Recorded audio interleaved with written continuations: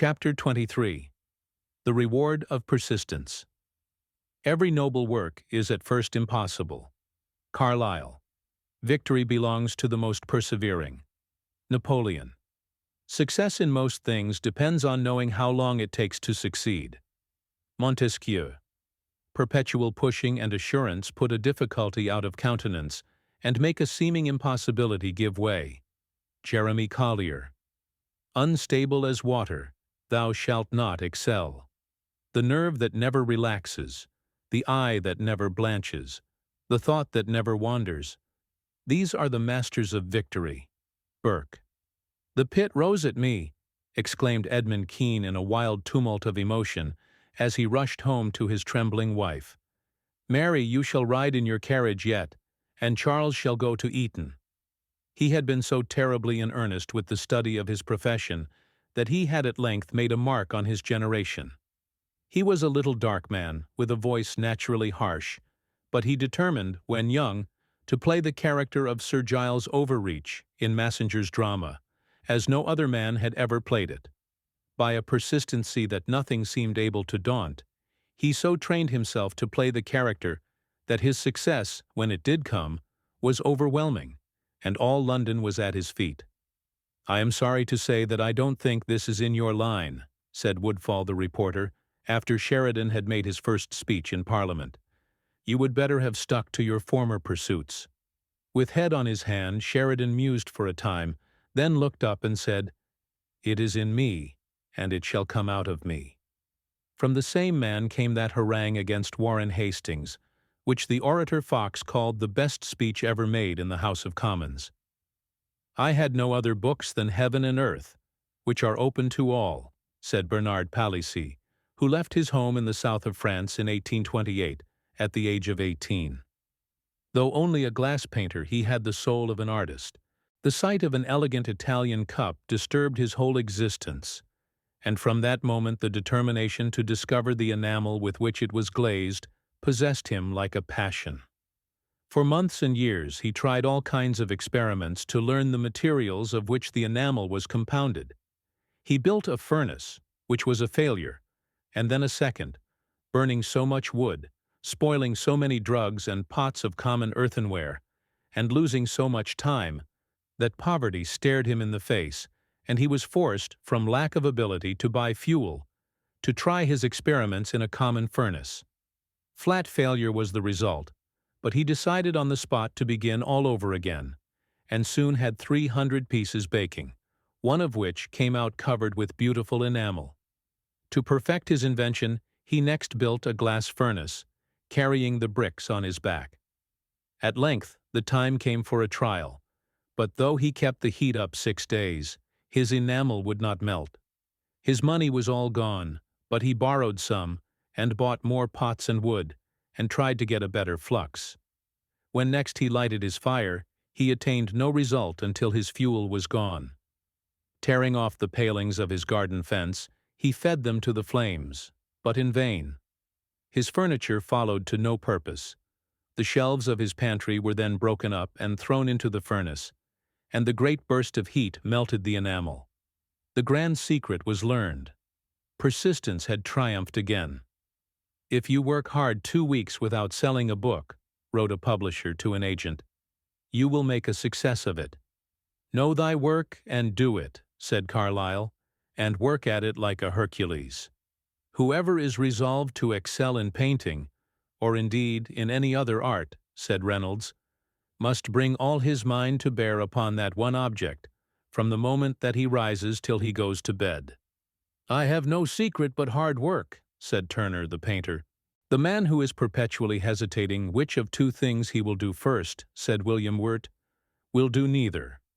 The man who resolves, but suffers his resolution to be changed by the first counter-suggestion of a friend, who fluctuates from opinion to opinion, from plan to plan, and veers like a weathercock to every point of the compass, with every breath of caprice that blows, can never accomplish anything great or useful. Instead of being progressive in anything, he will be at best stationary, and more probably retrograde in all. Perseverance built the pyramids on Egypt's plains. erected the gorgeous temple at Jerusalem, enclosed in adamant the Chinese Empire, scaled the stormy, cloud-capped Alps, opened a highway through the watery wilderness of the Atlantic, leveled the forests of the New World, and reared in its stead a community of states and nations. Perseverance has wrought from the marble block the exquisite creations of genius, painted on canvas, the gorgeous mimicry of nature, and engraved on a metallic surface the viewless substance of the shadow. Perseverance has put in motion millions of spindles, winged as many flying shuttles, harnessed thousands of iron steeds to as many freighted cars, and set them flying from town to town and nation to nation, tunneled mountains of granite, and annihilated space with the lightning's speed. It has whitened the waters of the world with the sails of 100 nations, navigated every sea and explored every land.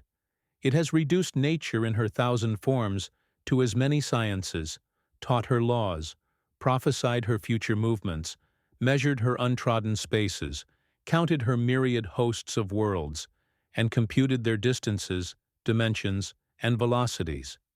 The slow penny is surer than the quick dollar. The slow trotter will out-travel the fleet racer. Genius darts, flutters, and tires, but perseverance wears and wins. The all-day horse wins the race. The afternoon man wears off the laurels. The last blow drives home the nail. "Are your discoveries often brilliant intuitions?" asked a reporter of Thomas A. Edison. "Do they come to you while you are lying awake nights?" "I never did anything worth doing by accident," was the reply. "Nor did any of my inventions come indirectly through accident, except the phonograph.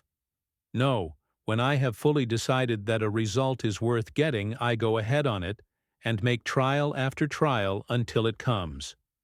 I have always kept strictly within the lines of commercially useful inventions. I have never had any time to put on electrical wonders, valuable simply as novelties to catch the popular fancy. I like it," continued the great inventor. "I don't know any other reason. Anything I have begun is always on my mind, and I am not easy while away from it until it is finished." Illustration: Thomas Alva Edison. A man who thus gives himself wholly to his work is certain to accomplish something, and if he have ability and common sense, his success will be great. How Bulwer wrestled with the fates to change his apparent destiny. His first novel was a failure. His early poems were failures, and his youthful speeches provoked the ridicule of his opponents. But he fought his way to eminence through ridicule and defeat. Gibbon worked 20 years on his Decline and Fall of the Roman Empire. Noah Webster spent 36 years on his dictionary. What a sublime patience he showed in devoting a life to the collection and definition of words. George Bancroft spent 26 years on his History of the United States. Newton rewrote his Chronology of Ancient Nations 15 times. Titian wrote to Charles V, "I send your Majesty the Last Supper after working on it almost daily for 7 years. He worked on his Pietro Martin 8 years. George Stephenson was 15 years perfecting his locomotive. Watt, 20 years on his condensing engine. Harvey labored 8 long years before he published his discovery of the circulation of the blood. He was then called a crack-brained impostor by his fellow physicians. Amid abuse and ridicule, he waited 25 years before his great discovery was recognized by the profession. Newton discovered the law of gravitation before he was 21, but one slight error in a measurement of the Earth's circumference interfered with a demonstration of the correctness of his theory. 20 years later, he corrected the error and showed that the planets roll in their orbits as a result of the same law which brings an apple to the ground. Southern, the great actor, said that the early part of his theatrical career was spent in getting dismissed for incompetency. "Never depend upon your genius," said John Ruskin, in the words of Joshua Reynolds. "If you have talent, industry will improve it. If you have none, industry will supply the deficiency." Savages believe that when they conquer an enemy, his spirit enters into them and fights for them ever afterwards. so the spirit of our conquests enters us and helps us to win the next victory.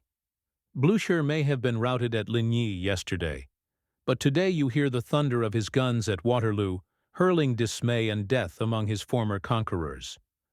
Opposing circumstances create strength. Opposition gives us greater power of resistance. To overcome one barrier gives us greater ability to overcome the next. In February 1492, a poor gray-haired man, his head bowed with discouragement almost to the back of his mule, rode slowly out through the beautiful gateway of the Alhambra. From boyhood he had been haunted with the idea that the earth is round. He believed that the piece of carved wood picked up 400 miles at sea, and the bodies of two men unlike any other human beings known, found on the shores of Portugal, had drifted from unknown lands in the west. But his last hope of obtaining aid for a voyage of discovery had failed. King John of Portugal, while pretending to think of helping him, had sent out secretly an expedition of his own. He had begged bread, drawn maps and charts to keep from starving. He had lost his wife. His friends had called him crazy and forsaken him. The Council of Wise Men called by Ferdinand and Isabella ridiculed his theory of reaching the east by sailing west. "But the sun and moon are round," said Columbus. "Why not the earth? If the earth is a ball, what holds it up?" asked the wise men. "What holds the sun and moon up?" inquired Columbus. "But how can men walk with their heads hanging down and their feet up, like flies on a ceiling?" asked a learned doctor. "How can trees grow with their roots in the air?" "The water would run out of the ponds and we should fall off," said another philosopher. "This doctrine is contrary to the Bible, which says, 'The heavens are stretched out like a tent.' Of course it is flat." "It is rank heresy to say it is round," said a priest. Columbus left the Alhambra in despair, intending to offer his services to Charles VII, but he heard a voice calling his name. An old friend had told Isabella that it would add great renown to her reign at a trifling expense if what the sailor believed should prove true. "It shall be done," said Isabella. "I will pledge my jewels to raise the money. Call him back." Columbus turned, and with him turned the world. Not a sailor would go voluntarily, so the king and queen compelled them. 3 days out, in his vessels scarcely larger than fishing schooners, the Pinta floated a signal of distress for a broken rudder. Terror seized the sailors, but Columbus calmed their fears with pictures of gold and precious stones from India. 200 miles west of the Canaries, the compass ceased to point to the North Star.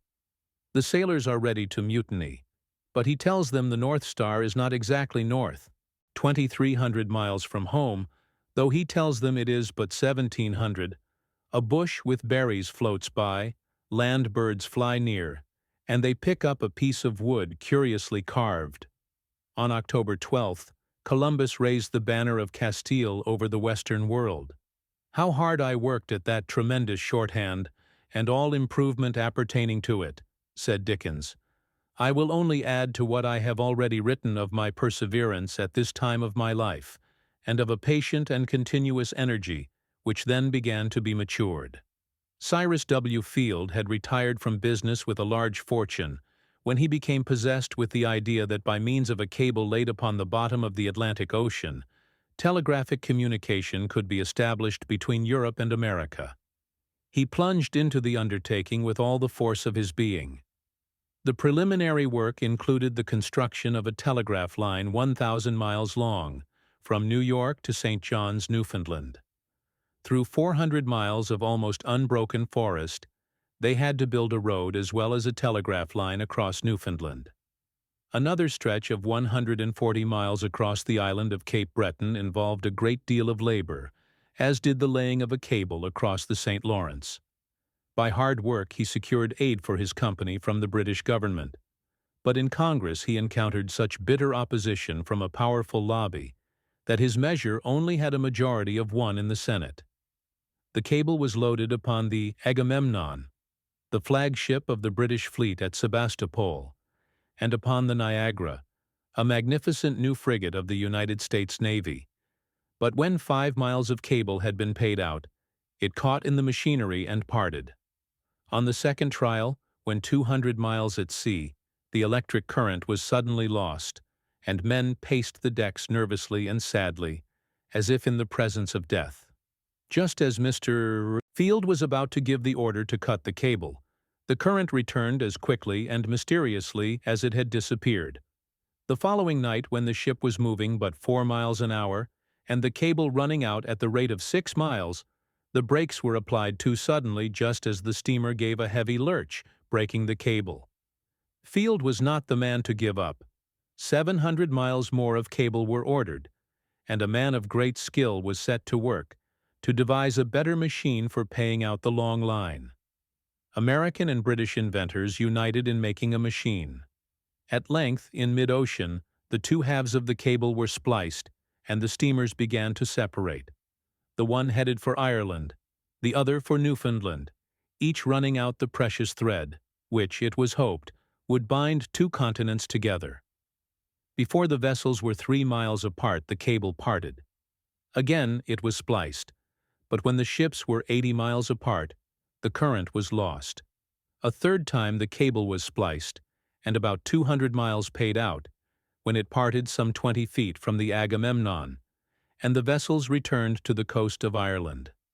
Directors were disheartened, the public skeptical, capitalists were shy, and but for the indomitable energy and persuasiveness of Mr. Field, who worked day and night almost without food or sleep, the whole project would have been abandoned. Finally, a third attempt was made, with such success that the whole cable was laid without a break, and several messages were flashed through nearly 700 leagues of ocean, when suddenly the current ceased. Faith now seemed dead except in the breast of Cyrus W. Field, and one or two friends, yet with such persistence did they work that they persuaded men to furnish capital for yet another trial, even against what seemed their better judgment. A new and superior cable was loaded upon the Great Eastern, which steamed slowly out to sea, paying out as she advanced. Everything worked to a charm until within 600 miles of Newfoundland, when the cable snapped and sank. After several attempts to raise it, the enterprise was abandoned for a year. Not discouraged by all these difficulties, Mr. Field went to work with a will, organized a new company, and made a new cable far superior to anything before used. And on July 13, 1866, was begun the trial which ended with the following message sent to New York. Heart's Content, July 27th. We arrived here at 9 o'clock this morning. All well. Thank God. The cable is laid and is in perfect working order. Cyrus W. Field. The old cable was picked up, spliced, and continued to Newfoundland, and the two are still working, with good prospects for usefulness for many years. In Revelation we read, "He that overcometh, I will give him to sit down with me on my throne." Successful men, it is said, owe more to their perseverance than to their natural powers, their friends, or the favorable circumstances around them. Genius will falter by the side of labor. Great powers will yield to great industry. Talent is desirable, but perseverance is more so. "How long did it take you to learn to play?" asked a young man of Gherardini. 12 hours a day for 20 years, replied the great violinist. Lyman Beecher, when asked how long it took him to write his celebrated sermon on the government of God, replied, "About 40 years." A Chinese student, discouraged by repeated failures, had thrown away his book in despair when he saw a poor woman rubbing an iron bar on a stone to make a needle. This example of patience sent him back to his studies with a new determination, and he became one of the 3 greatest scholars of China. Malibran said, "If I neglect my practice a day, I see the difference in my execution. If for 2 days, my friends see it, and if for a week, all the world knows my failure." Constant, persistent struggle she found to be the price of her marvelous power. When an East India boy is learning archery, he is compelled to practice 3 months drawing the string to his ear before he is allowed to touch an arrow. Benjamin Franklin had this tenacity of purpose in a wonderful degree. When he started in the printing business in Philadelphia, He carried his material through the streets on a wheelbarrow. He hired one room for his office, workroom, and sleeping room. He found a formidable rival in the city and invited him to his room. Pointing to a piece of bread from which he had just eaten his dinner, he said, "Unless you can live cheaper than I can, you cannot starve me out." All are familiar with the misfortune of Carlyle while writing his History of the French Revolution. After the first volume was ready for the press, he loaned the manuscript to a neighbor who left it lying on the floor, and the servant girl took it to kindle the fire. It was a bitter disappointment, but Carlyle was not the man to give up. After many months of poring over hundreds of volumes of authorities and scores of manuscripts, he reproduced that which had burned in a few minutes. Audubon, the naturalist, had spent 2 years with his gun and notebook in the forests of America, making drawings of birds. He nailed them all up securely in a box and went off on a vacation. When he returned, he opened the box, only to find a nest of Norwegian rats in his beautiful drawings. Everyone was ruined. It was a terrible disappointment, but Audubon took his gun and notebook and started for the forest. He reproduced his drawings, and they were even better than the first. When Dickens was asked to read one of his selections in public, he replied that he had not time, for he was in the habit of reading the same piece every day for 6 months before reading it in public. "My own invention," he says, "such as it is, I assure you, would never have served me as it has but for the habit of commonplace, humble, patient, toiling attention." Addison amassed 3 volumes of manuscript before he began the Spectator. Everyone admires a determined, persistent man. Marcus Morton ran 16 times for governor of Massachusetts. At last his opponents voted for him from admiration of his pluck, and he was elected by a majority of 1. Such persistence always triumphs. Webster declared that when a pupil at Phillips Exeter Academy, he never could declaim before the school. He said he committed piece after piece and rehearsed them in his room, but when he heard his name called in the academy and all eyes turned towards him, the room became dark, and everything he ever knew fled from his brain. But he became the great orator of America. Indeed, it is doubtful whether Demosthenes himself surpassed his great reply to Hayne in the United States Senate. Webster's tenacity was illustrated by a circumstance which occurred in the academy. The principal punished him for shooting pigeons by compelling him to commit 100 lines of Virgil. He knew the principal was to take a certain train that afternoon, so he went to his room and learned 700 lines. He went to recite them to the principal just before train time. After repeating the 100 lines, he continued until he had recited 200. The principal anxiously looked at his watch and grew nervous, but Webster kept right on. The principal finally stopped him and asked him how many more he had learned. "About 500 more," said Webster, continuing to recite. "You can have the rest of the day for pigeon shooting," said the principal. Great writers have ever been noted for their tenacity of purpose. Their works have not been flung off from minds aglow with genius, but have been elaborated and elaborated into grace and beauty, until every trace of their efforts has been obliterated. Bishop Butler worked 20 years incessantly on his Analogy, and even then was so dissatisfied that he wanted to burn it. Rousseau says he obtained the ease and grace of his style only by ceaseless inquietude, by endless blotches and erasures. Virgil worked 11 years on the Aeneid. The notebooks of great men like Hawthorne and Emerson are telltales of the enormous drudgery, of the years put into a book which may be read in an hour. Montesquieu was 25 years writing his Esprit des Lois, yet you can read it in 60 minutes.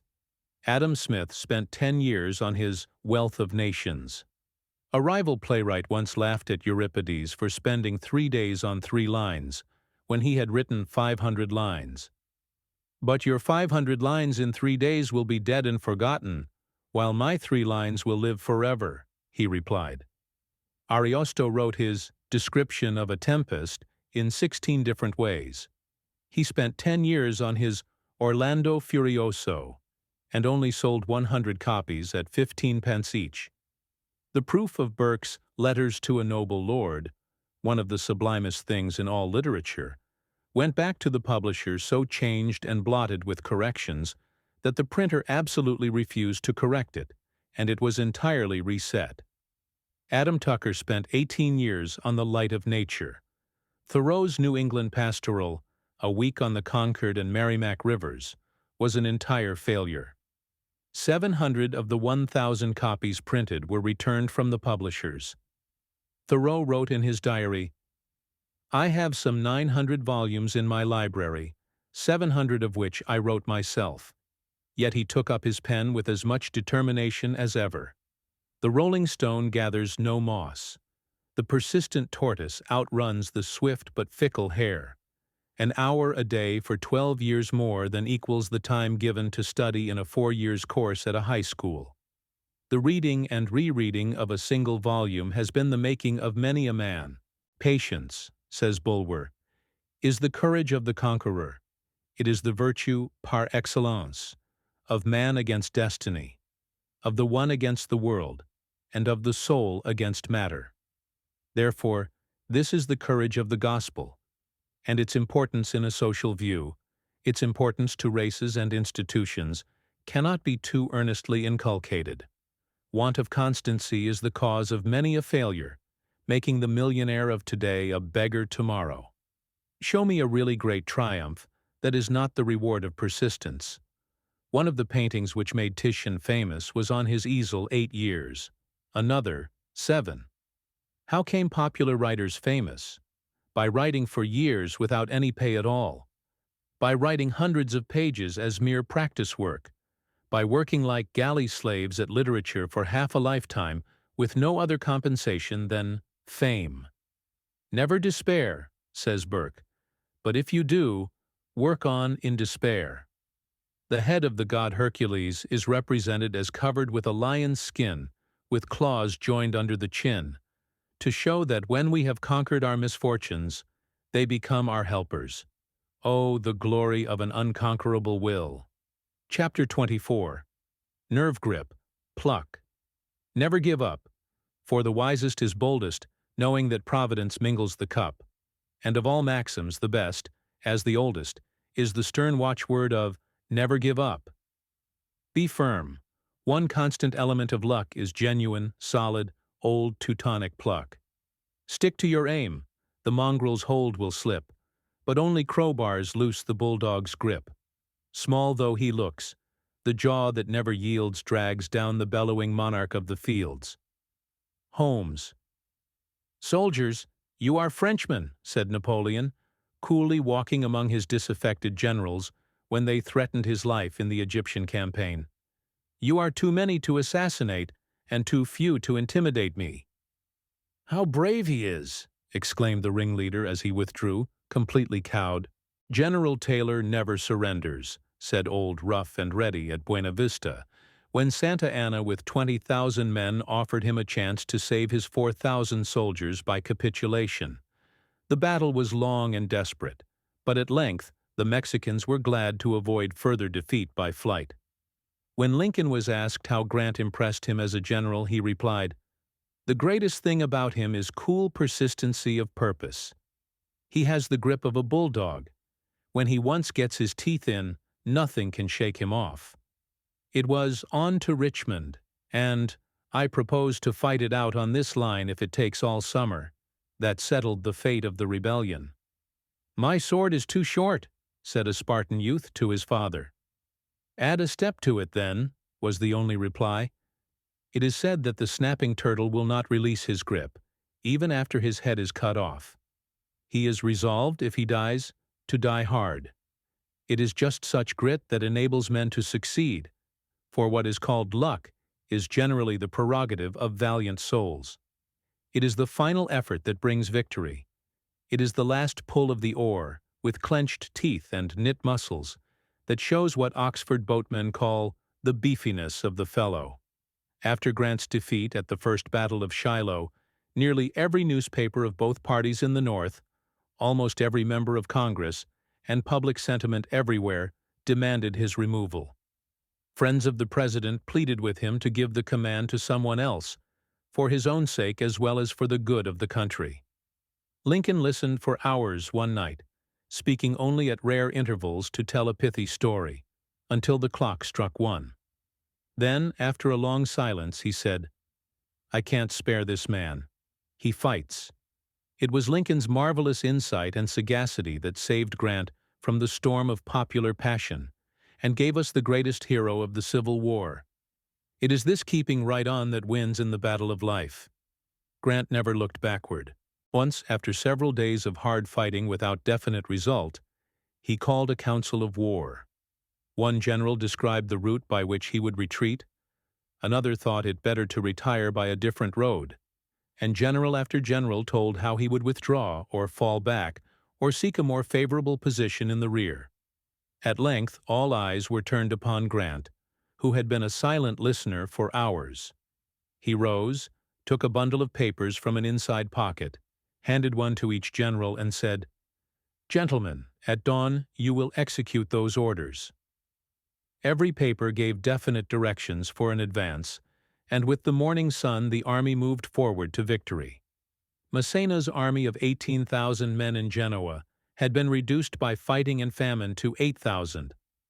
They had killed and captured more than 15,000 Austrians, but their provisions were completely exhausted. Starvation stared them in the face. The enemy outnumbered them 4-1, and they seemed at the mercy of their opponents.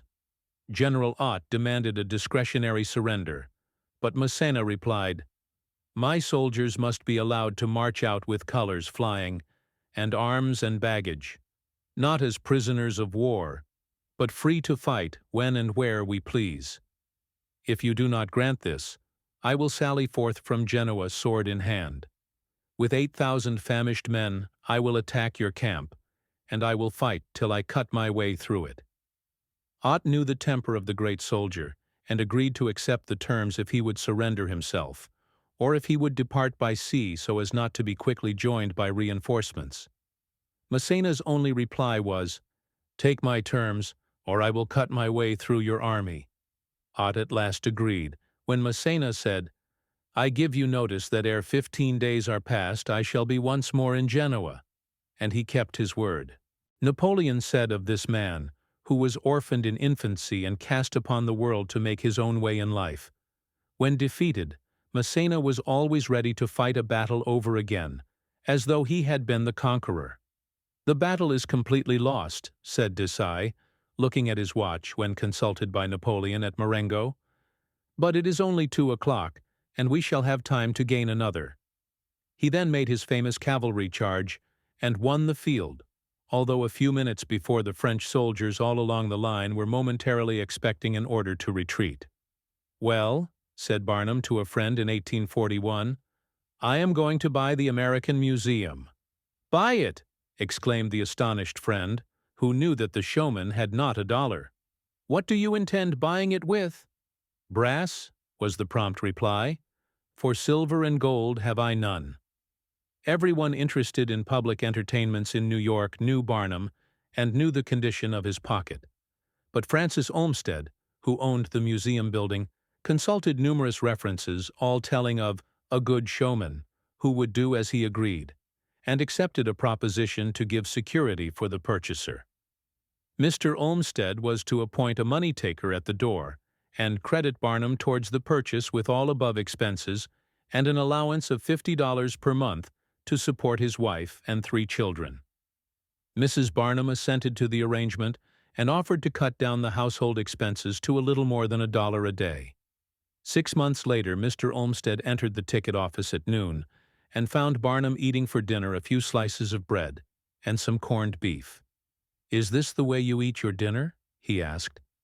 "I have not eaten a warm dinner since I bought the museum, except on the Sabbath, and I intend never to eat another until I get out of debt."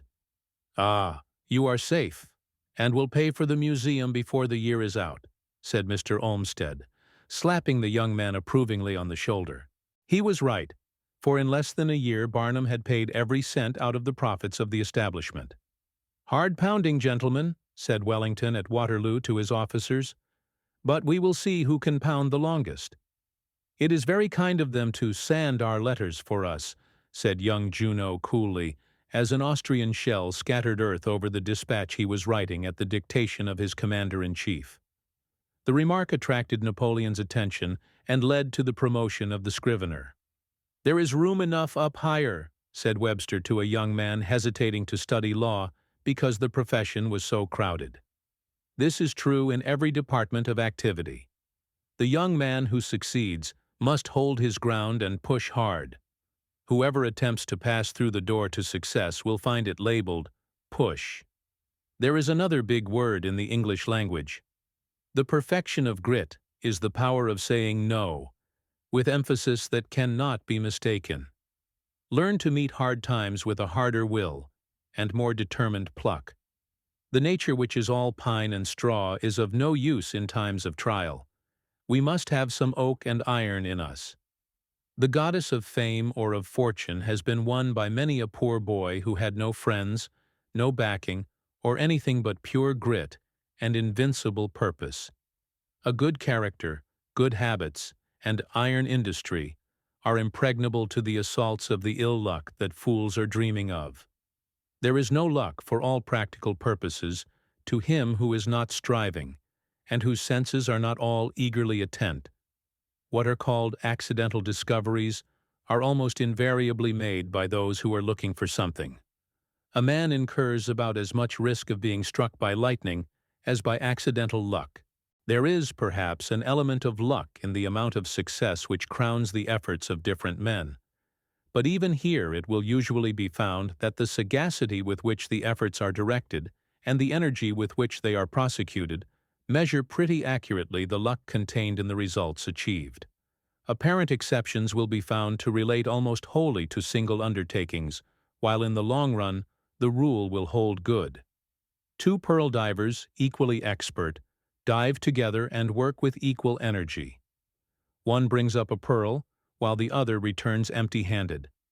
But let both persevere, and at the end of 5, 10, or 20 years, it will be found that they succeeded almost in exact proportion to their skill and industry. Varied experience of men has led me, the longer I live, says Huxley, to set less value on mere cleverness, to attach more and more importance to industry and physical endurance.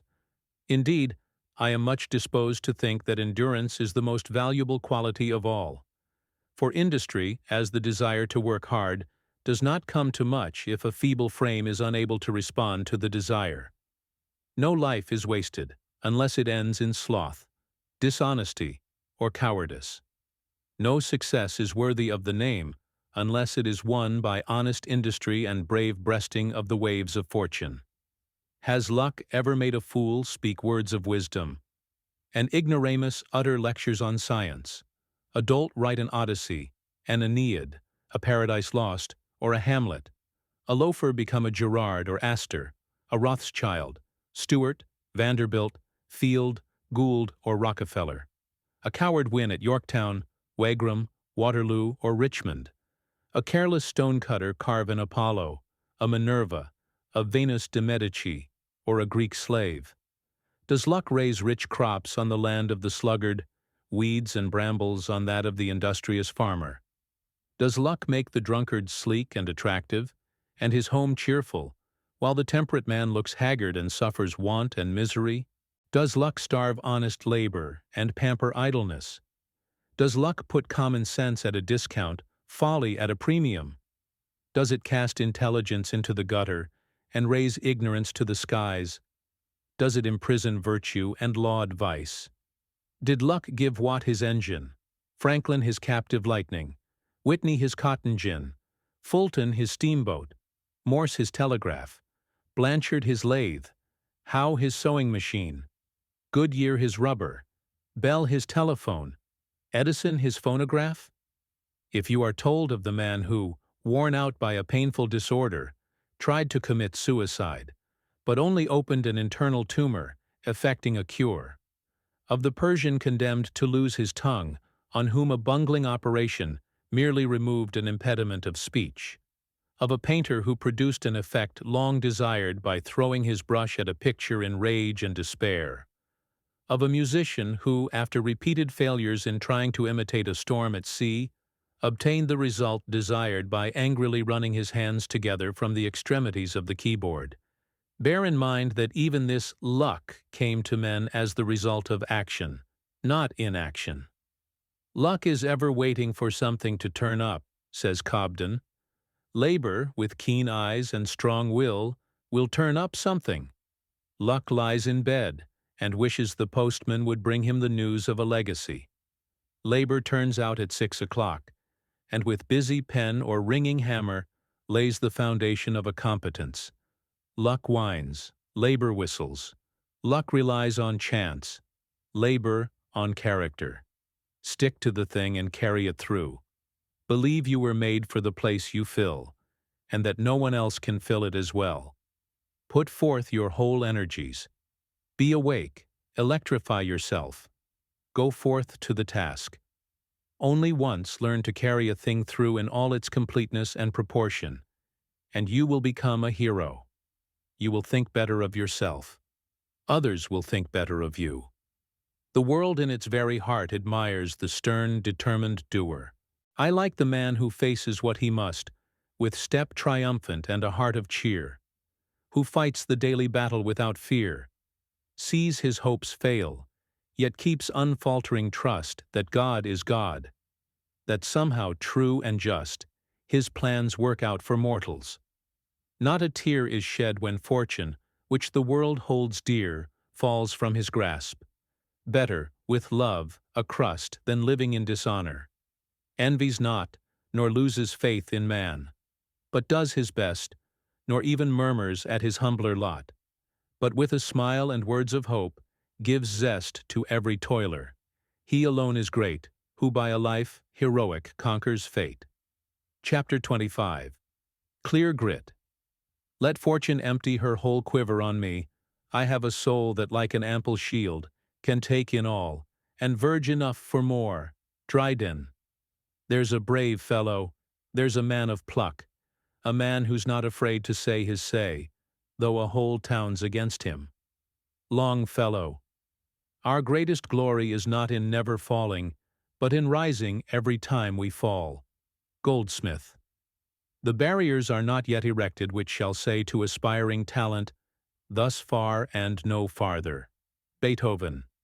Friends and comrades, said Pizarro, as he turned toward the south, after tracing with his sword upon the sand a line from east to west, on that side are toil, hunger, nakedness, the drenching storm, desertion and death. On this side, ease and pleasure. There lies Peru with its riches. Here, Panama and its poverty.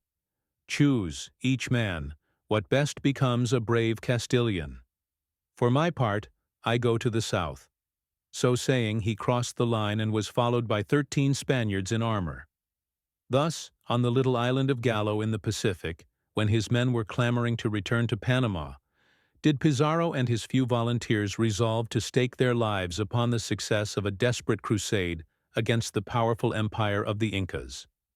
At the time they had not even a vessel to transport them to the country they wished to conquer. Is it necessary to add that all difficulties yielded at last to such resolute determination? Perseverance is a Roman virtue that wins each godlike act and plucks success e'en from the spear-proof crest of rugged danger. When you get into a tight place, and everything goes against you, till it seems as if you could not hold on a minute longer, said Harriet Beecher Stowe, never give up then, for that's just the place and time that the tide'll turn. Charles Sumner said, 3 things are necessary to a strong character. First, backbone. Second, backbone. Third, backbone. While digging among the ruins of Pompeii, which was buried by the dust and ashes from an eruption of Vesuvius AD 79, the workmen found the skeleton of a Roman soldier in the sentry box at one of the city's gates. He might have found safety under sheltering rocks close by, but in the face of certain death he had remained at his post, a mute witness to the thorough discipline, the ceaseless vigilance and fidelity which made the Roman legionaries masters of the known world.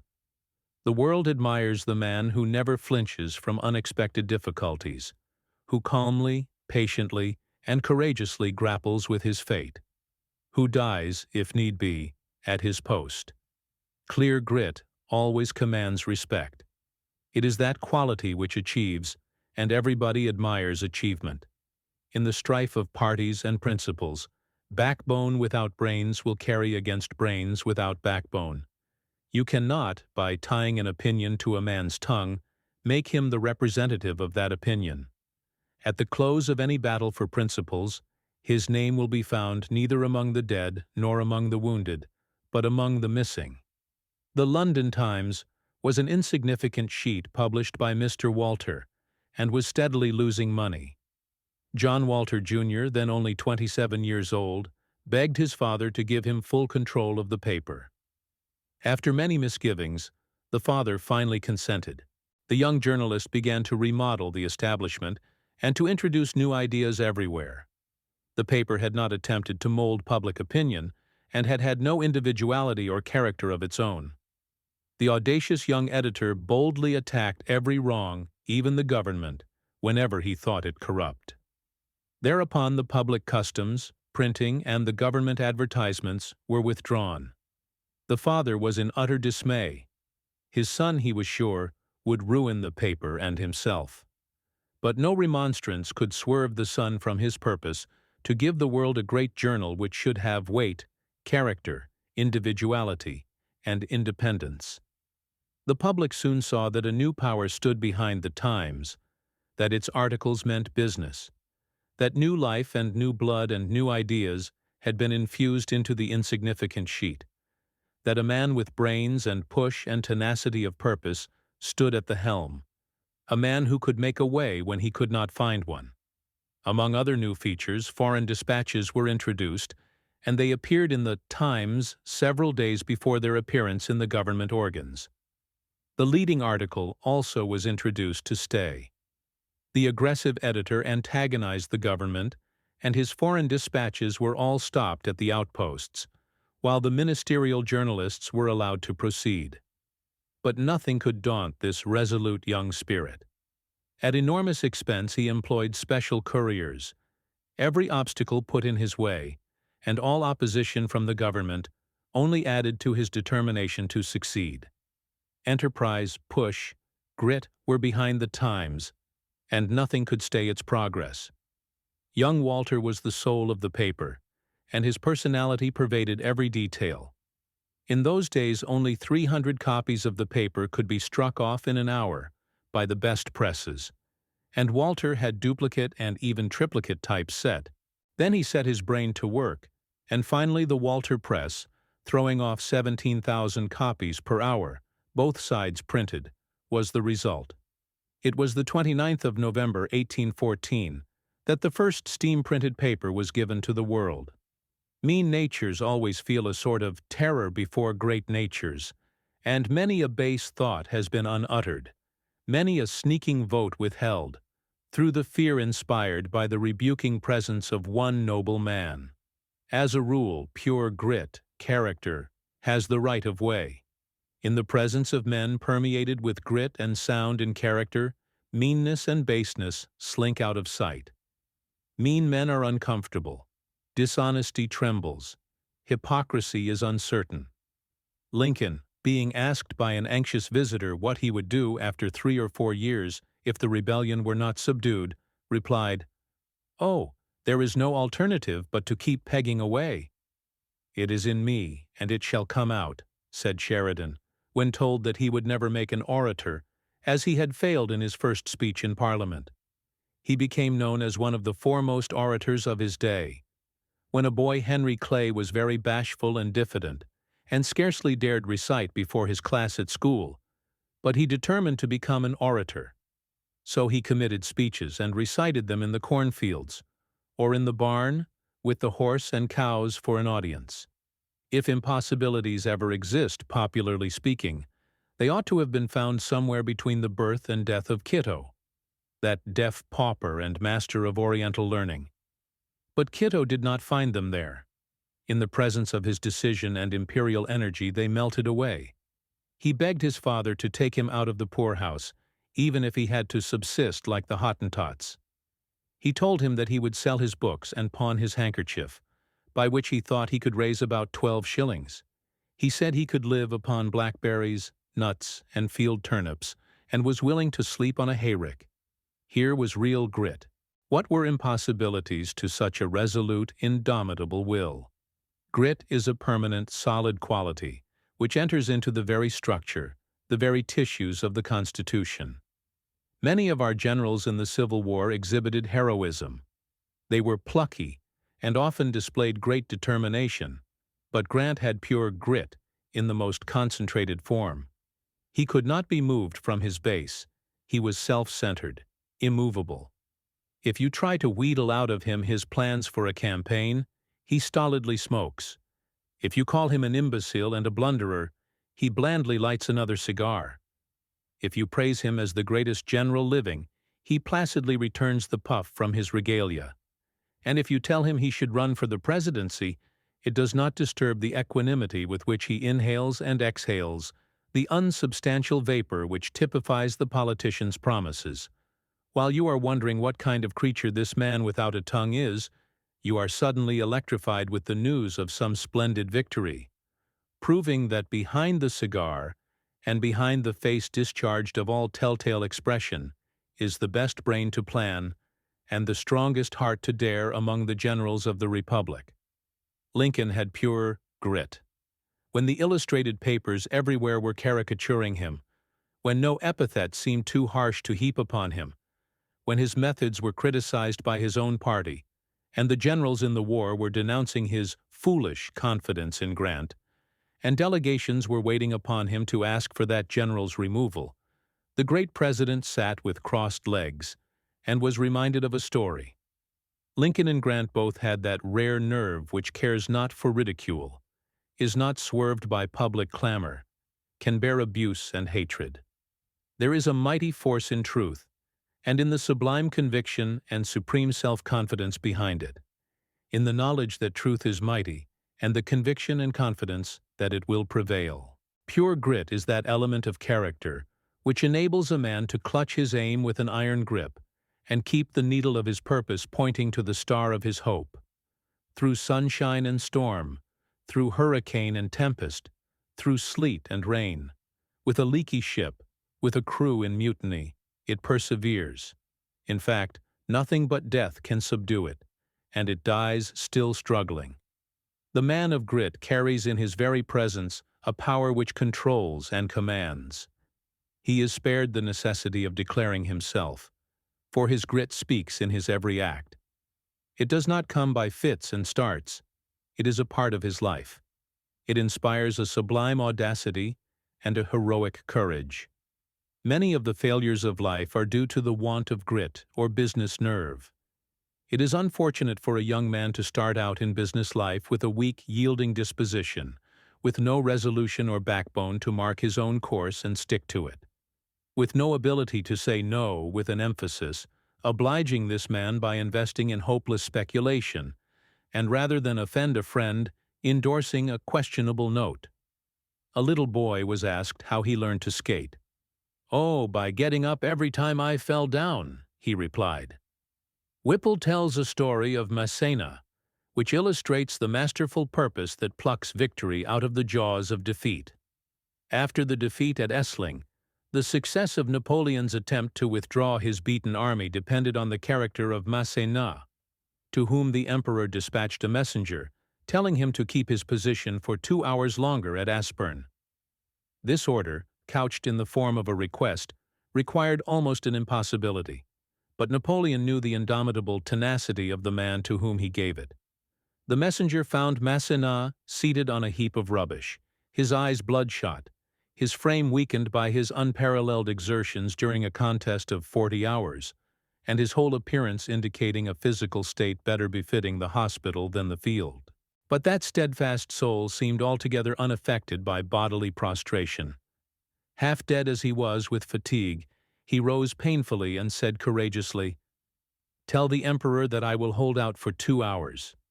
And he kept his word. Often defeated in battle, said Macaulay of Alexander the Great, he was always successful in war. In the Battle of Marengo, the Austrians considered the day won. The French army was inferior in numbers and had given way. The Austrian army extended its wings on the right and on the left to follow up the French.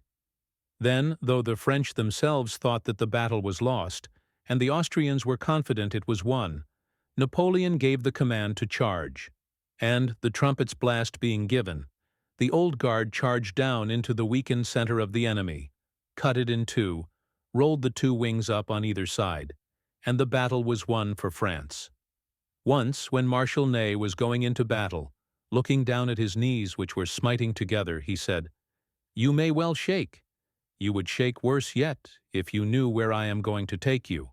It is victory after victory with the soldier, lesson after lesson with the scholar, blow after blow with the laborer, crop after crop with the farmer, picture after picture with the painter, and mile after mile with the traveler, that secures what all so much desire: success. A promising Harvard student was stricken with paralysis of both legs. Physicians said there was no hope for him. The lad determined to continue his college studies. The examiners heard him at his bedside, and in 4 years he took his degree. He resolved to make a critical study of Dante, to do which he had to learn Italian and German.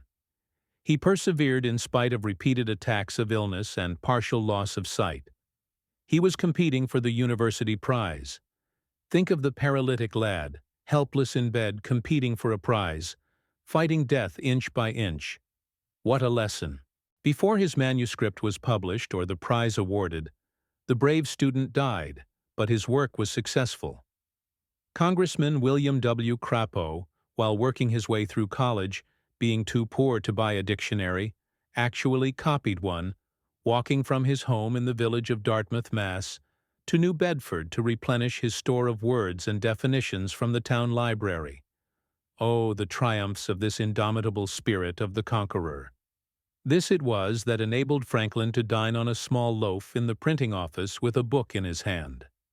It helped Locke to live on bread and water in a Dutch garret. It enabled Gideon Lee to go barefoot in the snow, half-starved and thinly clad. It sustained Lincoln and Garfield on their hard journeys from the log cabin to the White House. President Chadbourne put grit in place of his lost lung and worked 35 years after his funeral had been planned. Henry Fawcett put grit in place of eyesight and became the greatest Postmaster General England ever had. Prescott also put grit in place of eyesight and became one of America's greatest historians. Francis Parkman put grit in place of health and eyesight and became the greatest historian of America in his line. Thousands of men have put grit in place of health, eyes, ears, hands, legs, and yet have achieved marvelous success. Indeed, most of the great things of the world have been accomplished by grit and pluck. You cannot keep a man down who has these qualities. He will make stepping stones out of his stumbling blocks and lift himself to success. At 50, Barnum was a ruined man, owing thousands more than he possessed, yet he resolutely resumed business once more, fairly wringing success from adverse fortune, and paying his notes at the same time. Again and again he was ruined, but phoenix-like, he rose repeatedly from the ashes of his misfortune, each time more determined than before. "It is all very well," said Charles J. Fox, "to tell me that a young man has distinguished himself by a brilliant first speech. He may go on, or he may be satisfied with his first triumph. But show me a young man who has not succeeded at first, and nevertheless has gone on, and I will back that young man to do better than most of those who have succeeded at the first trial." Cobden broke down completely the first time he appeared on a platform in Manchester, and the chairman apologized for him. But he did not give up speaking till every poor man in England had a larger, better, and cheaper loaf. See young Disraeli, sprung from a hated and persecuted race, without opportunity, pushing his way up through the middle classes, up through the upper classes, until he stands self-poised upon the topmost round of political and social power. Scoffed, ridiculed, rebuffed, hissed from the House of Commons, he simply says, "The time will come when you will hear me." The time did come, and the boy with no chance swayed the scepter of England for a quarter of a century. One of the most remarkable examples in history is Disraeli, forcing his leadership upon that very party, whose prejudices were deepest against his race, and which had an utter contempt for self-made men and interlopers. Imagine England's surprise when she awoke to find this insignificant Hebrew actually Chancellor of the Exchequer. He was easily master of all the tortures supplied by the armory of rhetoric. He could exhaust the resources of the bitterest invective.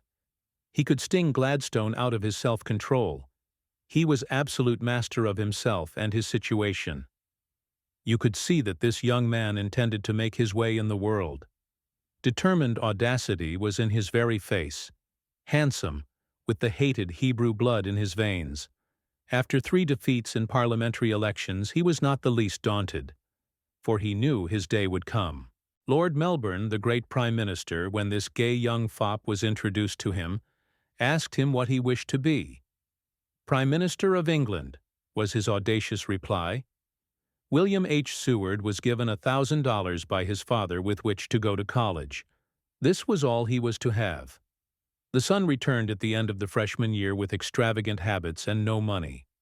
His father refused to give him more and told him he could not stay at home. When the youth found the props all taken out from under him and that he must now sink or swim, he left home moneyless, returned to college, graduated at the head of his class, studied law, was elected governor of New York, and became Lincoln's great Secretary of State during the Civil War. Garfield said, "If the power to do hard work is not talent, it is the best possible substitute for it." The triumph of industry and grit over low birth and iron fortune in America, the land of opportunity, ought to be sufficient to put to shame all grumblers over their hard fortune and those who attempt to excuse aimless, shiftless, successless men because they have no chance. During a winter in the War of 1812, General Jackson's troops, unprovided for and starving, became mutinous and were going home. But the general set the example of living on acorns, and then he rode before the rebellious line and threatened with instant death the first mutineer that should try to leave. The race is not always to the swift. The battle is not always to the strong. Horses are sometimes weighted or hampered in the race, and this is taken into account in the result. So in the race of life, the distance alone does not determine the prize.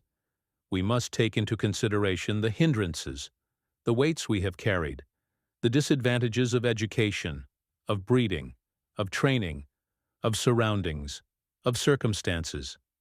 How many young men are weighted down with debt, with poverty, with the support of invalid parents or brothers and sisters or friends?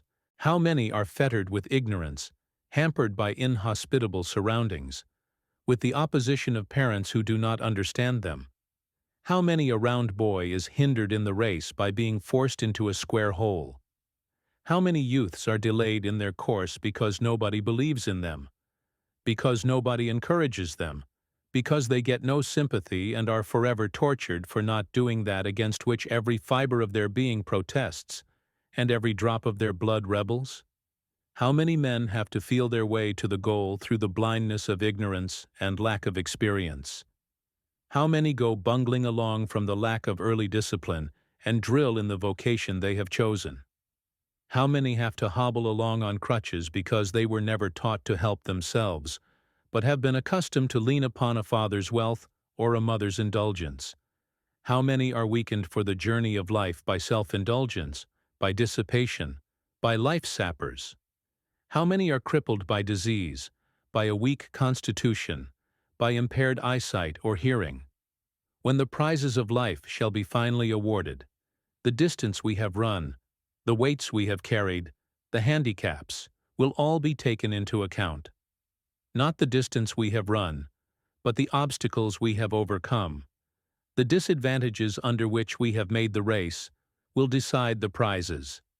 The poor wretch who has plodded along against unknown temptations, the poor woman who has buried her sorrows in her silent heart and sowed her weary way through life, those who have suffered abuse in silence, and who have been unrecognized or despised by their fellow runners, will often receive the greater prize. The wise and active conquer difficulties by daring to attempt them.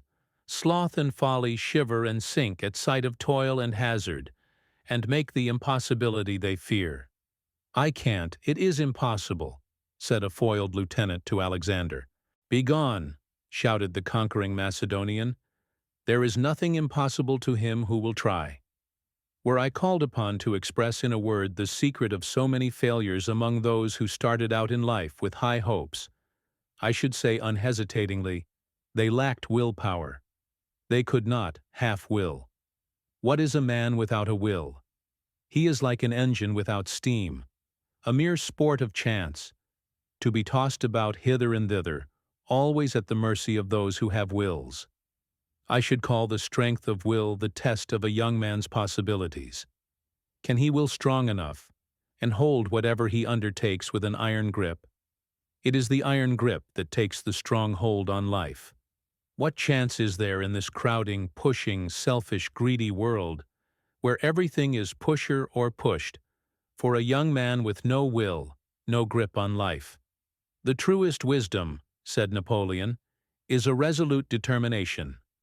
An iron will without principle might produce a Napoleon, but with character it would make a Wellington or a Grant, untarnished by ambition or avarice.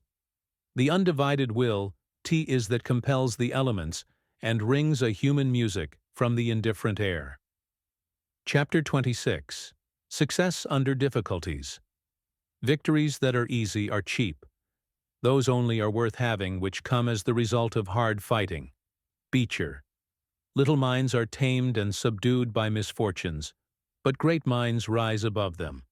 Washington. Irving. "I have here 3 teams that I want to get over to Staten Island," said a boy of 12 one day in 1806 to the innkeeper at South Amboy, N.J. "If you will put us across, I'll leave with you one of my horses in pawn, and if I don't send you back $6 within 48 hours, you may keep the horse." The innkeeper asked the reason for this novel proposition, and learned that the lad's father had contracted to get the cargo of a vessel stranded near Sandy Hook, and take it to New York in lighters. The boy had been sent with 3 wagons, 6 horses, and 3 men to carry the cargo across a sand spit to the lighters. The work accomplished, he had started with only $6 to travel a long distance home over the Jersey sands, and reached South Amboy penniless. "I'll do it," said the innkeeper, as he looked into the bright, honest eyes of the boy. The horse was soon redeemed. "My son," said this same boy's mother on the 1st of May, 1810, when he asked her to lend him $100 to buy a boat, having imbibed a strong liking for the sea. "On the 27th of this month you will be 16 years old. If, by that time, you will plow, harrow, and plant with corn the 8-acre lot, I will advance you the money." The field was rough and stony, but the work was done in time, and well done. From this small beginning Cornelius Vanderbilt laid the foundation of a colossal fortune. In 1818 Vanderbilt owned 2 or 3 of the finest coasting schooners in New York Harbor, and had a capital of $9,000. Seeing that steam vessels would soon win supremacy over those carrying sails only, he gave up his fine business to become the captain of a steamboat at $1,000 a year. For 12 years he ran between New York City and New Brunswick, N.J. In 1829 he began business as a steamboat owner, in the face of opposition so bitter that he lost his last dollar. But the tide turned, and he prospered so rapidly that he at length owned over 100 steamboats. He early identified himself with the growing railroad interests of the country, and became the richest man of his day in America. Barnum began the race of business life barefoot, for at the age of 15 he was obliged to buy on credit the shoes he wore at his father's funeral. He was a remarkable example of success under difficulties. There was no keeping him down. No opposition daunted him. "Eloquence must have been born with you," said a friend to J.P. Curran. "Indeed, my dear sir, it was not," replied the orator. "It was born some 23 years and some months after me." Speaking of his first attempt at a debating club, he said, I stood up trembling through every fiber, but remembering that in this I was but imitating Tully, I took courage and had actually proceeded almost as far as Mr. Chairman, when, to my astonishment and terror, I perceived that every eye was turned on me. There were only 6 or 7 present, and the room could not have contained as many more. Yet was it, to my panic-stricken imagination, as if I were the central object in nature, and assembled millions were gazing upon me in breathless expectation. I became dismayed and dumb. My friends cried, "Hear him!" But there was nothing to hear.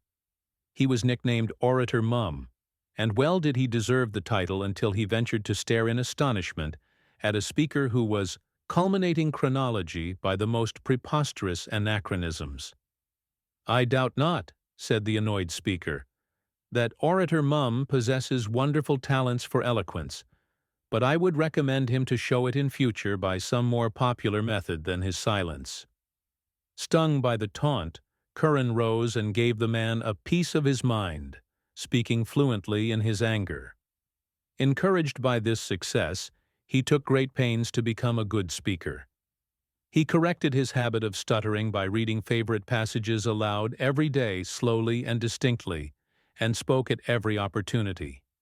Bunyan wrote his Pilgrim's Progress on the untwisted papers which were used to cork the bottles of milk brought for his meals. Gifford wrote his first copy of a mathematical work, When a Cobbler's Apprentice, on small scraps of leather, and Rittenhouse, the astronomer, first calculated eclipses on his plow handle. David Livingstone, at 10 years of age, was put into a cotton factory near Glasgow. Out of his first week's wages, he bought a Latin grammar and studied in the night schools for years. He would sit up and study till midnight unless his mother drove him to bed, notwithstanding he had to be at the factory at 6 in the morning. He mastered Virgil and Horace in this way, and read extensively, besides studying botany. So eager for knowledge was he, that he would place his book before him on the spinning jenny, and amid the deafening roar of machinery would pore over its pages. "All the performances of human art, at which we look with praise and wonder," says Johnson, "are instances of the resistless force of perseverance. It is by this that the quarry becomes a pyramid, and that distant countries are united with canals. If a man was to compare the effect of a single stroke of the pickaxe, or of one impression of the spade, with the general design and last result, he would be overwhelmed by the sense of their disproportion. Yet those petty operations, incessantly continued in time, surmount the greatest difficulties, and mountains are leveled, and oceans bounded, by the slender force of human beings. Great men never wait for opportunities. They make them. Nor do they wait for facilities or favoring circumstances. They seize upon whatever is at hand, work out their problem, and master the situation. A young man determined and willing will find a way or make one. A Franklin does not require elaborate apparatus. He can bring electricity from the clouds with a common kite. Great men have found no royal road to their triumph. It is always the old route, by way of industry and perseverance. The farmer boy, Elihu B. Washburn, taught school at $10 per month, and early learned the lesson that it takes 100 cents to make a dollar.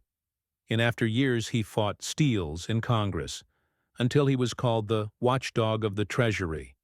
When Elias Howe, harassed by want and woe, was in London completing his first sewing machine, he had frequently to borrow money to live on. He bought beans and cooked them himself. He also borrowed money to send his wife back to America. He sold his first machine for £5, although it was worth 50, and then he pawned his letters patent to pay his expenses home. The boy Arkwright begins barbering in a cellar, but dies worth $1.5 million.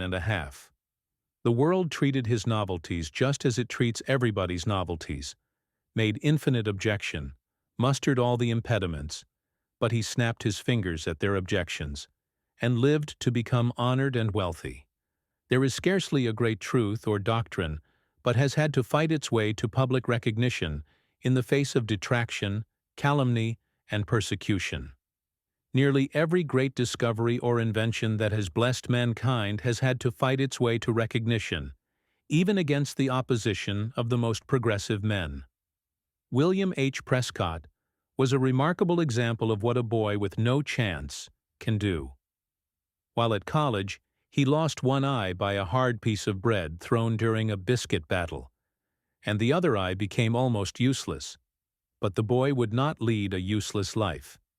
He set his heart upon being a historian and turned all his energies in that direction.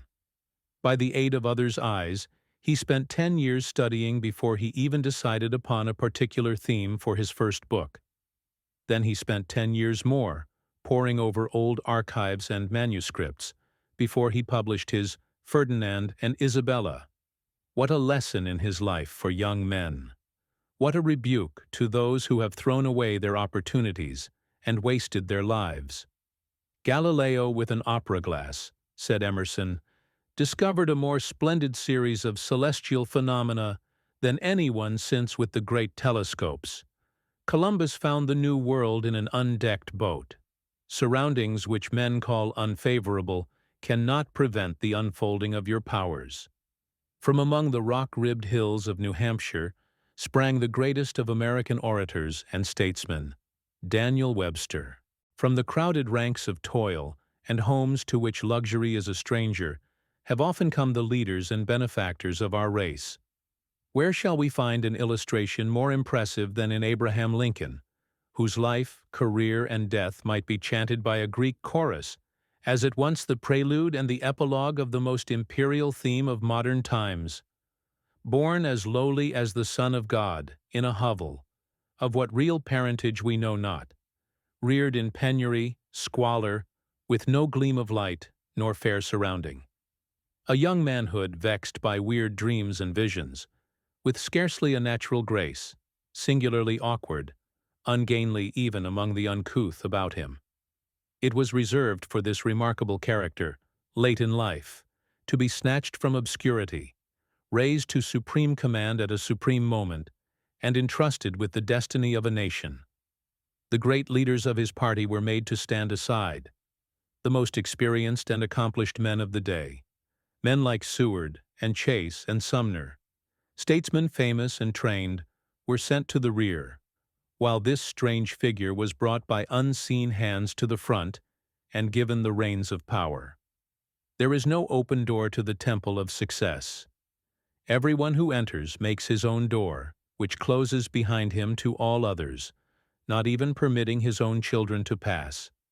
Not in the brilliant salon, not in the tapestried library, not in ease and competence, is genius born and nurtured, but often in adversity and destitution, amidst the harassing cares of a straitened household, in bare and fireless garrets, amid scenes unpropitious, repulsive, wretched, have men labored, studied, and trained themselves, until they have at last emanated from the gloom of that obscurity the shining lights of their times, have become the companions of kings, the guides and teachers of their kind, and exercised an influence upon the thought of the world amounting to a species of intellectual legislation. "What does he know?" said a sage, "who has not suffered?" Schiller produced his greatest tragedies in the midst of physical suffering almost amounting to torture.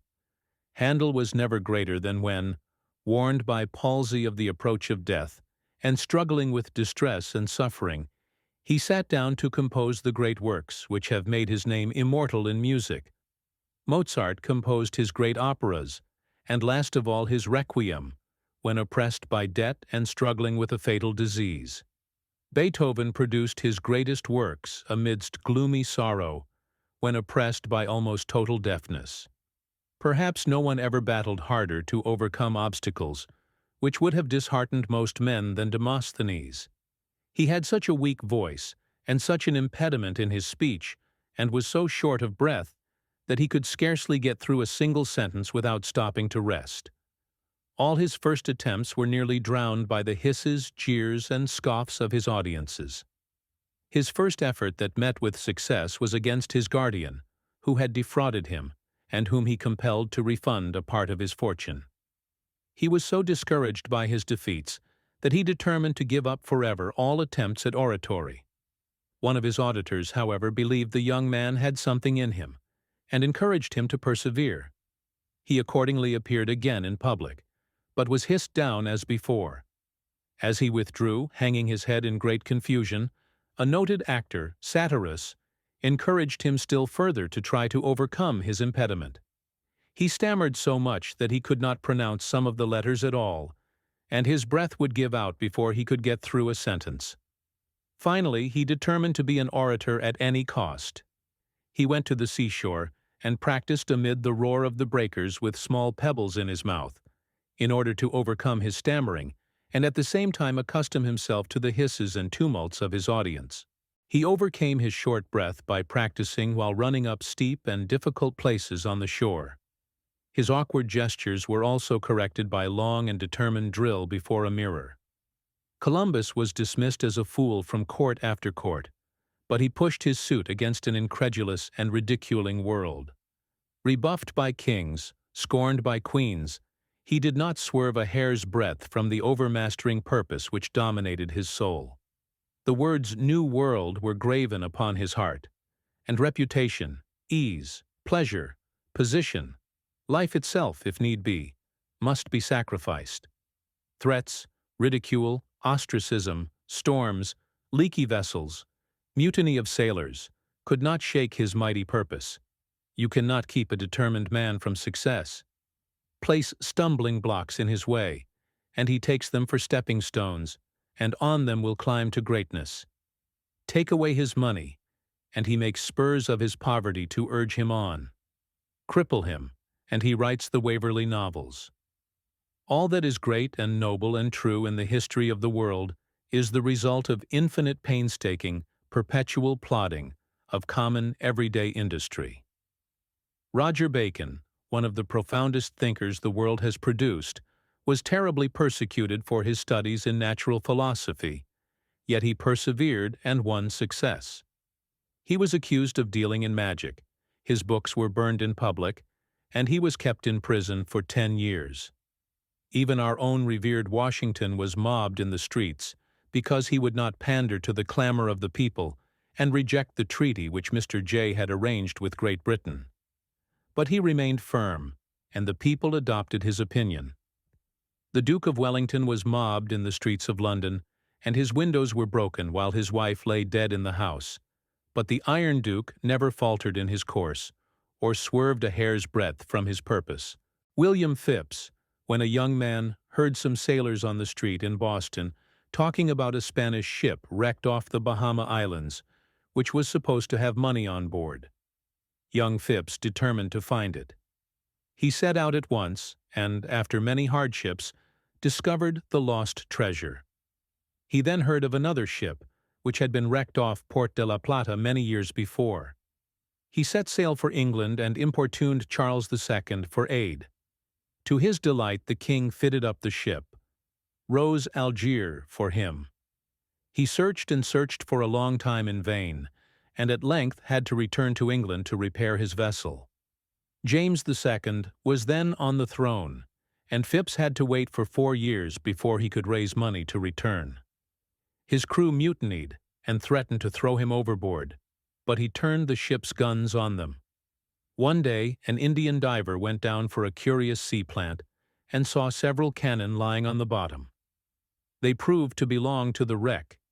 He had nothing but dim traditions to guide him, but he returned to England with $2,500. A constant struggle, a ceaseless battle to win success in spite of every barrier, is the price of all great achievements. The man who has not fought his way up to his own loaf, and does not bear the scar of desperate conflict, does not know the highest meaning of success. The money acquired by those who have thus struggled upward to success is not their only or indeed their chief reward. When, after years of toil, of opposition, of ridicule, of repeated failure, Cyrus W. Field placed his hand upon the telegraph instrument, ticking a message under the sea, think you that the electric thrill passed no further than the tips of his fingers? When Thomas A. Edison demonstrated that the electric light had at last been developed into a commercial success, Do you suppose those bright rays failed to illuminate the inmost recesses of his soul? Chapter 27. Uses of Obstacles. Nature, when she adds difficulties, adds brains. Emerson. Many men owe the grandeur of their lives to their tremendous difficulties. Spurgeon. The good are better made by ill, as odors crushed are sweeter still. Rogers. Though losses and crosses be lessons right severe, there's wit there you'll get there, you'll find no other where. Burns. Adversity is the prosperity of the great. Kites rise against, not with, the wind. Many and many a time since, said Harriet Martineau, referring to her father's failure in business, have we said that, but for that loss of money, we might have lived on in the ordinary provincial method of ladies with small means, sewing and economizing and growing narrower every year. Whereas, by being thrown, while it was yet time, on our own resources, we have worked hard and usefully, won friends, reputation, and independence, seen the world abundantly, abroad and at home. In short, have truly lived instead of vegetating. Two of the three greatest epic poets of the world were blind, Homer and Milton, while the third, Dante, was in his later years nearly, if not altogether, blind. It almost seems as though some great characters had been physically crippled in certain respects, so that they would not dissipate their energy, but concentrate it all in one direction. A distinguished investigator in science said that when he encountered an apparently insuperable obstacle, he usually found himself upon the brink of some discovery. Returned with thanks has made many an author. Failure often leads a man to success by arousing his latent energy, by firing a dormant purpose, by awakening powers which were sleeping. Men of metal turn disappointments into helps, as the oyster turns into pearl, the sand which annoys it. Let the adverse breath of criticism be to you only what the blast of the storm wind is to the eagle, a force against him that lifts him higher. A kite would not fly unless it had a string tying it down. It is just so in life. The man who is tied down by half a dozen blooming responsibilities, and their mother will make a higher and stronger flight than the bachelor, who, having nothing to keep him steady, is always floundering in the mud. When Napoleon's school companions made sport of him, on account of his humble origin and poverty, he devoted himself entirely to books, and quickly rising above them in scholarship, commanded their respect. Soon he was regarded as the brightest ornament of the class. To make his way at the bar, said an eminent jurist, a young man must live like a hermit and work like a horse. There is nothing that does a young lawyer so much good as to be half-starved. Thousands of men of great native ability have been lost to the world because they have not had to wrestle with obstacles, and to struggle under difficulties sufficient to stimulate into activity their dormant powers. No effort is too dear which helps us along the line of our proper career. Poverty and obscurity of origin may impede our progress, but it is only like the obstruction of ice or debris in the river temporarily forcing the water into eddies, where it accumulates strength and a mighty reserve which ultimately sweeps the obstruction impetuously to the sea. Poverty and obscurity are not insurmountable obstacles, but they often act as a stimulus to the naturally indolent, and develop a firmer fiber of mind, a stronger muscle and stamina of body. If the germ of the seed has to struggle to push its way up through the stones and hard sod, to fight its way up to sunlight and air, and then to wrestle with storm and tempest, with snow and frost, the fiber of its timber will be all the tougher and stronger. There is good philosophy in the injunction to love our enemies, for they are often our best friends in disguise. They tell us the truth when friends flatter. Their biting sarcasm and scathing rebuke are mirrors which reveal us to ourselves. These unkind stings and thrusts are often spurs which urge us on to grander success and nobler endeavor. Friends cover our faults and rarely rebuke. Enemies drag out to the light all our weaknesses without mercy. We dread these thrusts and exposures as we do the surgeon's knife, but are the better for them. They reach depths before untouched, and we are led to resolve to redeem ourselves from scorn and inferiority. We are the victors of our opponents. They have developed in us the very power by which we overcome them. Without their opposition we could never have braced and anchored and fortified ourselves, as the oak is braced and anchored for its 1,000 battles with the tempests. Our trials, our sorrows, and our griefs develop us in a similar way. The man who has triumphed over difficulties bears the signs of victory in his face. An air of triumph is seen in every movement. John Calvin, who made a theology for the 17th and 18th centuries, was tortured with disease for many years, and so was Robert Hall. The great men who have lifted the world to a higher level were not developed in easy circumstances, but were rocked in the cradle of difficulties and pillowed on hardships. The gods look on no grander sight than an honest man struggling with adversity. "Then I must learn to sing better," said Anaximander, when told that the very boys laughed at his singing. Strong characters, like the palm tree, seem to thrive best when most abused. Men who have stood up bravely under great misfortune for years are often unable to bear prosperity.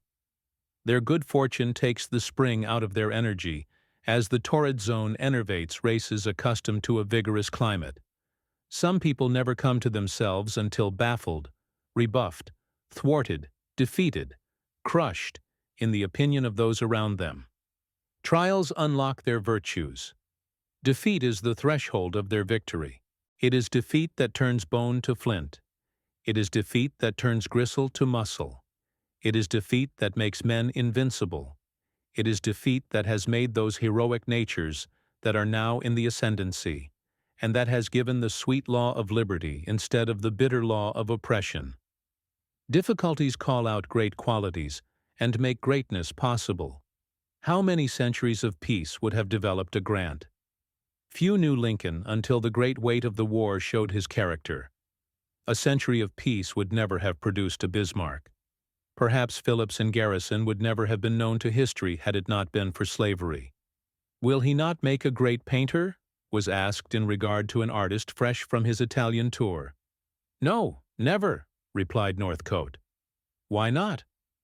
"Because he has an income of £6,000 a year. In the sunshine of wealth a man is, as a rule, warped too much to become an artist of high merit. He should have some great thwarting difficulty to struggle against. A drenching shower of adversity would straighten his fibers out again. The best tools receive their temper from fire, their edge from grinding.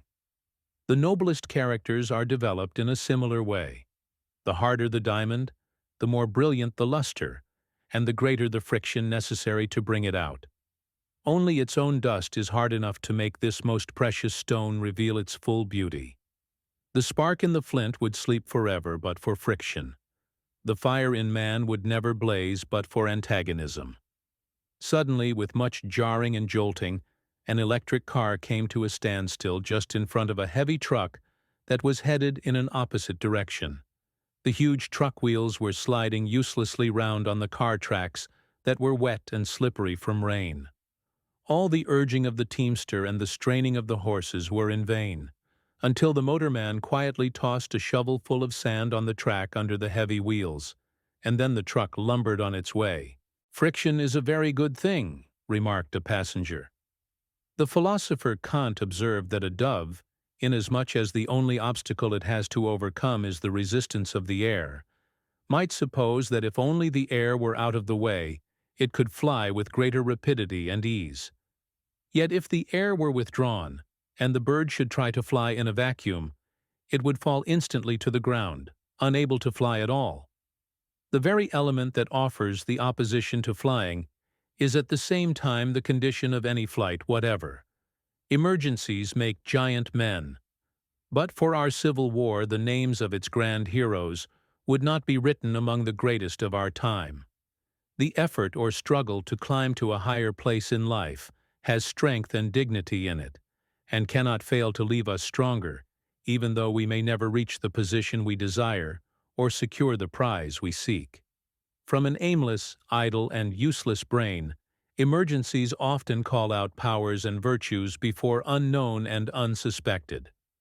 How often we see a young man develop astounding ability and energy after the death of a parent, or the loss of a fortune, or after some other calamity has knocked the props and crutches from under him. The prison has roused the slumbering fire in many a noble mind. Robinson Crusoe was written in prison. The Pilgrim's Progress appeared in Bedford Jail. Sir Walter Raleigh wrote The History of the World during his imprisonment of 13 years. Luther translated the Bible while confined in the castle of Wartburg. For 20 years Dante worked in exile, and even under sentence of death. Take 2 acorns from the same tree, as nearly alike as possible. Plant one on a hill by itself, and the other in the dense forest, and watch them grow. The oak standing alone is exposed to every storm. Its roots reach out in every direction, clutching the rocks and piercing deep into the earth.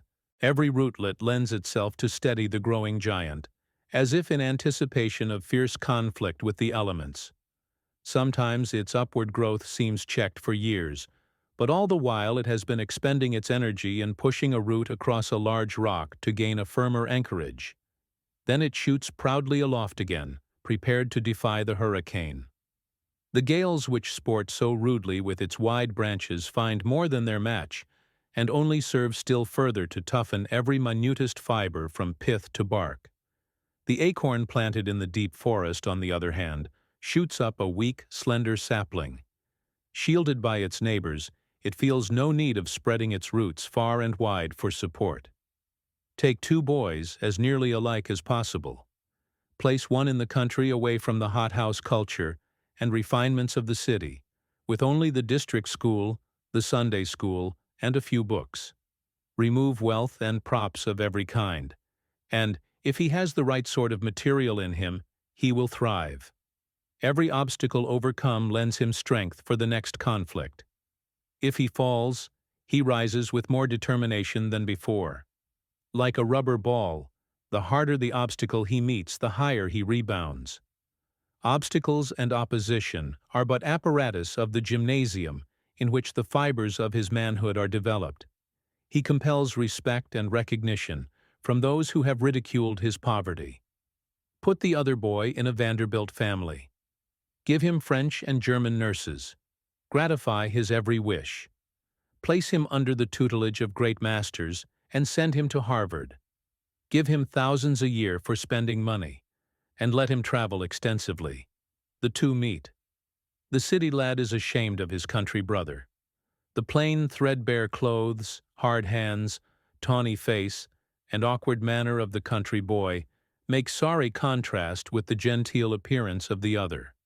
The poor boy bemoans his hard lot, regrets that he has no chance in life, and envies the city youth. He thinks that it is a cruel providence that places such a wide gulf between them. They meet again as men, but how changed. It is as easy to distinguish the sturdy, self-made man from the one who has been propped up all his life by wealth, position, and family influence, as it is for the shipbuilder to tell the difference between the plank from the rugged mountain oak and one from the sapling of the forest. When God wants to educate a man, he does not send him to school to the graces, but to the necessities. Through the pit and the dungeon, Joseph came to a throne. We are not conscious of the mighty cravings of our half-divine humanity. We are not aware of the God within us until some chasm yawns which must be filled, or till the rending asunder of our affections forces us to become conscious of a need. St. Paul in his Roman cell, John Huss led to the stake at Constance, Tyndale dying in his prison at Amsterdam, Milton, amid the incipient earthquake throes of revolution, teaching 2 little boys in Aldgate Street, David Livingstone, worn to a shadow, dying in a Negro hut in Central Africa, alone. What failures they might all have seemed to themselves to be. Yet what mighty purposes was God working out by their apparent humiliations? 2 highwaymen chancing once to pass a gibbet, one of them exclaimed, "What a fine profession ours would be if there were no gibbets!" "Tut, you blockhead," replied the other. Gibbets are the making of us, for if there were no gibbets, every one would be a highwayman. Just so with every art, trade, or pursuit. It is the difficulties that scare and keep out unworthy competitors. Success grows out of struggles to overcome difficulties, says Smiles. If there were no difficulties, there would be no success. In this necessity for exertion, we find the chief source of human advancement, the advancement of individuals as of nations. It has led to most of the mechanical inventions and improvements of the age. "Stick your claws into me," said Mendelssohn to his critics when entering the Birmingham Orchestra. "Don't tell me what you like, but what you don't like." John Hunter said that the art of surgery would never advance until professional men had the courage to publish their failures as well as their successes.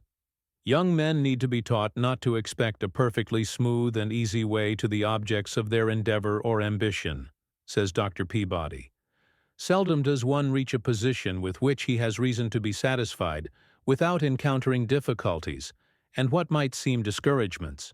But if they are properly met, they are not what they seem, and may prove to be helps, not hindrances. There is no more helpful and profiting exercise than surmounting obstacles. It was in the Madrid jail that Cervantes wrote Don Quixote. He was so poor that he could not even get paper during the last of his writing, and had to write on scraps of leather. A rich Spaniard was asked to help him, but replied, "Heaven forbid that his necessities should be relieved. It is his poverty that makes the world rich." "He has the stuff in him to make a good musician," said Beethoven of Rossini. "If he had only been well flogged when a boy, but he is spoiled by the ease with which he composes. We do our best while fighting desperately to attain what the heart covets." Waters says that the struggle to obtain knowledge and to advance oneself in the world strengthens the mind, disciplines the faculties, matures the judgment, promotes self-reliance, and gives one independence of thought and force of character. Kossuth called himself a tempest-tossed soul, whose eyes have been sharpened by affliction. As soon as young eagles can fly, the old birds tumble them out and tear the down and feathers from their nest. The rude and rough experience of the eaglet fits him to become the bold king of birds, fierce and expert in pursuing his prey. Boys who are bound out, crowded out, kicked out, usually turn out, while those who do not have these disadvantages frequently fail to come out. "It was not the victories, but the defeats of my life which have strengthened me," said the aged Sydenham Points. Almost from the dawn of history, oppression has been the lot of the Hebrews, yet they have given the world its noblest songs, its wisest proverbs, its sweetest music. With them, persecution seems to bring prosperity. They thrive where others would starve. They hold the purse strings of many nations. To them, hardship has been like spring mornings, frosty but kindly, the cold of which will kill the vermin, but will let the plant live. In one of the battles of the Crimea, a cannonball struck inside the fort, crashing through a beautiful garden. But from the ugly chasm there burst forth a spring of water, which ever afterward flowed a living fountain. From the ugly gashes which misfortunes and sorrows make in our hearts, perennial fountains of rich experience and new joys often spring. Don't lament and grieve over lost wealth. The Creator may see something grand and mighty, which even He cannot bring out, as long as your wealth stands in the way. You must throw away the crutches of riches, and stand upon your own feet, and develop the long unused muscles of manhood. God may see a rough diamond in you, which only the hard hits of poverty can polish. God knows where the richest melodies of our lives are, and what drill and what discipline are necessary to bring them out. The frost, the snows, the tempests, the lightnings are the rough teachers that bring the tiny acorn to the sturdy oak. Fierce winters are as necessary to it as long summers. It is its half-century struggle with the elements for existence, wrestling with the storm, fighting for its life from the moment that it leaves the acorn until it goes into the ship, that gives it value. Without this struggle it would have been characterless, staminaless, nerveless, and its grain would have never been susceptible of high polish. The most beautiful as well as the strongest woods are found not in tropical climates, but in severe climates, where they have to fight the frosts and the winter's cold. Many a man has never found himself until he has lost his all. Adversity stripped him only to discover him. Obstacles, hardships, are the chisel and mallet which shape the strong life into beauty. The rough ledge on the hillside complains of the drill, of the blasting which disturbs its peace of centuries. It is not pleasant to be rent with powder, to be hammered and squared by the quarryman. But look again. Behold the magnificent statue, the monument chiseled into grace and beauty, telling its grand story of valor in the public square for centuries. The statue would have slept in the marble forever but for the blasting, the chiseling, and the polishing. The angel of our higher and nobler selves would remain forever unknown in the rough quarries of our lives but for the blastings of affliction, the chiseling of obstacles, and the sandpapering of 1,000 annoyances.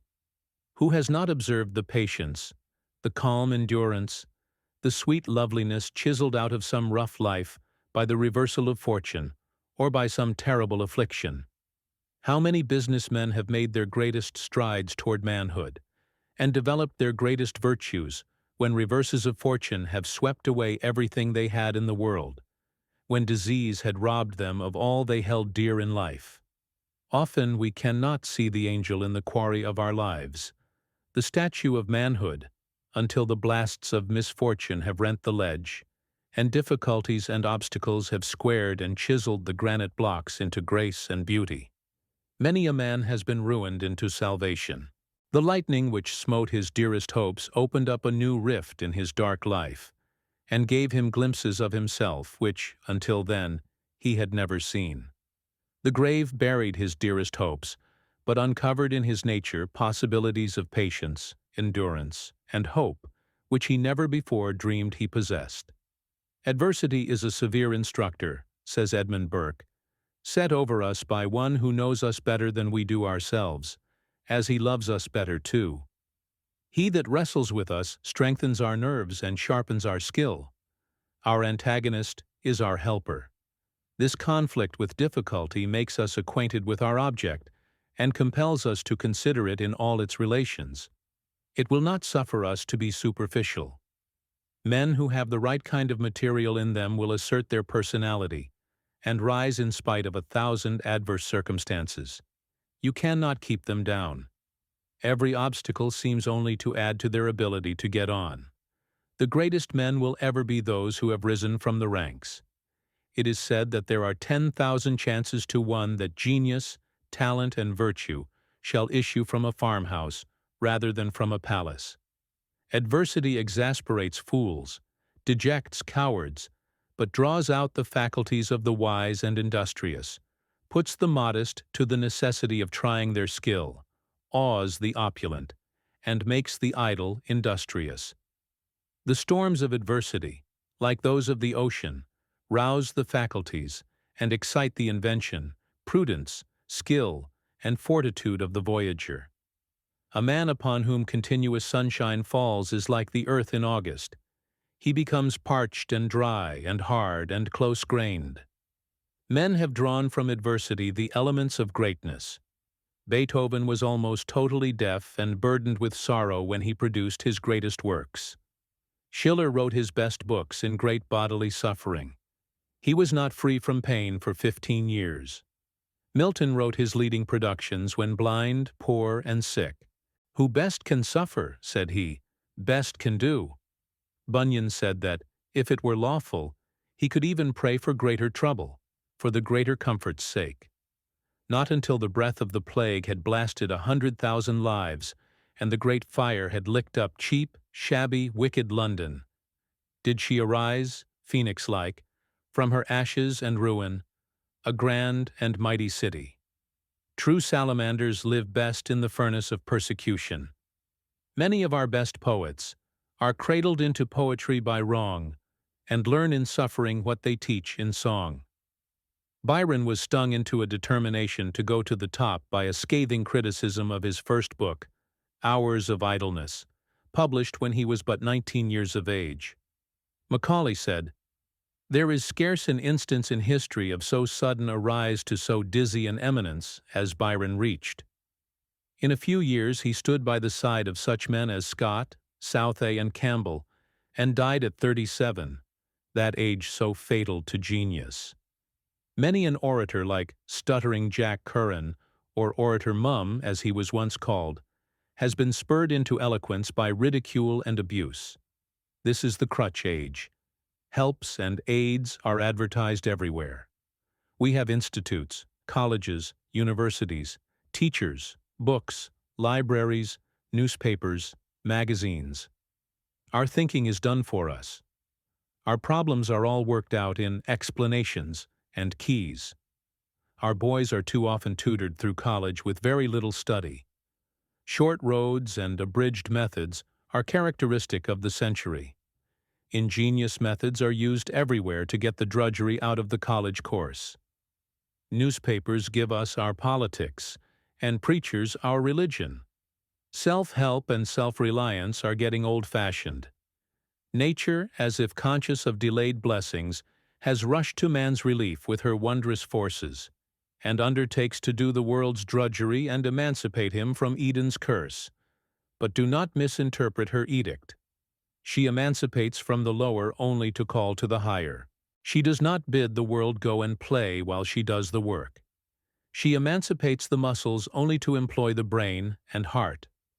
The most beautiful as well as the strongest characters are not developed in warm climates, where man finds his bread ready-made on trees, and where exertion is a great effort, but rather in a trying climate and on a stubborn soil. It is not chance that returns to the Hindu ryot a penny, and to the American laborer $1 for his daily toil. That makes Mexico with its mineral wealth poor, and New England with its granite and ice rich. It is rugged necessity. It is the struggle to obtain. It is poverty, the priceless spur, that develops the stamina of manhood, and calls the race out of barbarism. Intelligent labor found the world a wilderness, and has made it a garden. As the sculptor thinks only of the angel imprisoned in the marble block, so nature cares only for the man or woman shut up in the human being. The sculptor cares nothing for the block as such. Nature has little regard for the mere lump of breathing clay. The sculptor will chip off all unnecessary material to set free the angel. Nature will chip and pound us remorselessly to bring out our possibilities. She will strip us of wealth, humble our pride, humiliate our ambition, let us down from the ladder of fame, will discipline us in 1,000 ways, if she can develop a little character. Everything must give way to that. The hero is not fed on sweets. Daily his own heart he eats. Chambers of the great are jails, and headwinds right for royal sails. Then welcome each rebuff that turns earth's smoothness rough, each sting that bids not sit nor stand, but go. Browning, Chapter 28. Decision, resolve, and thou art free. Longfellow. The heaviest charged words in our language are those briefest ones, yes and no. One stands for the surrender of the will, the other for denial. One stands for gratification, the other for character. A stout no means a stout character. The ready yes, a weak one, gild it as we may. T. T. Munger. The world is a market where everything is marked at a set price, and whatever we buy with our time, labor, or ingenuity, whether riches, ease, fame, integrity, or knowledge, we must stand by our decision, and not like children. When we have purchased one thing, repine that we do not possess another we did not buy. Matthews.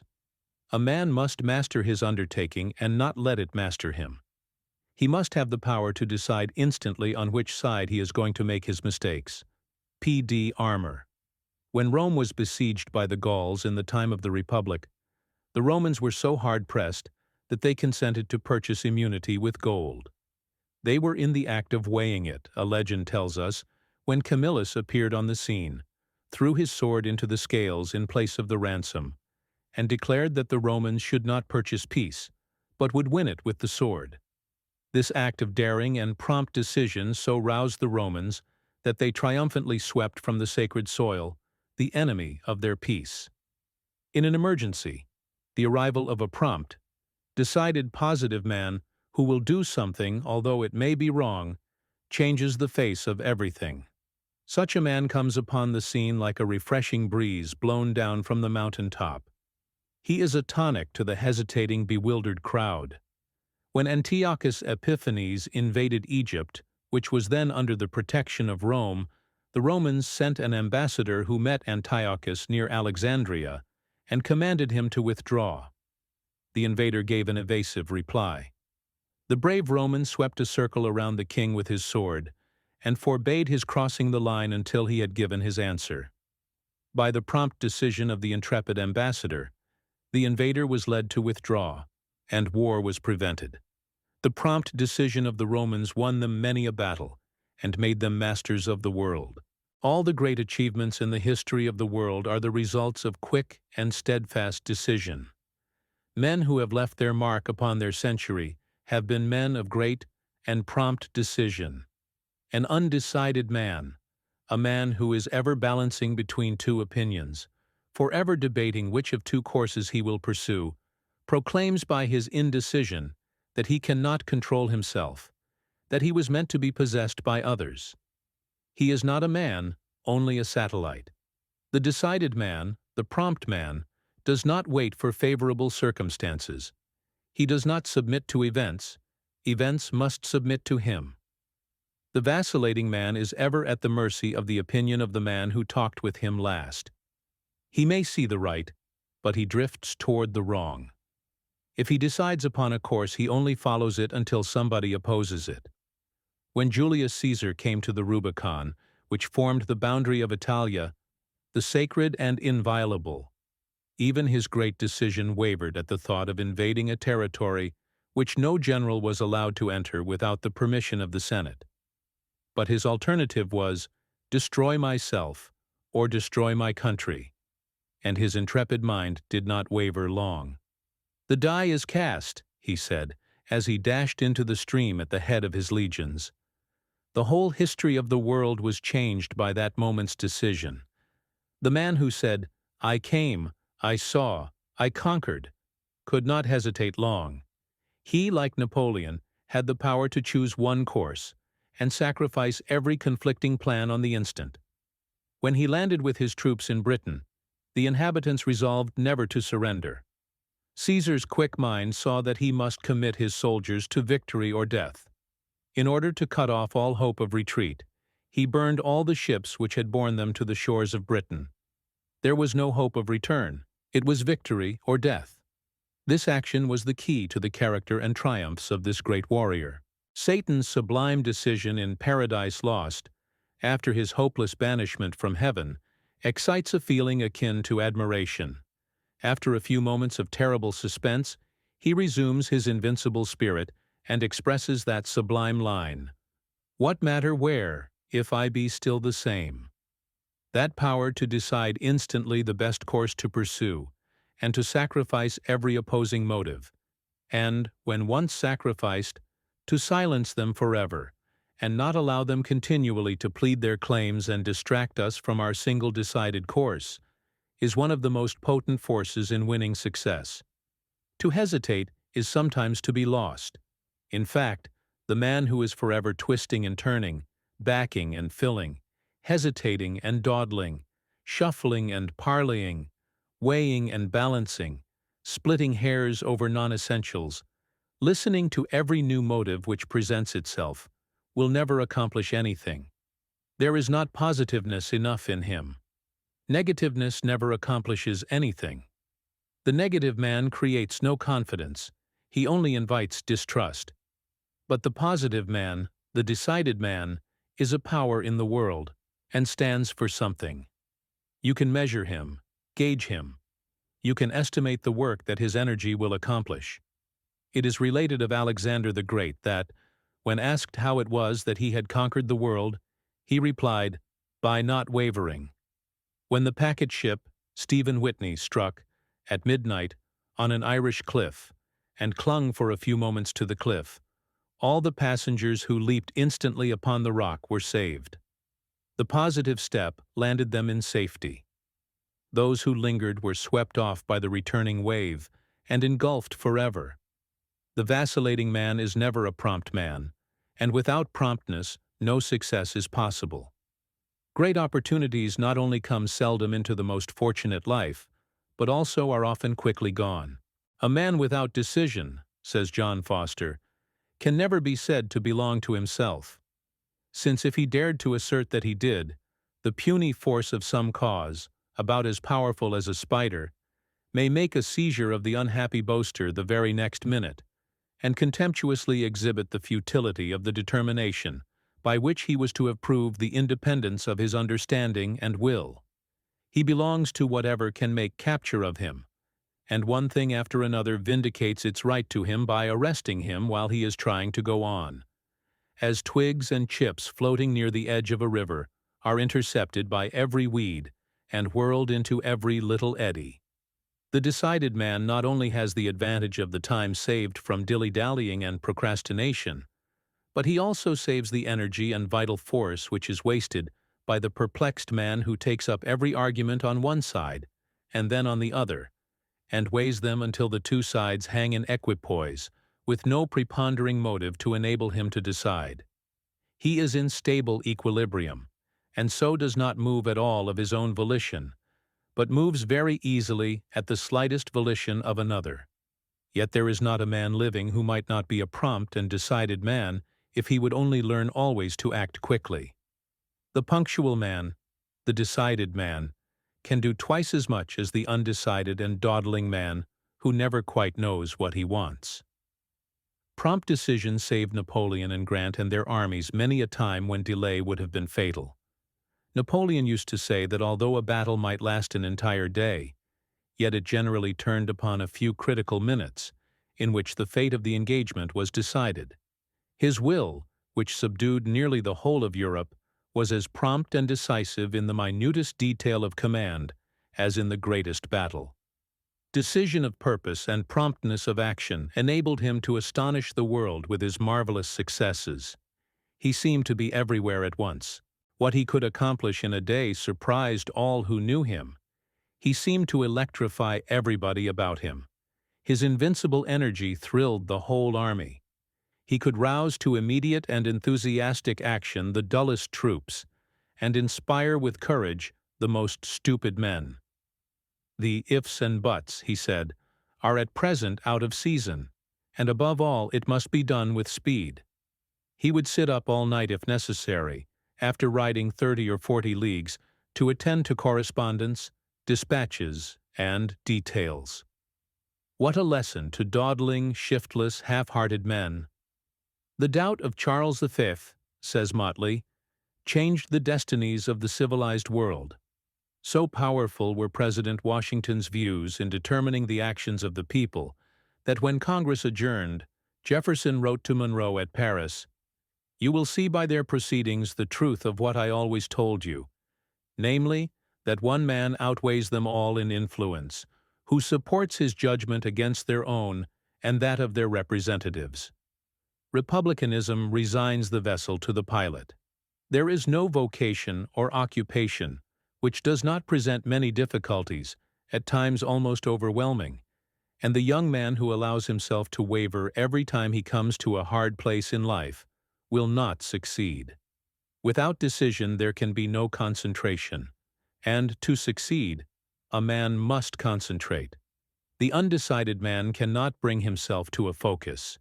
He dissipates his energy, scatters his forces, and executes nothing. He cannot hold to one thing long enough to bring success out of it. One vocation or occupation presents its rosy side to him. He feels sure it is the thing he wants to do, and, full of enthusiasm, adopts it as his life's work. But in a few days the thorns begin to appear. His enthusiasm evaporates, and he wonders why he is so foolish as to think himself fitted for that vocation. The one which his friend adopted is much better suited to him. He drops his own and adopts the other. So he vacillates through life, captured by any new occupation which happens to appeal to him as the most desirable at the time, never using his judgment or common sense, but governed by his impressions and his feelings at the moment. Such people are never led by principle. You never know where to find them. They are here today and there tomorrow, doing this thing and that thing, throwing away all the skill they had acquired in mastering the drudgery of the last occupation. In fact, they never go far enough in anything to get beyond the drudgery stage to the remunerative and agreeable stage, the skillful stage. They spend their lives at the beginning of occupations, which are always most agreeable. These people rarely reach the stage of competency, comfort, and contentment.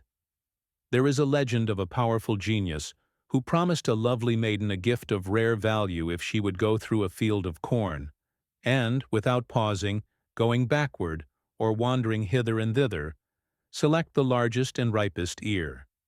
The value of the gift was to be in proportion to the size and perfection of the ear. She passed by many magnificent ones, but was so eager to get the largest and most perfect that she kept on without plucking any until the ears she passed were successively smaller and more stunted. Finally they became so small that she was ashamed to select one of them. And, not being allowed to go backward, she came out on the other side without any. Alexander, his heart throbbing with a great purpose, conquers the world. Hannibal, impelled by his hatred to the Romans, even crosses the Alps to compass his design. While other men are bemoaning difficulties and shrinking from dangers and obstacles, and preparing expedients, the great soul, without fuss or noise, takes the step, and lo, the mountain has been leveled, and the way lies open. Learn, then, to will strongly and decisively. Thus fix your floating life, and leave it no longer to be carried hither and thither, like a withered leaf, by every wind that blows. An undecided man is like the turnstile at a fair, which is in everybody's way but stops no one. The secret of the whole matter was, replied Amos Lawrence, we had formed the habit of prompt acting, thus taking the top of the tide, while the habit of some others was to delay till about half-tide, thus getting on the flats. Most of the young men and women who are lost in our cities are ruined because of their inability to say no to the thousand allurements and temptations which appeal to their weak passions.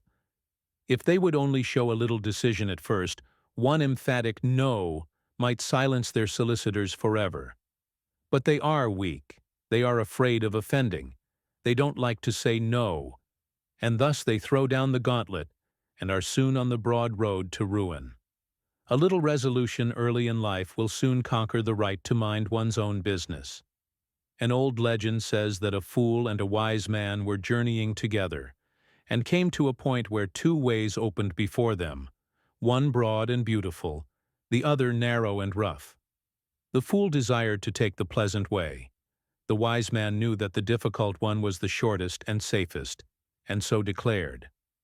But at last the urgency of the fool prevailed. They took the more inviting path, and were soon met by robbers, who seized their goods and made them captives. A little later both they and their captors were arrested by officers of the law, and taken before the judge. Then the wise man pleaded that the fool was to blame because he desired to take the wrong way. The fool pleaded that he was only a fool, and no sensible man should have heeded his counsel. The judge punished them both equally. If sinners entice thee, consent thou not. There is no habit that so grows on the soul as irresolution. Before a man knows what he has done, he has gambled his life away, and all because he has never made up his mind what he would do with it. On many of the tombstones of those who have failed in life could be read between the lines, he dawdled, behind time, procrastination, listlessness, shiftlessness, nervelessness, always behind. Oh, the wrecks strewn along the shores of life, just behind success, just this side of happiness, above which the words of warning are flying. Webster said of such an undecided man that he is like the irresolution of the sea at the turn of tide. This man neither advances nor recedes. He simply hovers. Such a man is at the mercy of any chance occurrence that may overtake him. His days are lost, lamenting o'er lost days. He has no power to seize the facts which confront him and compel them to serve him. To indolent, shiftless, listless people life becomes a mere shuffle of expedients.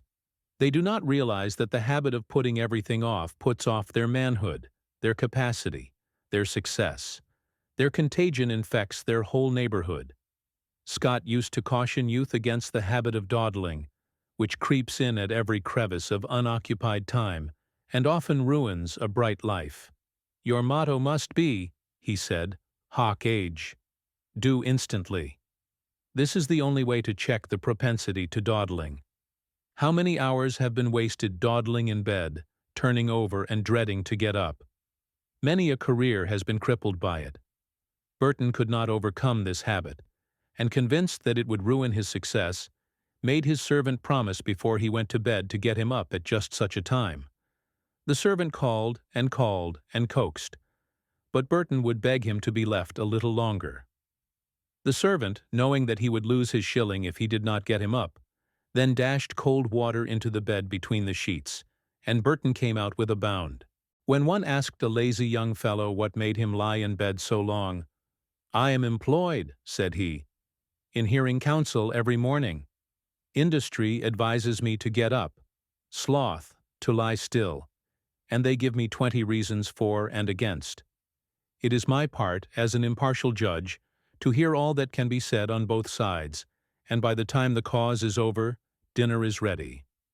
There is no doubt that, as a rule, great decision of character is usually accompanied by great constitutional firmness. Men who have been noted for great firmness of character have usually been strong and robust. There is no quality of the mind which does not sympathize with bodily weakness, and especially is this true with the power of decision, which is usually impaired or weakened from physical suffering or any great physical debility. As a rule, it is the strong physical man who carries weight and conviction. Any bodily weakness, or lassitude, or lack of tone and vigor is, perhaps, first felt in the weakened or debilitated power of decisions. Nothing will give greater confidence and bring assistance more quickly from the bank or from a friend than the reputation of promptness.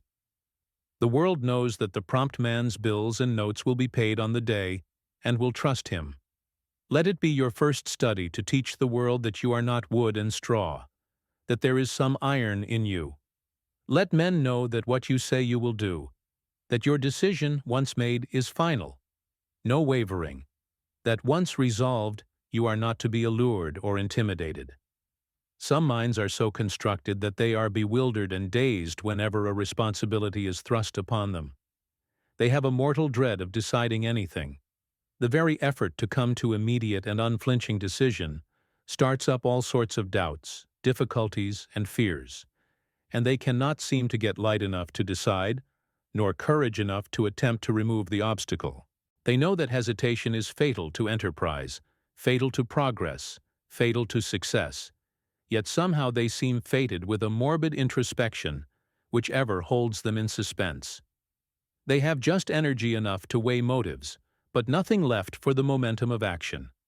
They analyze and analyze, deliberate, weigh, consider, ponder, but never act. How many a man can trace his downfall in life to the failure to seize his opportunity at the favorable moment, when it was within easy grasp, the nick of time, which often does not present itself but once.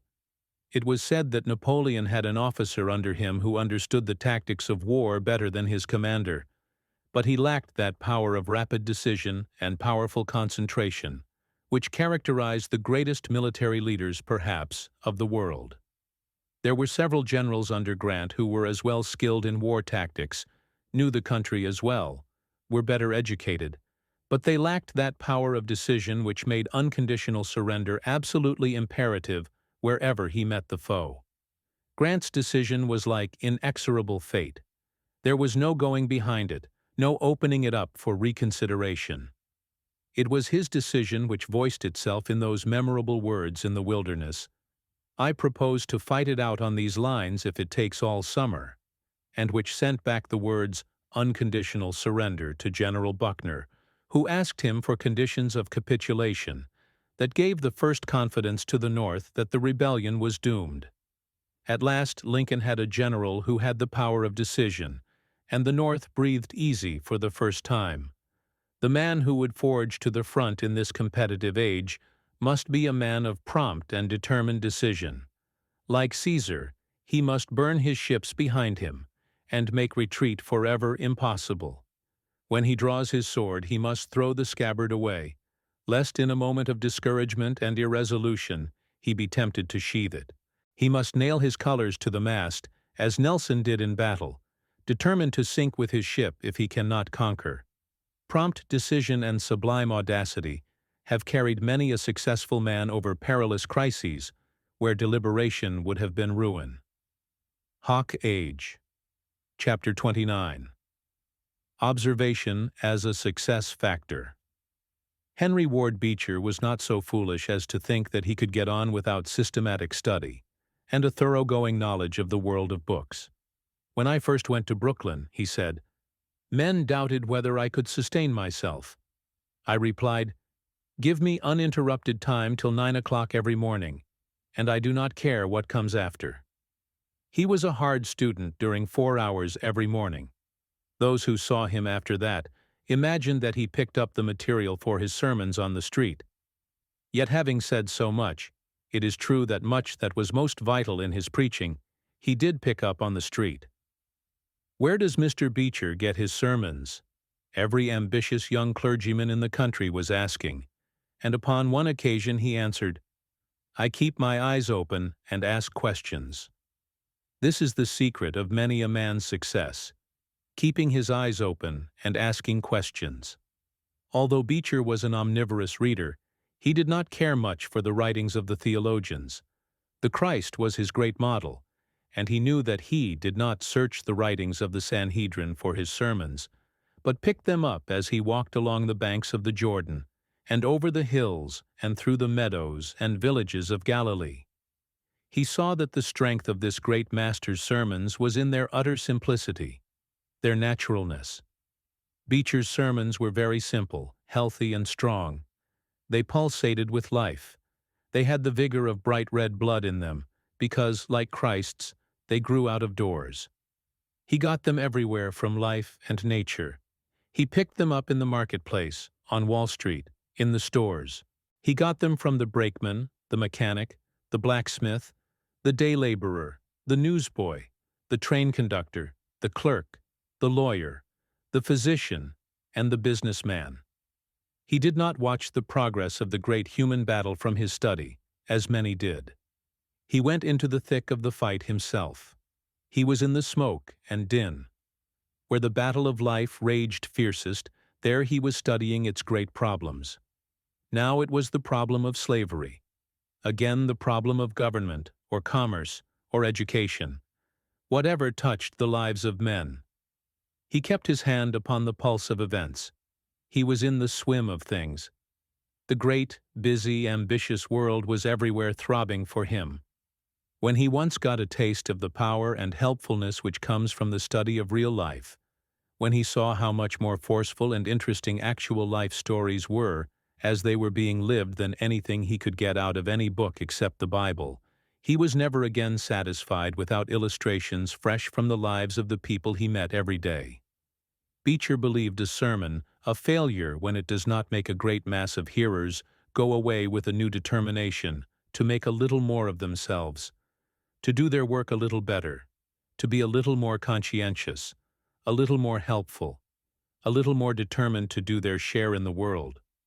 This great observer was not only a student of human nature, but of all nature as well. I watched him many a time completely absorbed in drinking in the beauties of the marvelous landscape, gathering grandeur and sublimity from the great white mountains, which he loved so well, and where he spent many summers. He always preached on Sunday at the hotel where he stayed, and great crowds came from every direction to hear him. There was something in his sermons that appealed to the best in everyone who heard him. They were full of pictures of beautiful landscapes, seascapes, and entrancing sunsets, The clouds, the rain, the sunshine, and the storm were reflected in them. The flowers, the fields, the brooks, the record of creation imprinted in the rocks, and the mountains were intermingled with the ferryboats, the steam cars, orphans, calamities, accidents, all sorts of experiences and bits of life. Happiness and sunshine, birds and trees alternated with the direst poverty in the slums, people on sickbeds and deathbeds, in hospitals and in funeral processions, life pictures of successes and failures, of the discouraged, the despondent, the cheerful, the optimist and the pessimist, passed in quick succession and stamped themselves on the brains of his eager hearers. Wherever he went, Beecher continued his study of life through observation. Nothing else was half so interesting. To him, man was the greatest study in the world. To place the right values upon men, to emphasize the right thing in them, to be able to discriminate between the genuine and the false, to be able to pierce their masks and read the real man or woman behind them, he regarded as one of a clergyman's greatest accomplishments. Like Professor Agassiz, who could see wonders in the scale of a fish or a grain of sand, Beecher had an eye like the glass of a microscope, which reveals marvels of beauty in common things. He could see beauty and harmony where others saw only ugliness and discord, because he read the hidden meaning in things. Like Ruskin, he could see the marvelous philosophy, the divine plan, in the lowliest object. He could feel the divine presence in all created things. An exhaustive observation, says Herbert Spencer, is an element of all great success. There is no position in life where a trained eye cannot be made a great success asset. Let's leave it to Osler, said the physicians at a consultation where a precious life hung by a thread. Then the great Johns Hopkins professor examined the patient. He did not ask questions. His experienced eye drew a conclusion from the slightest evidence. He watched the patient closely. His manner of breathing, the appearance of the eye. Everything was a telltale of the patient's condition, which he read as an open book. He saw symptoms which others could not see. He recommended a certain operation, which was performed, and the patient recovered. The majority of those present disagreed with him, but such was their confidence in his power to diagnose a case through symptoms and indications which escape most physicians, that they were willing to leave the whole decision to him. Professor Osler was called a living X-ray machine, with additional eyes and fingertips, so familiar with the anatomy that they could detect a growth or displacement so small that it would escape ordinary notice. The power which inheres in a trained faculty of observation is priceless. The education which Beecher got through observation, by keeping his eyes, his ears, and his mind open, meant a great deal more to him and to the world than his college education. He was not a great scholar. He did not stand nearly as high in college as some of his classmates, whom he far outstripped in life, but his mind penetrated to the heart of things. Lincoln was another remarkable example of the possibilities of an education through reflection upon what he observed. His mind stopped and questioned, and extracted the meaning of everything that came within its range. Wherever he went, there was a great interrogation point before him. Everything he saw must give up its secret before he would let it go. He had a passion for knowledge. He yearned to know the meaning of things, the philosophy underlying the common, everyday occurrences. Ruskin says, "Hundreds of people can talk for one who can think, but thousands can think for one who can see." I once traveled abroad with two young men, one of whom was all eyes. Nothing seemed to escape him, and the other never saw anything. The day after leaving a city, the latter could scarcely recall anything of interest, while the former had a genius for absorbing knowledge of every kind through the eye. Things so trivial that his companion did not notice them at all meant a great deal to him. He was a poor student, but he brought home rich treasures from over the sea. The other young man was comparatively rich, and brought home almost nothing of value. While visiting Luther Burbank, the wizard horticulturist, in his famous garden recently, I was much impressed by his marvelous power of seeing things. He has observed the habits of fruits and flowers to such purpose that he has performed miracles in the fields of floriculture and horticulture. Stunted and ugly flowers and fruits, under the eye of this miracle worker, become marvels of beauty. George W. Cortelyou was a stenographer not long ago. Many people thought he would remain a stenographer, but he always kept his eyes open. He was after an opportunity. Promotion was always staring him in the face. He was always looking for the next step above him. He was a shrewd observer. But for this power of seeing things quickly, of absorbing knowledge, he would never have advanced. The youth who would get on must keep his eyes open, his ears open, his mind open. He must be quick, alert, ready. I know a young Turk who has been in this country only a year, yet he speaks our language fluently. He has studied the map of our country. He knows its geography and a great deal of our history, and much about our resources and opportunities. He said that when he landed in New York, it seemed to him that he saw more opportunities in walking every block of our streets than he had ever seen in the whole of Turkey. And he could not understand the lethargy, the lack of ambition, the indifference of our young men to our marvelous possibilities. The efficient man is always growing. He is always accumulating knowledge of every kind. He does not merely look with his eyes. He sees with them. He keeps his ears open. He keeps his mind open to all that is new and fresh and helpful. The majority of people do not see things. They just look at them. The power of keen observation is indicative of a superior mentality. For it is the mind, not the optic nerve, that really sees. Most people are too lazy, mentally, to see things carefully. Close observation is a powerful mental process.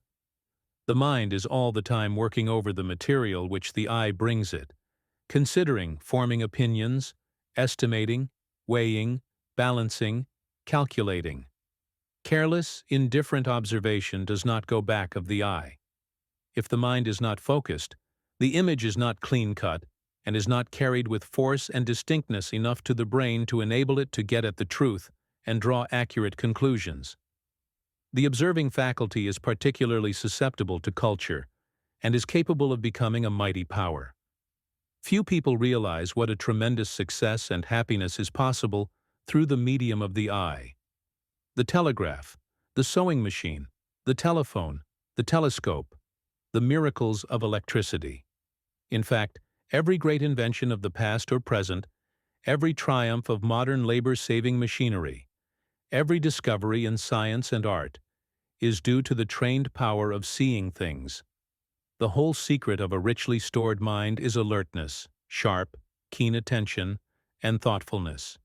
Indifference, apathy, mental lassitude, and laziness are fatal to all effective observation. It does not take long to develop a habit of attention that seizes the salient points of things.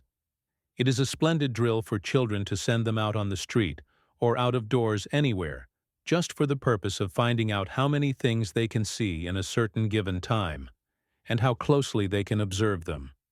Just the effort to try to see how much they can remember and bring back is a splendid drill. Children often become passionately fond of this exercise, and it becomes of inestimable value in their lives.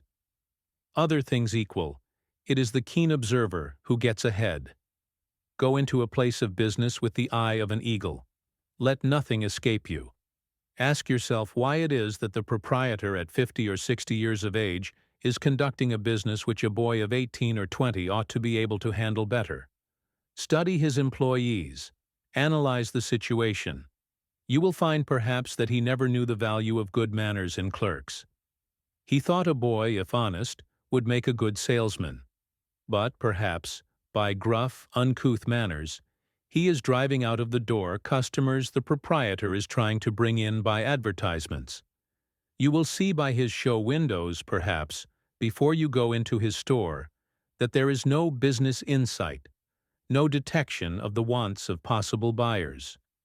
If you keep your eyes open, you can, in a little while, find out why this man is not a greater success. You can see that a little more knowledge of human nature would have revolutionized his whole business, multiplied the receipts tenfold in a few years. You will see that this man has not studied men. He does not know them. No matter where you go, study the situation. Think why the man does not do better if he is not doing well, why he remains in mediocrity all his life. If he is making a remarkable success, try to find out why. Keep your eyes open, your ears open. Make deductions from what you see and hear. Trace difficulties. Look up evidences of success or failure everywhere. It will be one of the greatest factors in your own success. Chapter 30. Self-Help. I learned that no man in God's wide earth is either willing or able to help any other man. Pestalozzi. What I am, I have made myself. Humphrey Davy. Be sure, my son, and remember that the best men always make themselves. Patrick Henry. Hereditary bondsmen, know ye not who would be free themselves must strike the blow? Byron. Who waits to have his task marked out, shall die and leave his errand unfulfilled. Lowell. Colonel Crockett makes room for himself, exclaimed a backwoods congressman in answer to the exclamation of the White House usher to make room for Colonel Crockett. This remarkable man was not afraid to oppose the head of a great nation. He preferred being right to being president. Though rough, uncultured, and uncouth, Crockett was a man of great courage and determination. Poverty is uncomfortable, as I can testify, said James A. Garfield. But 9 times out of 10, the best thing that can happen to a young man is to be tossed overboard and compelled to sink or swim for himself. In all my acquaintance, I have never known a man to be drowned who was worth the saving. Garfield was the youngest member of the House of Representatives when he entered, but he had not been in his seat 60 days before his ability was recognized and his place conceded. He stepped to the front with the confidence of one who belonged there. He succeeded because all the world in concert could not have kept him in the background, and because, when once in the front, he played his part with an intrepidity and a commanding ease that were but the outward evidences of the immense reserves of energy on which it was in his power to draw. Take the place and attitude which belong to you, says Emerson, and all men acquiesce. The world must be just. It leaves every man with profound unconcern to set his own rate. A person under the firm persuasion that he can command resources virtually has them, says Livy. Richard Arkwright, the 13th child, in a hovel, with no education, no chance, gave his spinning model to the world, and put a scepter in England's right hand such as the Queen never wielded. Solario, a wandering gypsy tinker, fell deeply in love with the daughter of the painter Coll Antonio del Fiore, but was told that no one but a painter as good as the father should wed the maiden. Will you give me 10 years to learn to paint, and so entitle myself to the hand of your daughter? Consent was given, Coll Antonio, thinking that he would never be troubled further by the gypsy. About the time that the 10 years were to end, the king's sister showed Coll Antonio a Madonna and Child, which the painter extolled in terms of the highest praise. Judge of his surprise on learning that Solario was the artist. His great determination gained him his bride. Louis Philippe said he was the only sovereign in Europe fit to govern, for he could black his own boots. When asked to name his family coat of arms, a self-made president of the United States replied, "A pair of shirt sleeves." It is not the men who have inherited most, except it be in nobility of soul and purpose, who have risen highest, but rather the men with no start who have won fortunes, and have made adverse circumstances a spur, to goad them up the steep mount, where fame's proud temple shines afar. To such men every possible goal is accessible, and honest ambition has no height that genius or talent may tread, which has not felt the impress of their feet. You may leave your millions to your son, but have you really given him anything? You cannot transfer the discipline, the experience, the power which the acquisition has given you. You cannot transfer the delight of achieving, the joy felt only in growth, the pride of acquisition. the character which trained habits of accuracy, method, promptness, patience, dispatch, honesty of dealing, politeness of manner have developed. You cannot transfer the skill, sagacity, prudence, foresight, which lie concealed in your wealth. It meant a great deal for you, but means nothing to your heir. In climbing to your fortune, you developed the muscle, stamina, and strength, which enabled you to maintain your lofty position, to keep your millions intact. You had the power which comes only from experience, and which alone enables you to stand firm on your dizzy height. Your fortune was experience to you, joy, growth, discipline, and character. To him it will be a temptation, an anxiety, which will probably dwarf him. It was wings to you, it will be a dead weight to him. To you it was education and expansion of your highest powers. To him it may mean inaction, lethargy, indolence, weakness, ignorance. You have taken the priceless spur, necessity, away from him. The spur which has goaded man to nearly all the great achievements in the history of the world. You thought it a kindness to deprive yourself in order that your son might begin where you left off. You thought to spare him the drudgery, the hardships, the deprivations, the lack of opportunities, the meager education which you had on the old farm. But you have put a crutch into his hand instead of a staff. You have taken away from him the incentive to self-development, to self-elevation, to self-discipline and self-help, without which no real success, no real happiness, no great character is ever possible. His enthusiasm will evaporate, his energy will be dissipated. His ambition, not being stimulated by the struggle for self-elevation, will gradually die away. If you do everything for your son and fight his battles for him, you will have a weakling on your hands at 21. "My life is a wreck," said the dying Cyrus W. Field. "My fortune gone, my home dishonored. Oh, I was so unkind to Edward when I thought I was being kind. If I had only had firmness enough to compel my boys to earn their living, then they would have known the meaning of money." His table was covered with medals and certificates of honor from many nations, in recognition of his great work for civilization in mooring two continents side by side in thought, of the fame he had won and could never lose. But grief shook the sands of life, as he thought only of the son who had brought disgrace upon a name before unsullied. The wounds were sharper than those of a serpent's tooth. During the great financial crisis of 1857, Maria Mitchell, who was visiting England, asked an English lady what became of daughters when no property was left them. "They live on their brothers," was the reply. "But what becomes of the American daughters," asked the English lady, "when there is no money left?" "They earn it," was Miss Mitchell's reply. Men who have been bolstered up all their lives are seldom good for anything in a crisis. When misfortune comes, they look around for somebody to lean upon. If the prop is not there, down they go. Once down, they are as helpless as capsized turtles or unhorsed men in armor. Many a frontier boy has succeeded beyond all his expectations simply because all props were early knocked out from under him, and he was obliged to stand upon his own feet. "A man's best friends are his 10 fingers," said Robert Collyer, who brought his wife to America in the steerage. "There is no manhood mill which takes in boys and turns out men. What you call no chance may be your only chance. Don't wait for your place to be made for you. Make it yourself. Don't wait for somebody to give you a lift. Lift yourself." Henry Ward Beecher did not wait for a call to a big church with a large salary.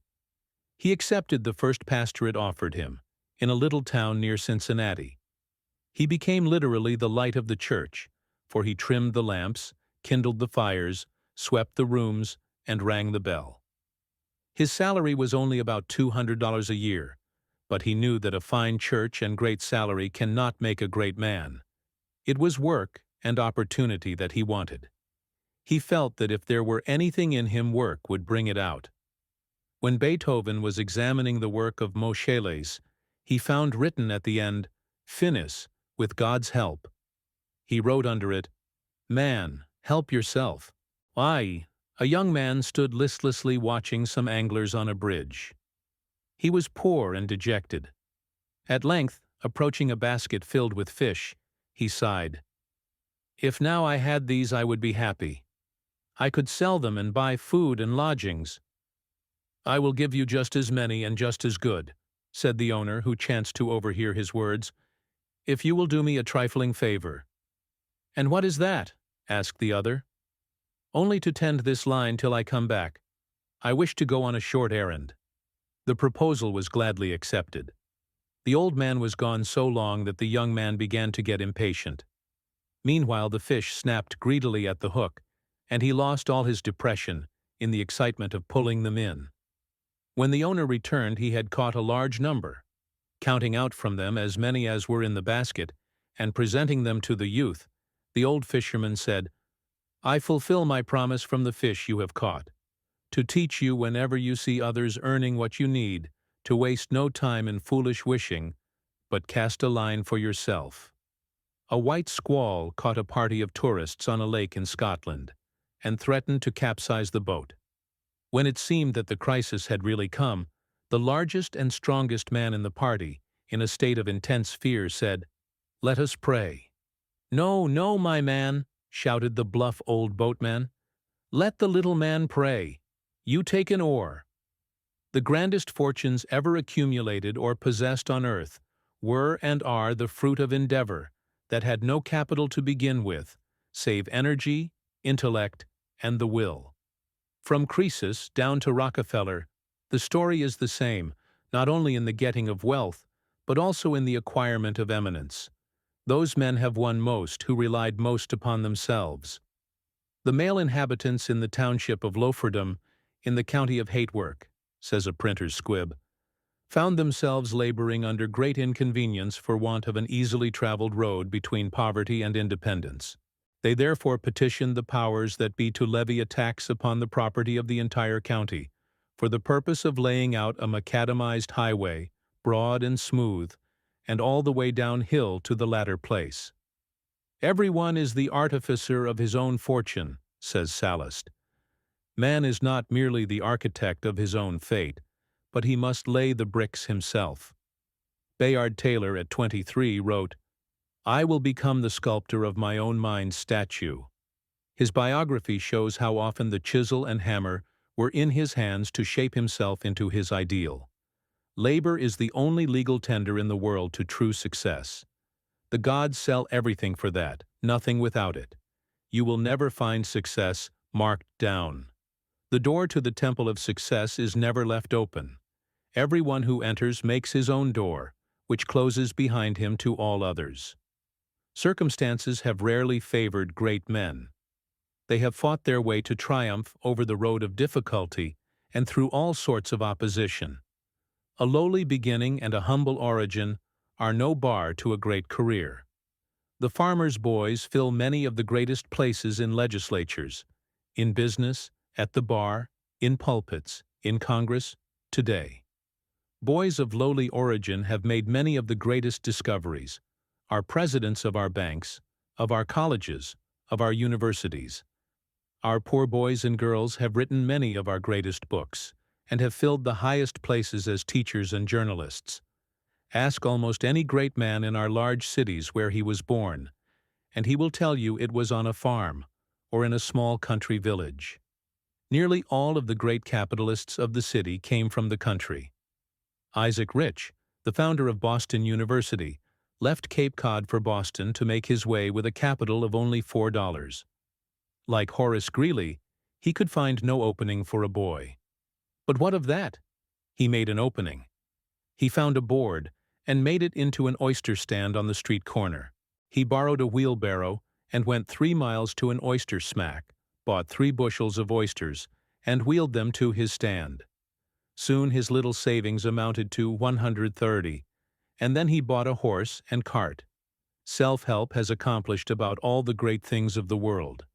How many young men falter, faint, and dally with their purpose because they have no capital to start with, and wait for some good luck to give them a lift.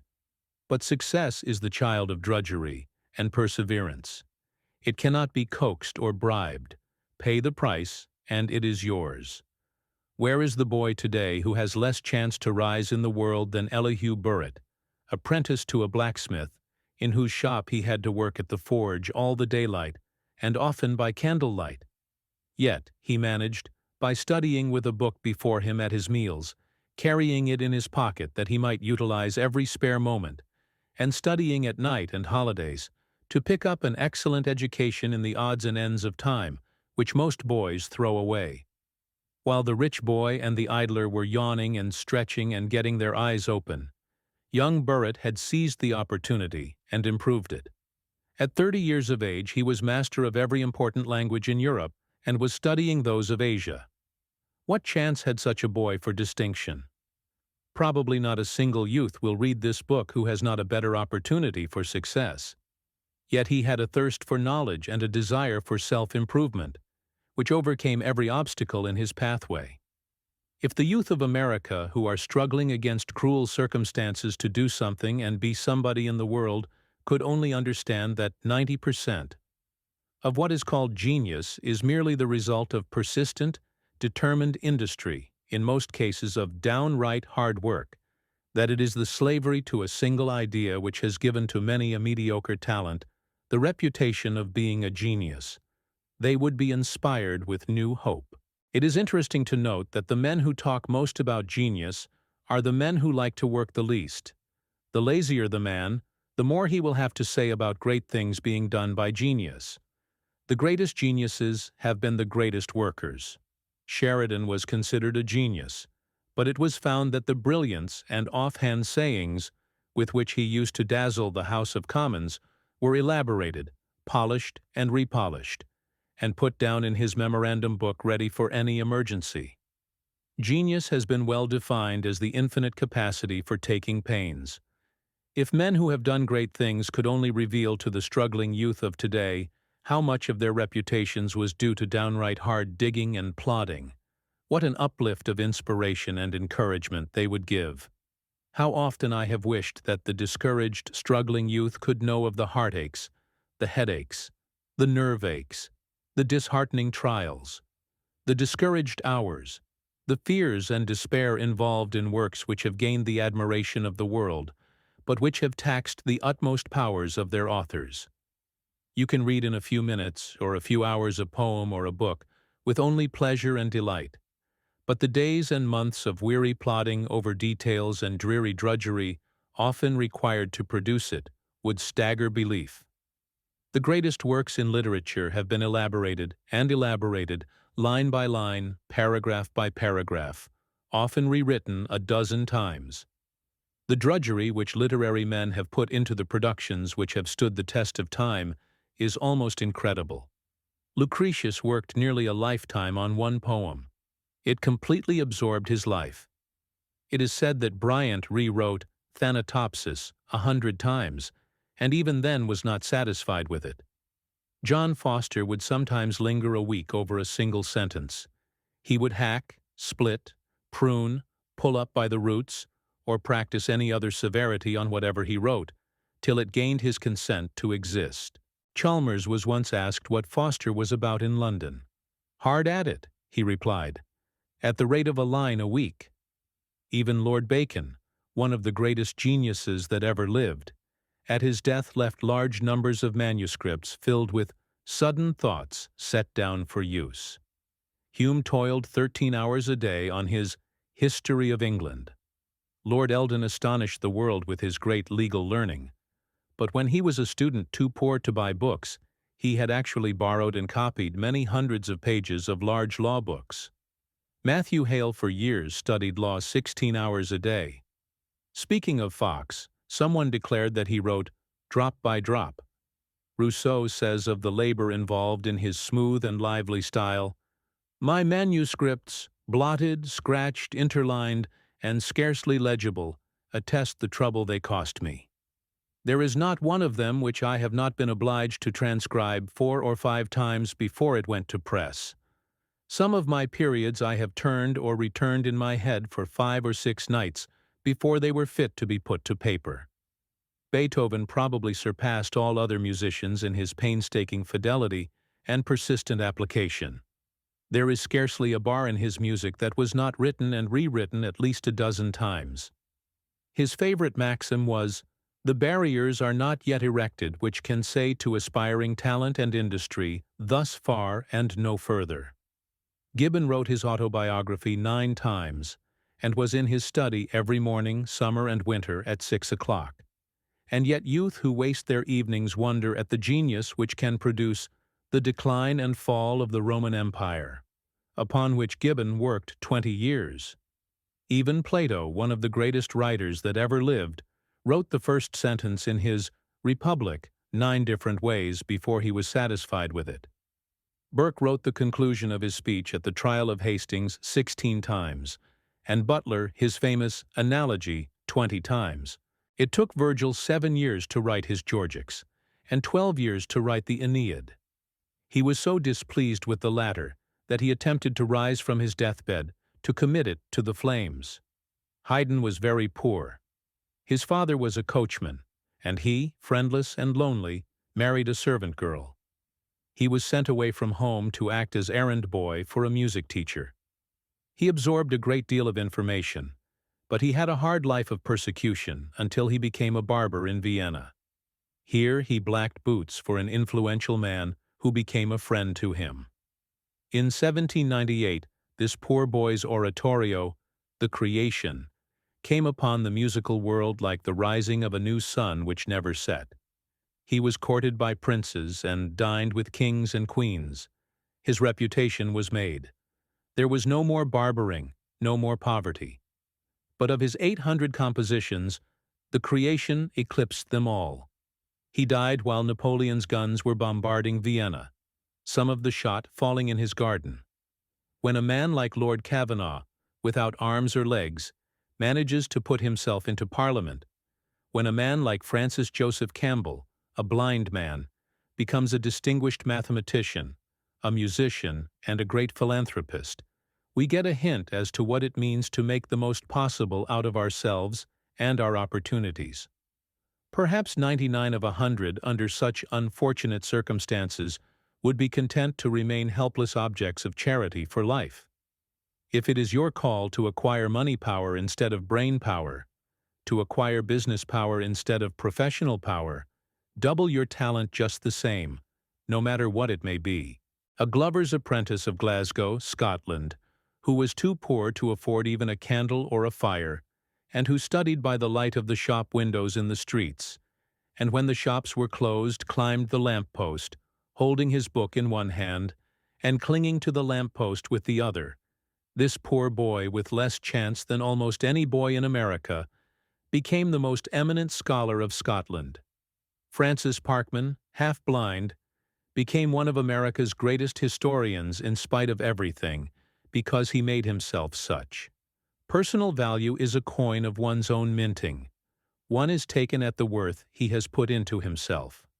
Franklin was but a poor printer's boy, whose highest luxury at one time was only a penny roll, eaten in the streets of Philadelphia. Michael Faraday was a poor boy, son of a blacksmith, who apprenticed him at the age of 13 to a bookbinder in London. Michael laid the foundations of his future greatness by making himself familiar with the contents of the books he bound. He remained at night, after others had gone, to read and study the precious volumes. Lord Tenterden was proud to point out to his son the shop where he had shaved for a penny. A French doctor once taunted Fléchier, Bishop of Nizam, who had been a tallow chandler in his youth, with the meanness of his origin, to which he replied, "If you had been born in the same condition that I was, you would still have been but a maker of candles." Edwin Chadwick, in his report to the British Parliament, stated that children working on half-time, that is, studying 3 hours a day and working the rest of their time out of doors, really made the greatest intellectual progress during the year. Businessmen have often accomplished wonders during the busiest lives by simply devoting 1, 2, 3, or 4 hours daily to study or other literary work. James Watt received only the rudiments of an education at school, for his attendance was irregular on account of delicate health. He more than made up for all deficiencies, however, by the diligence with which he pursued his studies at home. Alexander V was a beggar. He was born mud and died marble. William Herschel, placed at the age of 14 as a musician in the band of the Hanoverian Guards, devoted all his leisure to philosophical studies. He acquired a large fund of general knowledge, and in astronomy, a science in which he was wholly self-instructed, his discoveries entitle him to rank with the greatest astronomers of all time. George Washington was the son of a widow, born under the roof of a Westmoreland farmer. Almost from infancy, his lot had been that of an orphan. No academy had welcomed him to its shade. No college crowned him with its honors. To read, to write, to cipher, these had been his degrees in knowledge. Shakespeare learned little more than reading and writing at school, but by self-culture he made himself the great master among literary men. Burns, too, enjoyed few advantages of education, and his youth was passed in almost abject poverty. James Ferguson, the son of a half-starved peasant, learned to read by listening to the recitations of one of his elder brothers. While a mere boy, he discovered several mechanical principles, made models of mills and spinning wheels, and by means of beads on strings, worked out an excellent map of the heavens. Ferguson made remarkable things with a common penknife. How many great men have mounted the hill of knowledge by out-of-the-way paths? Gifford worked his intricate problems with a shoemaker's awl on a bit of leather. Rittenhouse first calculated eclipses on his plow handle. Columbus, while leading the life of a sailor, managed to become the most accomplished geographer and astronomer of his time. When Peter the Great, a boy of 17, became the absolute ruler of Russia, his subjects were little better than savages, and in himself even the passions and propensities of barbarism were so strong that they were frequently exhibited during his whole career. But he determined to transform himself and the Russians into civilized people. He instituted reforms with great energy, and at the age of 26 started on a visit to the other countries of Europe for the purpose of learning about their arts and institutions. At Saardam, Holland, he was so impressed with the sights of the great East India dockyard that he apprenticed himself to a shipbuilder and helped to build the St. Peter, which he promptly purchased.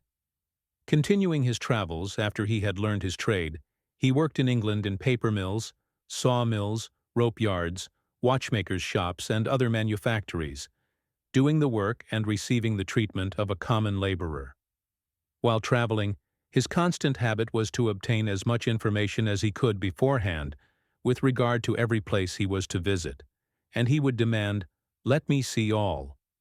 When setting out on his investigations, on such occasions, he carried his tablets in his hand, and whatever he deemed worthy of remembrance was carefully noted down.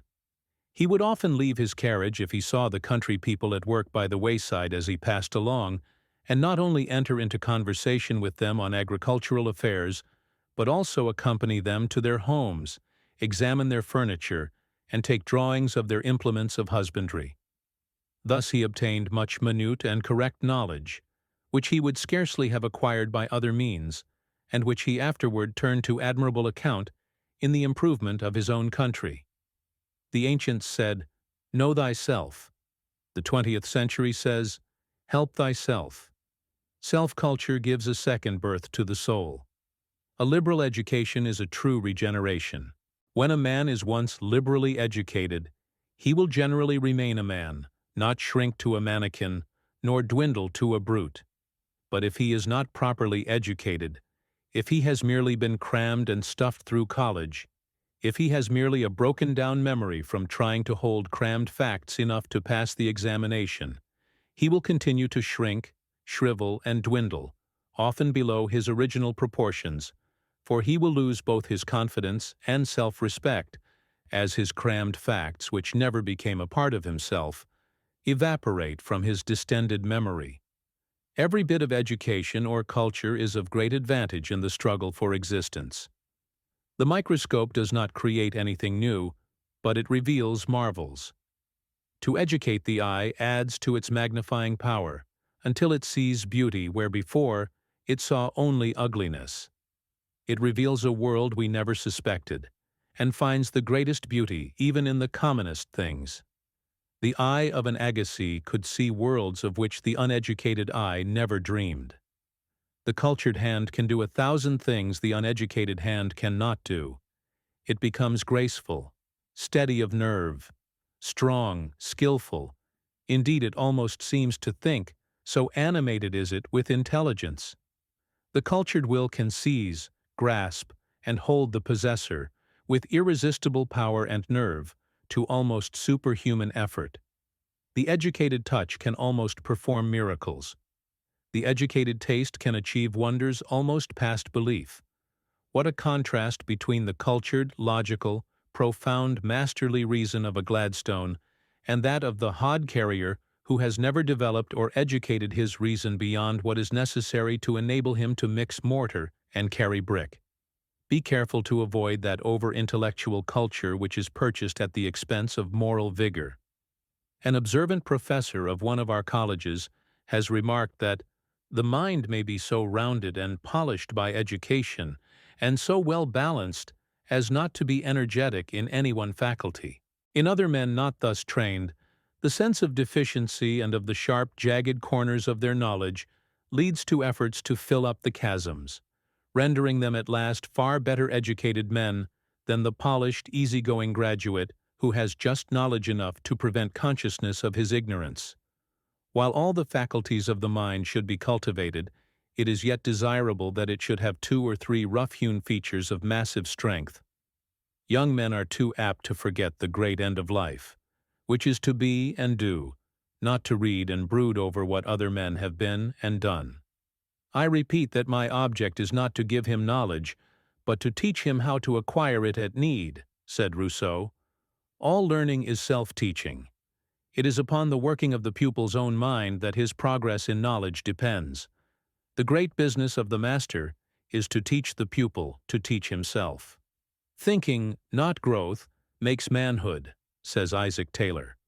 Accustom yourself, therefore, to thinking. Set yourself to understand whatever you see or read. To join thinking with reading is one of the first maxims and one of the easiest operations.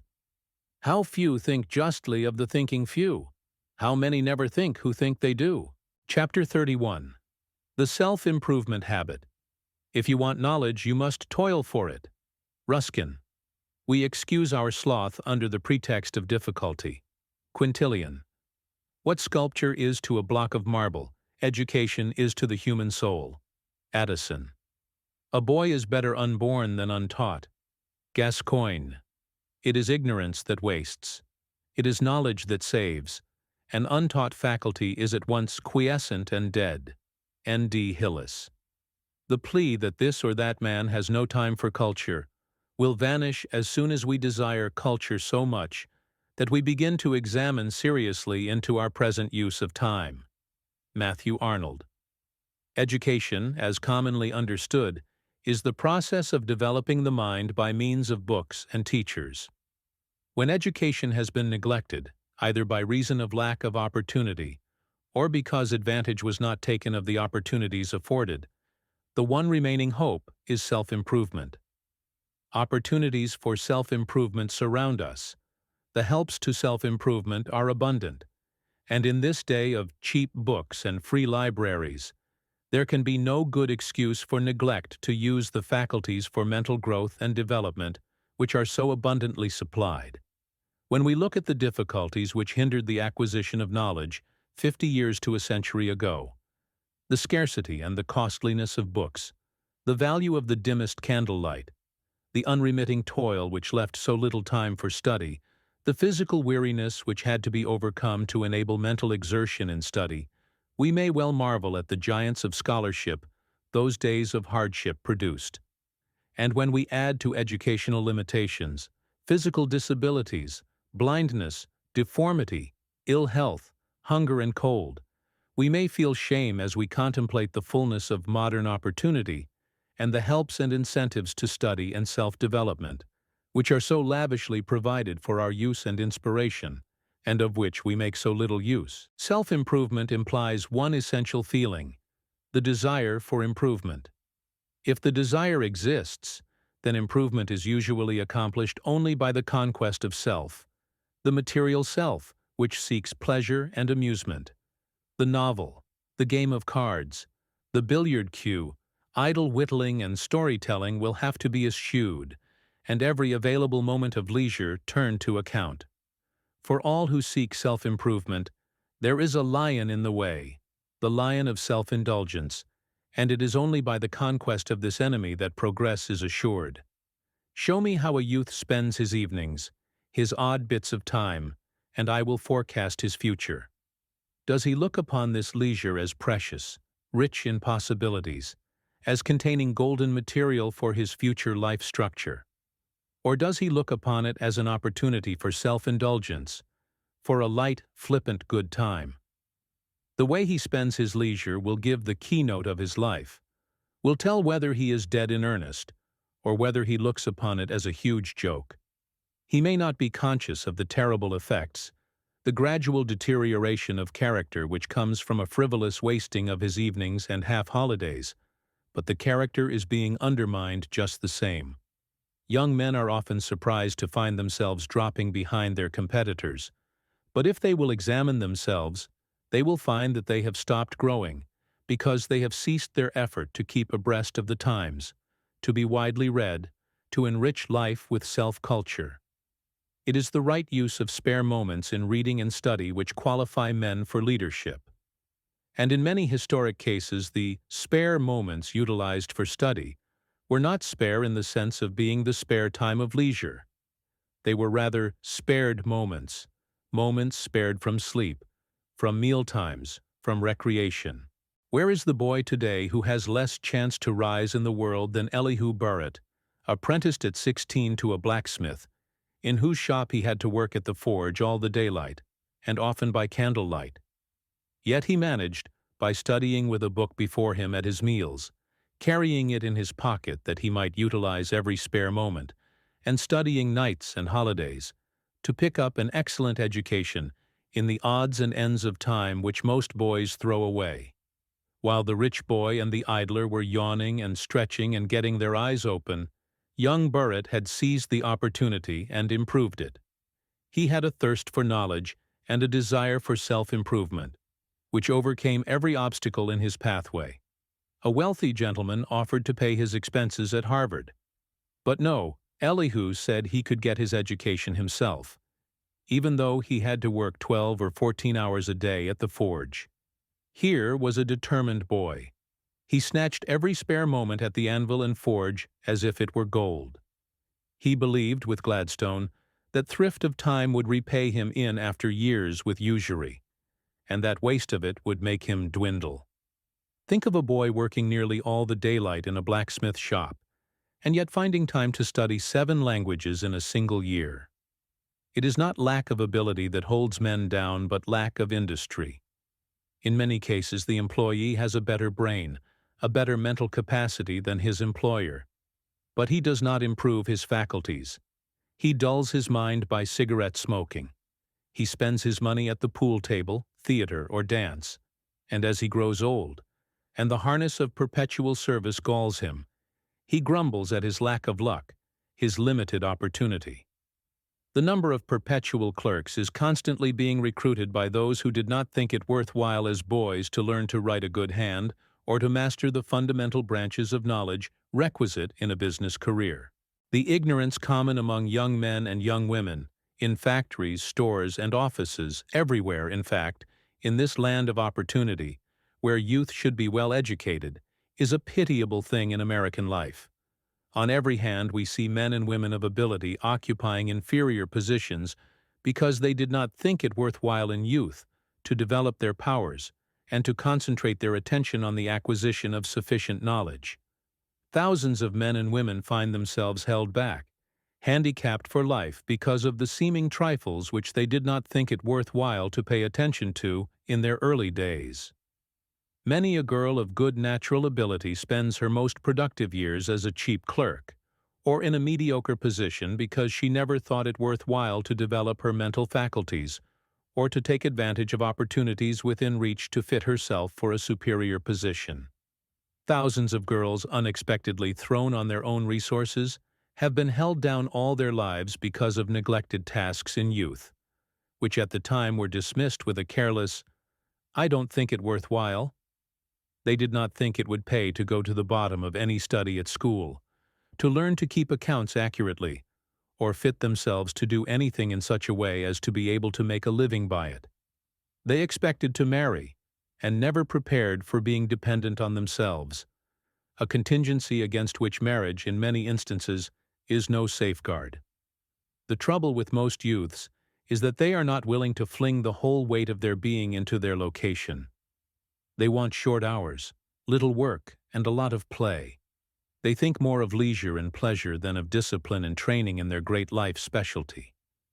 Many a clerk envies his employer and wishes that he could go into business for himself. Be an employer too, but it is too much work to make the effort to rise above a clerkship. He likes to take life easy, and he wonders idly whether, after all, it is worthwhile to strain and strive and struggle and study to prepare oneself for the sake of getting up a little higher and making a little more money. The trouble with a great many people is that they are not willing to make present sacrifices for future gain. They prefer to have a good time as they go along, rather than spend time in self-improvement. They have a sort of vague wish to do something great, but few have that intensity of longing which impels them to make the sacrifice of the present for the future. Few are willing to work underground for years laying a foundation for the life monument. They yearn for greatness, but their yearning is not the kind which is willing to pay any price in endeavor or make any sacrifice for its object. So the majority slide along in mediocrity all their lives. They have ability for something higher up, but they have not the energy and determination to prepare for it. They do not care to make necessary effort. They prefer to take life easier and lower down, rather than to struggle for something higher. They do not play the game for all they are worth. If a man or woman has but the disposition for self-improvement and advancement, he will find opportunity to rise or, what he cannot find, create. Here is an example from the everyday life going on around us, and in which we are all taking part. A young Irishman who had reached the age of 19 or 20 without learning to read or write, and who left home because of the intemperance that prevailed there, learned to read a little by studying billboards, and eventually got a position as steward aboard a man-of-war. He chose that occupation and got leave to serve at the captain's table because of a great desire to learn. He kept a little tablet in his coat pocket, and whenever he heard a new word wrote it down. One day an officer saw him writing and immediately suspected him of being a spy. When he and the other officers learned what the tablet was used for, the young man was given more opportunities to learn, and these led in time to promotion, until finally, the sometime steward won a prominent position in the Navy. Success as a naval officer prepared the way for success in other fields. Self-help has accomplished about all the great things of the world. How many young men falter, faint, and dally with their purpose, because they have no capital to start with, and wait for some good luck to give them a lift. But success is the child of drudgery and perseverance. It cannot be coaxed or bribed. Pay the price, and it is yours. One of the sad things about the neglected opportunities for self-improvement is that it puts people of great natural ability at a disadvantage among those who are their mental inferiors. I know a member of one of our city legislatures, a splendid fellow, immensely popular, who has a great, generous heart and broad sympathies, but who cannot open his mouth without so murdering the English language that it is really painful to listen to him. There are a great many similar examples in Washington of men who have been elected to important positions because of their great natural ability and fine characters, but who are constantly mortified and embarrassed by their ignorance and lack of early training. One of the most humiliating experiences that can ever come to a human being is to be conscious of possessing more than ordinary ability, and yet be tied to an inferior position because of lack of early and intelligent training commensurate with his ability. to be conscious that one has ability to realize 80 or 90% of his possibilities, if he had only had the proper education and training, but because of this lack to be unable to bring out more than 25% of it on account of ignorance is humiliating and embarrassing. In other words, to go through life conscious that you are making a botch of your capabilities just because of lack of training is a most depressing thing. Nothing else outside of sin causes more sorrow than that which comes from not having prepared for the highest career possible to one. There are no bitterer regrets than those which come from being obliged to let opportunities pass by for which one never prepared himself. I know a pitiable case of a born naturalist whose ambition was so suppressed and whose education so neglected in youth that later, when he came to know more about natural history than almost any man of his day, he could not write a grammatical sentence and could never make his ideas live in words, perpetuate them in books, because of his ignorance of even the rudiments of an education. His early vocabulary was so narrow and pinched, and his knowledge of his language so limited, that he always seemed to be painfully struggling for words to express his thought. Think of the suffering of this splendid man, who was conscious of possessing colossal scientific knowledge, and yet was absolutely unable to express himself grammatically. How often stenographers are mortified by the use of some unfamiliar word or term or quotation because of the shallowness of their preparation. It is not enough to be able to take dictation when ordinary letters are given, not enough to do the ordinary routine of office work. The ambitious stenographer must be prepared for the unusual demand, must have good reserves of knowledge to draw from in case of emergency. But, if she is constantly slipping up upon her grammar, or is all at sea the moment she steps out of her ordinary routine, her employer knows that her preparation is shallow, that her education is very limited, and her prospects will be limited also. A young lady writes me that she is so handicapped by the lack of an early education that she fairly dreads to write a letter to anyone of education or culture for fear of making ignorant mistakes in grammar and spelling. Her letter indicates that she has a great deal of natural ability. Yet she is much limited and always placed at a disadvantage because of this lack of an early education. It is difficult to conceive of a greater misfortune than always to be embarrassed and handicapped just because of the neglect of those early years.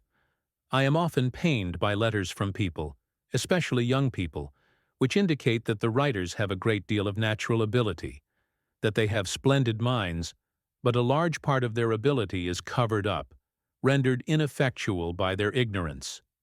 Many of these letters show that the writers are like diamonds in the rough, with only here and there a little facet ground off, just enough to let in the light and reveal the great hidden wealth within.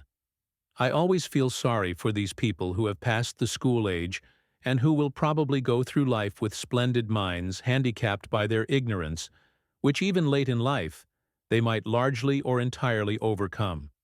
It is such a pity that a young man, for instance, who has the natural ability which would make him a leader among men, must, for the lack of a little training, a little preparation, work for somebody else, perhaps with but half of his ability, but with a better preparation, more education.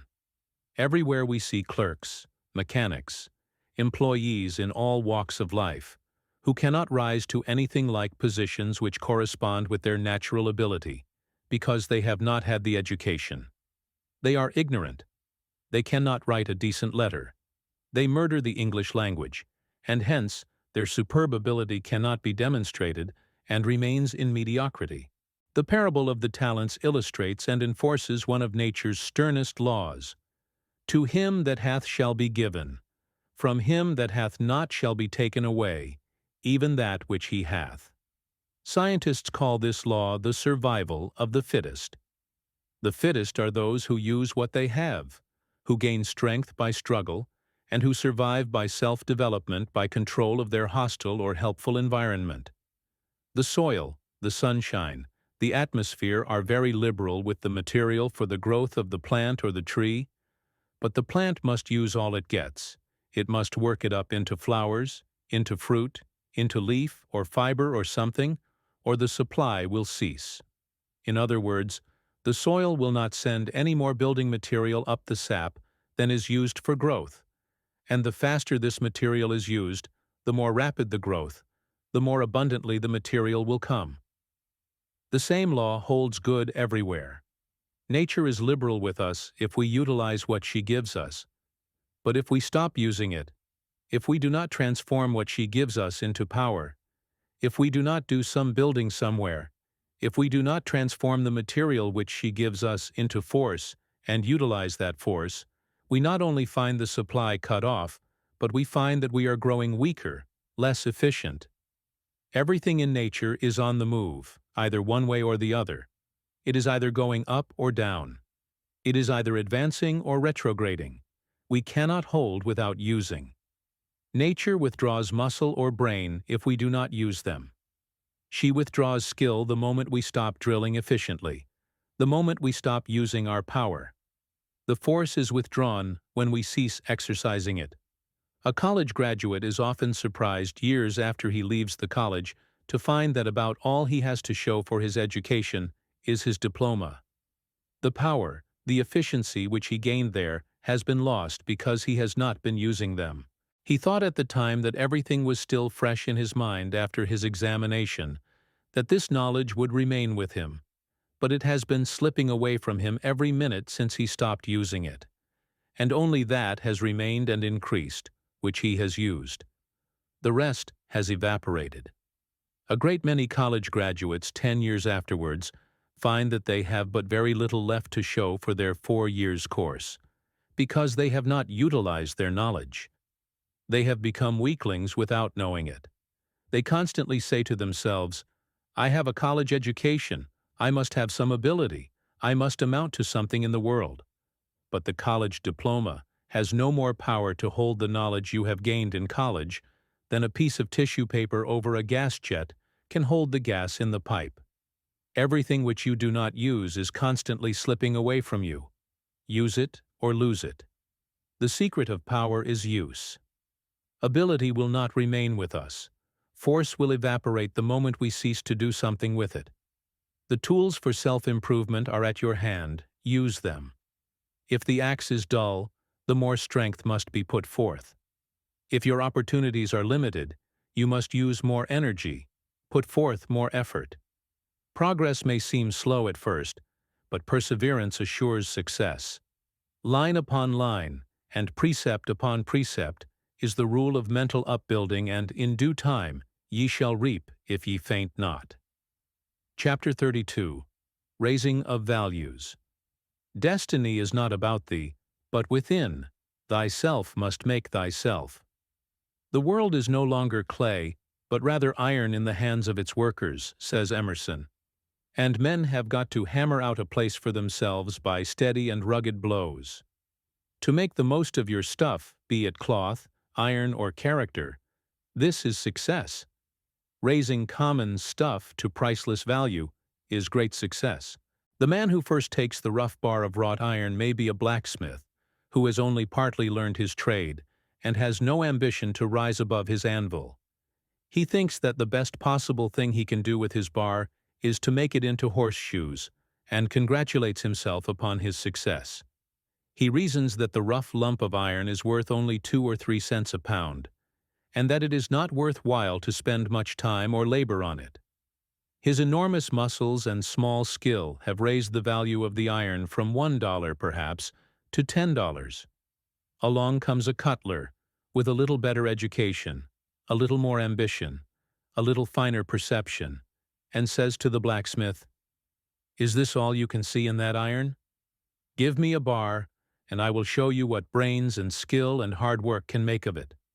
He sees a little further into the rough bar. He has studied many processes of hardening and tempering. He has tools, grinding and polishing wheels, and annealing furnaces. The iron is fused, carbonized into steel, drawn out, forged, tempered, heated white-hot, plunged into cold water or oil to improve its temper, and ground and polished with great care and patience.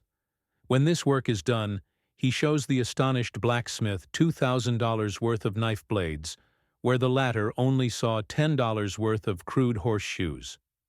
The value has been greatly raised by the refining process. "Knife blades are all very well if you can make nothing better," says another artisan, to whom the cutler has shown the triumph of his art. "But you haven't half brought out what is in that bar of iron. I see a higher and better use. I have made a study of iron, and know what there is in it and what can be made of it." This artisan has a more delicate touch, a finer perception, a better training, a higher ideal, and superior determination, which enable him to look still further into the molecules of the rough bar, past the horseshoes, past the knife blades, and he turns the crude iron into the finest cambric needles, with eyes cut with microscopic exactness. The production of the invisible points requires a more delicate process, a finer grade of skill than the cutler possesses. This feat the last workman considers marvelous, and he thinks he has exhausted the possibilities of the iron. He has multiplied many times the value of the cutler's product. But, behold, another very skillful mechanic, with a more finely organized mind, a more delicate touch, more patience, more industry, a higher order of skill, and a better training, passes with ease by the horseshoes, the knife blades, and the needles, and returns the product of his bar in fine mainsprings for watches. Where the others saw horseshoes, knife blades, or needles worth only a few $1,000s, his penetrating eye saw a product worth $100,000. A higher artisan appears, who tells us that the rough bar has not even yet found its highest expression, that he possesses the magic that can perform a still greater miracle in iron. To him, even mainsprings seem coarse and clumsy. He knows that the crude iron can be manipulated and coaxed into an elasticity that cannot even be imagined by one less trained in metallurgy. He knows that, if care enough be used in tempering the steel, it will not be stiff, trenchant, and merely a passive metal, but so full of its new qualities that it almost seems instinct with life.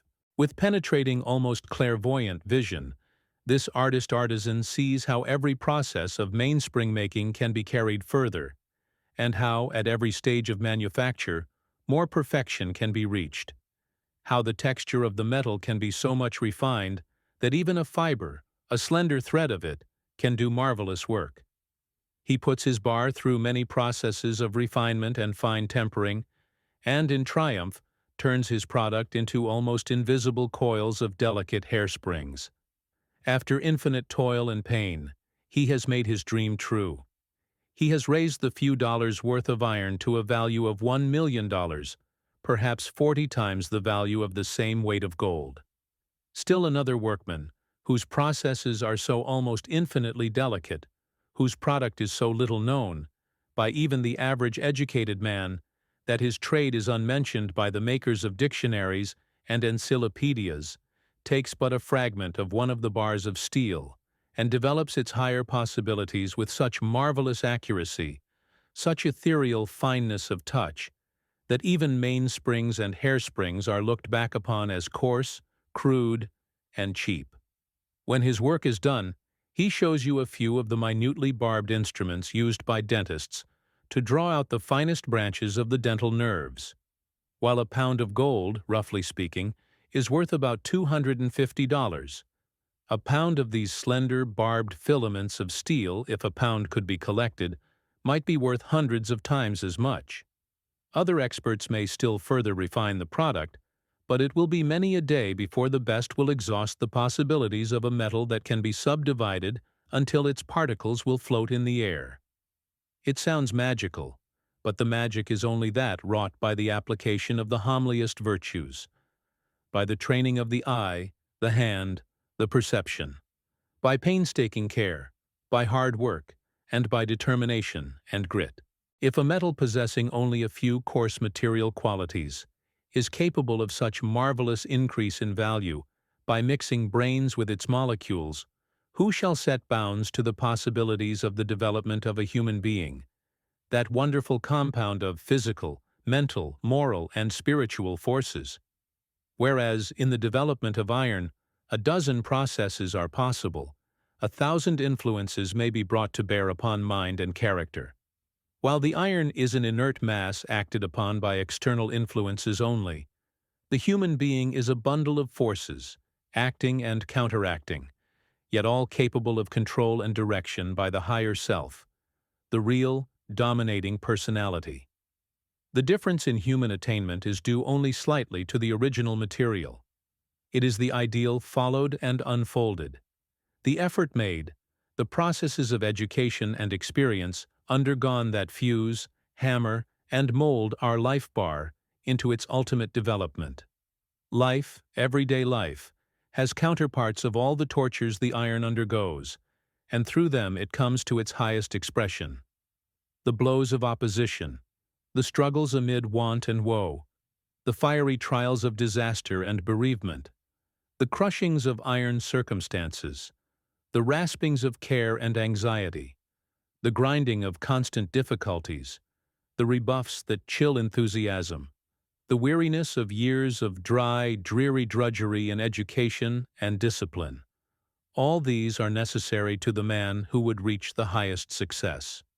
The iron, by this manipulation, is strengthened, refined, made more elastic or more resistant, and adapted to the use each artisan dreams of. If every blow should fracture it, if every furnace should burn the life out of it, if every roller should pulverize it, of what use would it be? It has that virtue, those qualities that withstand all, that draw profit from every test, and come out triumphant in the end. In the iron the qualities are, in the main, inherent, but in ourselves they are largely matters of growth, culture, and development, and all are subject to the dominating will. Just as each artisan sees in the crude iron some finished, refined product, so must we see in our lives glorious possibilities if we would but realize them. If we see only horseshoes or knife blades, all our efforts and struggles will never produce hairsprings. We must realize our own adaptability to great ends. We must resolve to struggle, to endure trials and tests, to pay the necessary price, confident that the result will pay us for our suffering, our trials, and our efforts. Those who shrink from the forging, the rolling, and the drawing out are the ones who fail. The nobodies, the faulty characters, the criminals. Just as a bar of iron, if exposed to the elements, will oxidize and become worthless, so will character deteriorate if there is no constant effort to improve its form, to increase its ductility, to temper it, or to better it in some way. It is easy to remain a common bar of iron, or comparatively so, by becoming merely a horseshoe, but it is hard to raise your life product to higher values. Many of us consider our natural gift bars poor, mean, and inadequate, compared with those of others. But if we are willing, by patience, toil, study, and struggle, to hammer, draw out, and refine, to work on and up from clumsy horseshoes to delicate hairsprings, we can, by infinite patience and persistence, raise the value of the raw material to almost fabulous heights. It was thus that Columbus, the weaver, Franklin, the journeyman printer, Aesop, the slave, Homer, the beggar, Demosthenes, the cutler's son, Ben Jonson, the bricklayer, Cervantes, the common soldier, and Haydn, the poor wheelwright's son, developed their powers until they towered head and shoulders above other men. There is very little difference between the material given to 100 average boys and girls at birth, yet one with no better means of improvement than the others, perhaps with infinitely poorer means, will raise his material in value 100-fold, 500-fold, aye, 1,000-fold, while the 99 will wonder why their material remains so coarse and crude, and will attribute their failure to hard luck. While one boy is regretting his want of opportunities, his lack of means to get a college education, and remains in ignorance, another with half his chances picks up a good education in the odds and ends of time, which other boys throw away. From the same material, one man builds a palace, and another a hovel. From the same rough piece of marble, one man calls out an angel of beauty which delights every beholder, another a hideous monster which demoralizes everyone who sees it. The extent to which you can raise the value of your life bar depends very largely upon yourself. Whether you go upward to the mainspring or hairspring stage depends very largely upon your ideal, your determination to be the higher thing, upon your having the grit to be hammered, to be drawn out, to be thrust from the fire into cold water or oil in order to get the proper temper. Of course, it is hard and painful, and it takes lots of stamina to undergo the processes that produce the finest product. But would you prefer to remain a rough bar of iron or a horseshoe all your life? Chapter 33. Self-improvement through public speaking. It does not matter whether you want to be a public speaker or not. Everybody should have such complete control of himself, should be so self-centered and self-posed that he can get up in any audience, no matter how large or formidable, and express his thoughts clearly and distinctly. Self-expression in some manner is the only means of developing mental power. It may be in music, it may be on canvas, it may be through oratory, it may come through selling goods or writing a book, but it must come through self-expression. Self-expression in any legitimate form tends to call out what is in a man, his resourcefulness, inventiveness. But no other form of self-expression develops a man so thoroughly and so effectively, and so quickly unfolds all of his powers, as expression before an audience. It is doubtful whether anyone can reach the highest standard of culture without studying the art of expression, especially public vocal expression. In all ages, oratory has been regarded as the highest expression of human achievement. Young people, no matter what they intend to be, whether blacksmith or farmer, merchant or physician, should make it a study. Nothing else will call out what is in a man so quickly and so effectively as the constant effort to do his best in speaking before an audience. When one undertakes to think on his feet and speak extemporaneously before the public, the power and the skill of the entire man are put to a severe test. The writer has the advantage of being able to wait for his moods. He can write when he feels like it, and he knows that he can burn his manuscript again and again if it does not suit him. There are not 1,000 eyes upon him. He does not have a great audience criticizing every sentence, weighing every thought. He does not have to step upon the scales of every listener's judgment to be weighed, as does the orator. A man may write as listlessly as he pleases, use much or little of his brain or energy, just as he chooses or feels like doing. No one is watching him. His pride and vanity are not touched, and what he writes may never be seen by anyone. Then, there is always a chance for revision. In conversation, we do not feel that so much depends upon our words. Only a few persons hear them, and perhaps no one will ever think of them again. In music, whether vocal or instrumental, what one gives out is only partially one's own. The rest is the composer's. Yet anyone who lays any claim to culture should train himself to think on his feet, so that he can, at a moment's notice, rise and express himself intelligently. The occasions for little speaking are increasing enormously. A great many questions which used to be settled in the office are now discussed and settled at dinners. All sorts of business deals are now carried through at dinners. There was never before any such demand for dinner oratory as today. We know men who have, by the dint of hard work and persistent grit, lifted themselves into positions of prominence, and yet they are not able to stand on their feet in public, even to make a few remarks, or scarcely to put a motion without trembling like an aspen leaf. They had plenty of opportunities when they were young, at school, in debating clubs to get rid of their self-consciousness and to acquire ease and facility in public speaking, but they always shrank from every opportunity because they were timid or felt that somebody else could handle the debate or questions better. There are plenty of businessmen today who would give a great deal of money if they could only go back and improve the early opportunities for learning to think and speak on their feet, which they threw away. Now they have money, they have position, but they are nobodies when called upon to speak in public. All they can do is to look foolish, blush, stammer out an apology and sit down. Some time ago I was at a public meeting when a man who stands very high in the community, who is king in his specialty, was called upon to give his opinion upon the matter under consideration, and he got up and trembled and stammered, and could scarcely say his soul was his own. He could not even make a decent appearance. He had power and a great deal of experience, but there he stood, as helpless as a child, and he felt cheap, mortified, embarrassed, and probably would have given anything if he had early in life trained himself to get himself in hand, so that he could think on his feet and say with power and effectiveness that which he knew.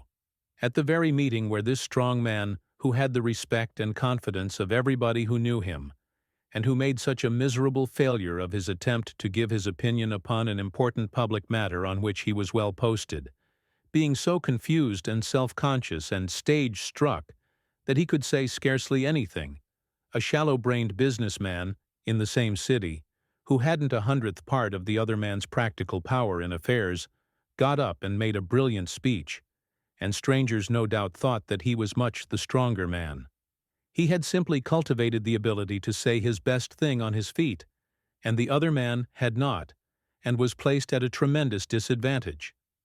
A very brilliant young man in New York who has climbed to a responsible position in a very short time tells me that he has been surprised on several occasions when he has been called upon to speak at banquets or on other public occasions at the new discoveries he has made of himself of power which he never before dreamed he possessed, and he now regrets more than anything else that he has allowed so many opportunities for calling himself out to go by in the past.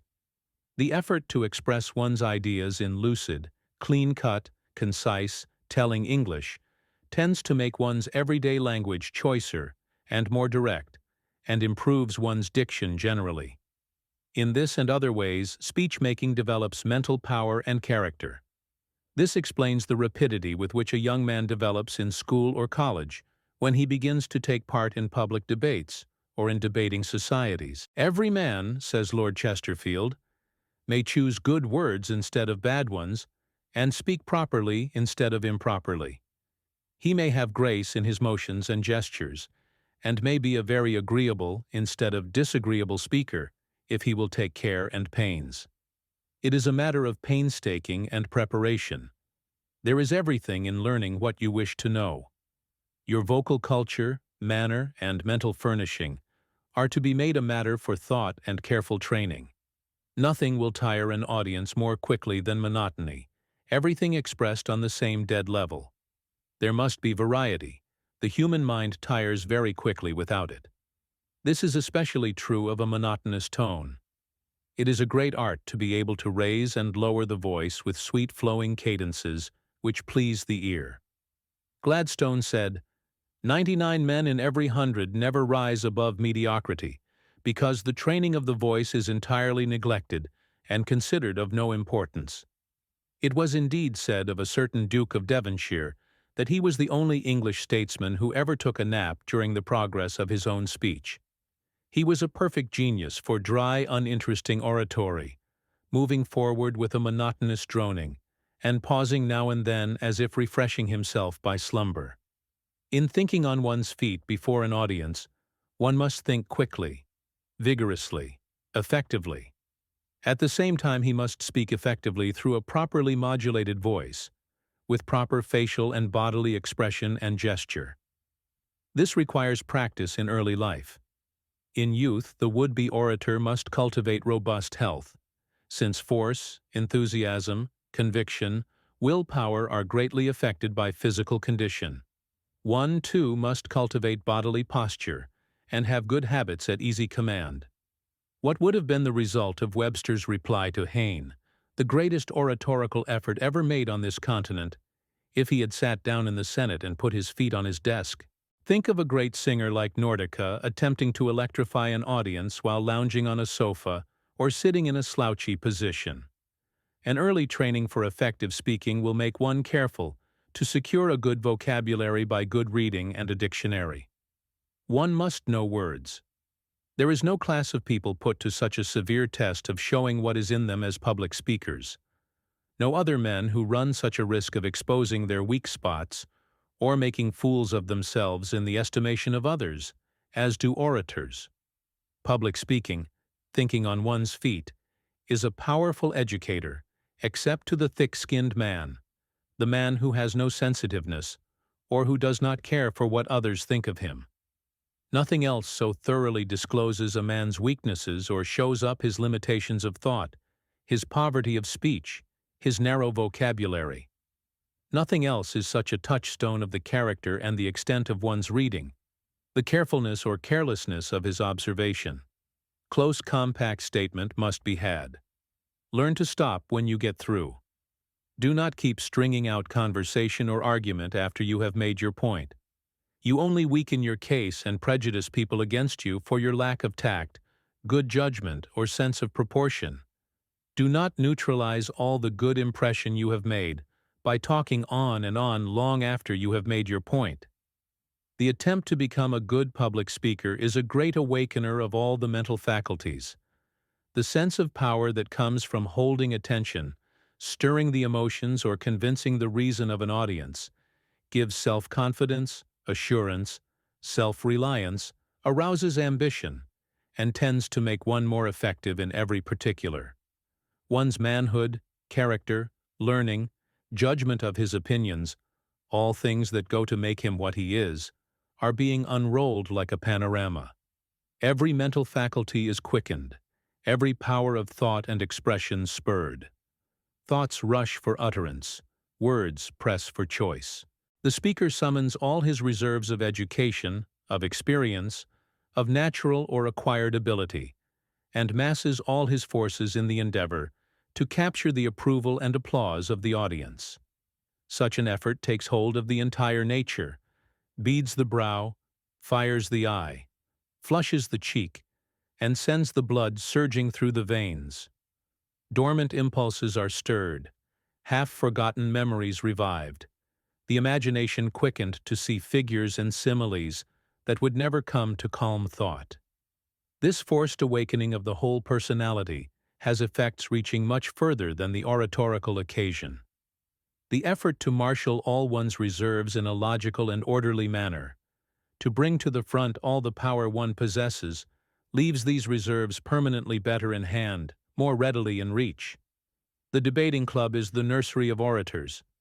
No matter how far you have to go to attend it, or how much trouble it is, or how difficult it is to get the time, the drill you will get by it is the turning point.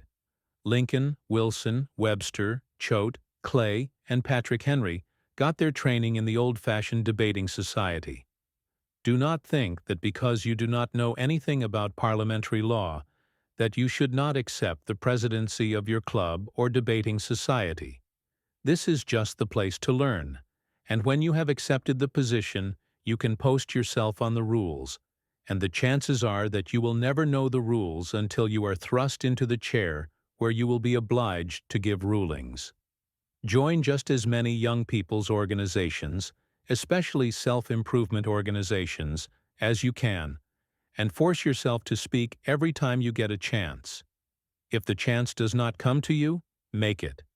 Jump to your feet and say something upon every question that is up for discussion. Do not be afraid to rise to put a motion or to second it or give your opinion upon it. Do not wait until you are better prepared. You never will be. Every time you rise to your feet will increase your confidence, and after a while you will form the habit of speaking until it will be as easy as anything else. And there is no one thing which will develop young people so rapidly and effectively as the debating clubs and discussions of all sorts. A vast number of our public men have owed their advance more to the old-fashioned debating societies than anything else. Here they learned confidence, self-reliance. They discovered themselves. It was here they learned not to be afraid of themselves, to express their opinions with force and independence. Nothing will call a young man out more than the struggle in a debate to hold his own. It is strong, vigorous exercise for the mind as wrestling is for the body.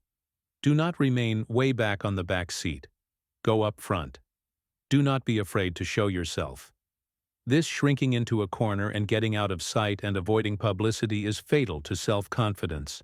It is so easy and seductive, especially for boys and girls in school or college, to shrink from the public debates or speaking on the ground that they are not quite well enough educated at present.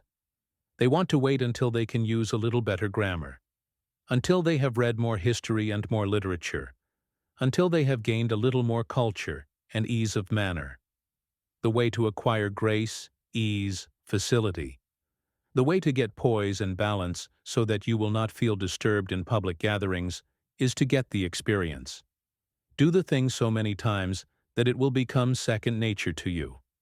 If you have an invitation to speak, no matter how much you may shrink from it, or how timid or shy you may be, resolve that you will not let this opportunity for self-enlargement slip by you.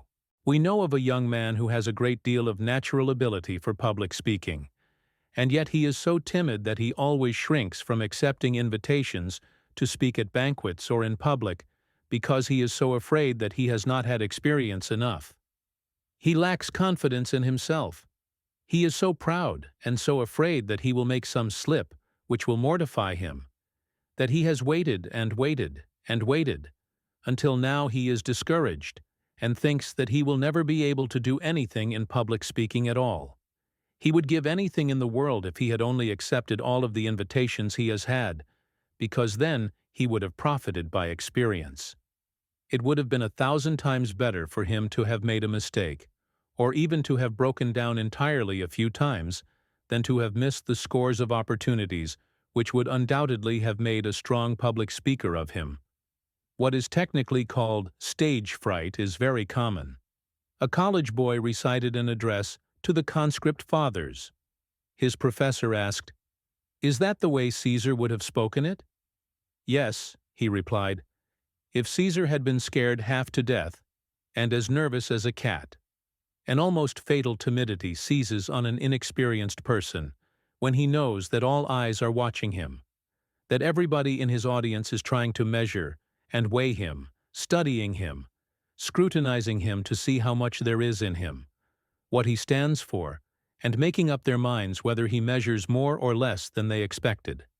Some are constitutionally sensitive, and so afraid of being gazed at that they don't dare to open their mouths, even when a question in which they are deeply interested and on which they have strong views is being discussed.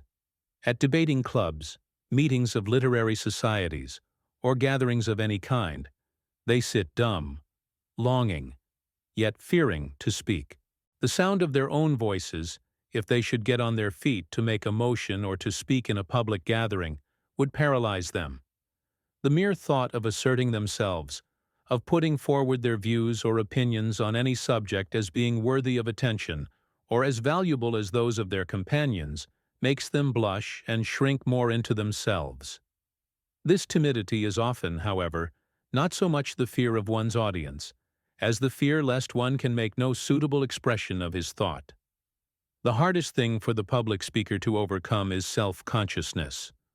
Those terrible eyes which pierce him through and through, which are measuring him, criticizing him, are very difficult to get out of one's consciousness, but no orator can make a great impression until he gets rid of himself, until he can absolutely annihilate his self-consciousness, forget himself in his speech. While he is wondering what kind of an impression he is making, what people think of him, his power is crippled, and his speech to that extent will be mechanical, wooden. Even a partial failure on the platform has good results, for it often arouses a determination to conquer the next time, which never leaves one. Demosthenes' heroic efforts and Disraeli's "The time will come when you will hear me" are historic examples. It is not the speech, but the man behind the speech that wins a way to the front. One man carries weight because he is himself the embodiment of power. He is himself convinced of what he says. There is nothing of the negative, the doubtful, the uncertain in his nature. He not only knows a thing, but he knows that he knows it. His opinion carries with it the entire weight of his being. The whole man gives consent to his judgment. He himself is in his conviction, in his act. One of the most entrancing speakers I have ever listened to, a man to hear whom people would go long distances and stand for hours to get admission to the hall where he spoke, never was able to get the confidence of his audience because he lacked character. People liked to be swayed by his eloquence. There was a great charm in the cadences of his perfect sentences. But somehow they could not believe what he said. The orator must be sincere. The public is very quick to see through shams. If the audience sees mud at the bottom of your eye, that you are not honest yourself, that you are acting, they will not take any stock in you. It is not enough to say a pleasing thing, an interesting thing. The orator must be able to convince. And to convince others, he must have strong convictions. Great speeches have become the beacon lights of history. Those who are prepared acquire a worldwide influence when the fit occasion comes. Very few people ever rise to their greatest possibilities, or ever know their entire power unless confronted by some great occasion. We are as much amazed as others are when, in some great emergency, we outdo ourselves. Somehow the power that stands behind us in the silence, in the depths of our natures, comes to our relief, intensifies our faculties 1,000-fold, and enables us to do things which before we thought impossible. It would be difficult to estimate the great part which practical drill in oratory may play in one's life. Great occasions, when nations have been in peril, have developed and brought out some of the greatest orators of the world. Cicero, Mirabeau, Patrick Henry, Webster, and John Bright might all be called to witness to this fact.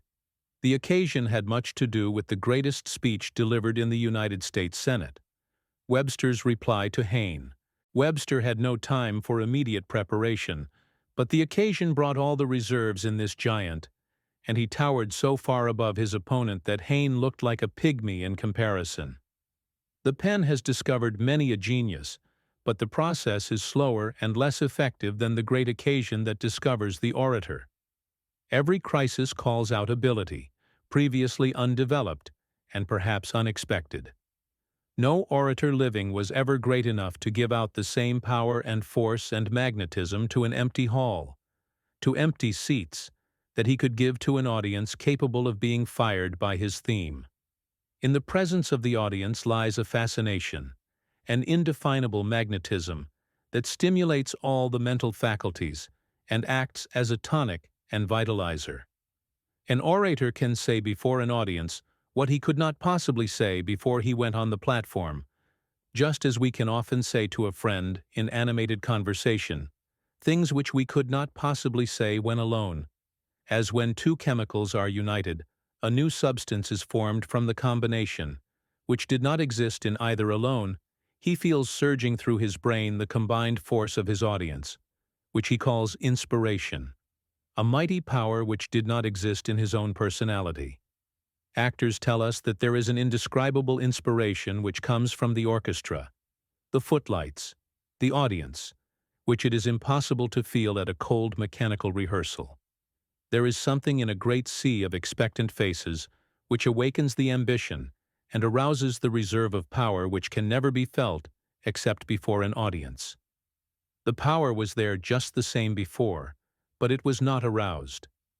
In the presence of the orator, the audience is absolutely in his power to do as he will.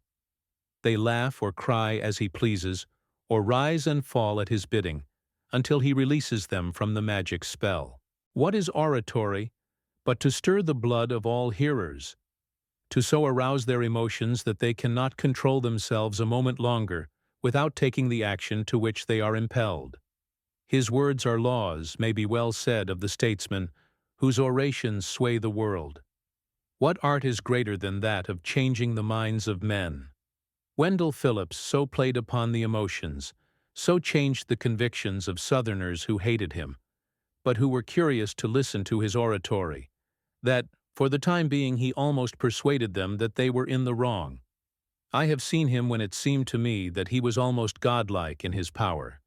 With the ease of a master he swayed his audience.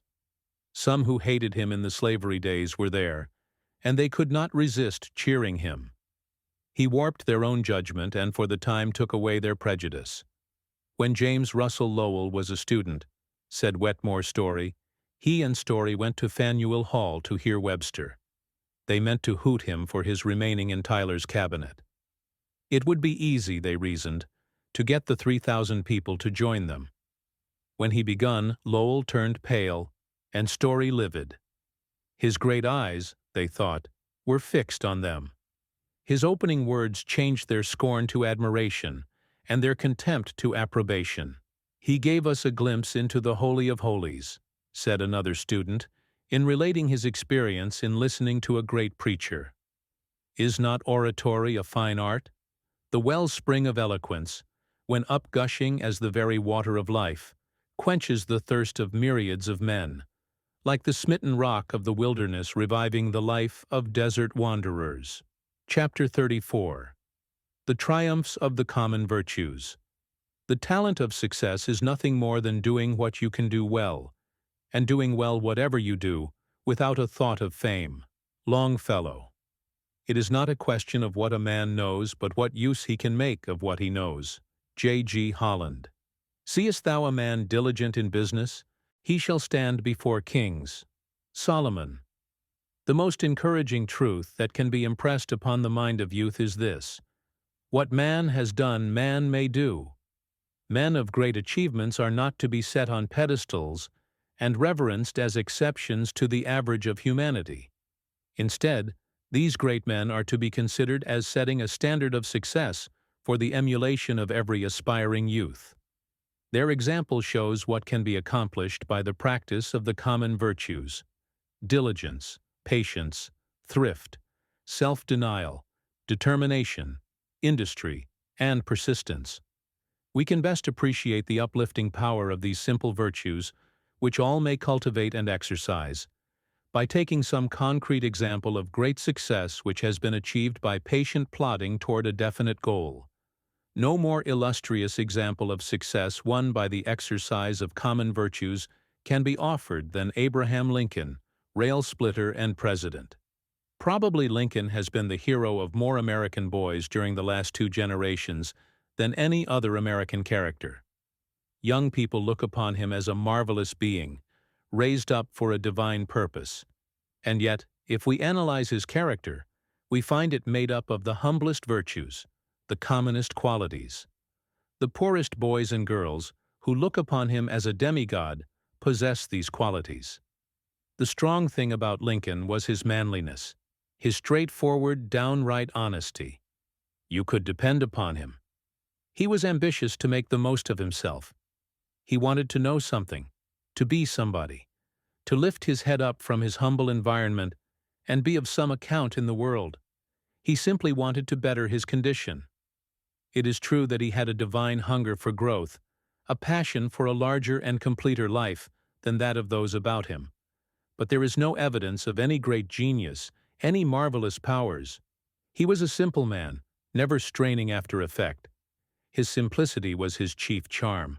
Everybody who knew him felt that he was a man, a large-hearted, generous friend, always ready to help everybody and everything out of their troubles, whether it was a pig stuck in the mire, a poor widow in trouble, or a farmer who needed advice. He had a helpful mind, open, frank, transparent. He never covered up anything, never had secrets. The door of his heart was always open so that anyone could read his inmost thoughts. The ability to do hard work and to stick to it is the right hand of genius and the best substitute for it. In fact, that is genius. If young people were to represent Lincoln's total success by 100, they would probably expect to find some brilliant faculty, which would rank at least 50% of the total. But I think that the verdict of history has given his honesty of purpose, his purity and unselfishness of motive as his highest attributes, and certainly these qualities are within the reach of the poorest boy and the humblest girl in America. Suppose we rank his honesty, his integrity 20% of the total, his dogged persistence, his ability for hard work 10%, his passion for wholeness, for completeness, for doing everything to a finish 10 more, his aspiration, his longing for growth, his yearning for fullness of life 10 more. The reader can see that it would be easy to make up the 100%, without finding any one quality which could be called genius, that the total of his character would be made up of the sum of the commonest qualities. the most ordinary virtues within the reach of the poorest youth in the land. There is no one quality in his entire makeup so overpowering, so commanding that it could be ranked as genius. What an inestimable blessing to the world! What an encouragement, an inspiration to poor boys and poor girls, that his great achievement can be accounted for by the triumph in his character of those qualities which are beyond the reach of money, of family, of influence, but that are within the reach of the poorest and the humblest.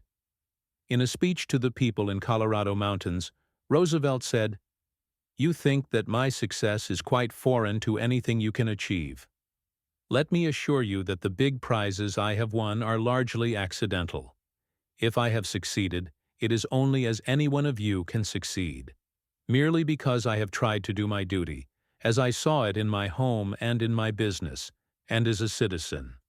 If, when I die, the ones who know me best believe that I was a thoughtful, helpful husband, a loving, wise, and painstaking father, a generous, kindly neighbor, and an honest citizen, that will be a far more real honor, and will prove my life to have been more successful than the fact that I have ever been President of the United States. Had a few events over which no one had control been other than they were, it is quite possible I might never have held the high office I now occupy. But no train of events could accidentally make me a noble character or a faithful member of my home and community. Therefore, each of you has the same chance to succeed in true success as I have had, and if my success in the end proves to have been as great as that achieved by many of the humblest of you, I shall be fortunate." McKinley did not start with great mental ability. There was nothing very surprising or startling in his career. He was not a great genius, not notable as a scholar. He did not stand very high in school. He was not a great lawyer. He did not make a great record in Congress, but he had a good level head.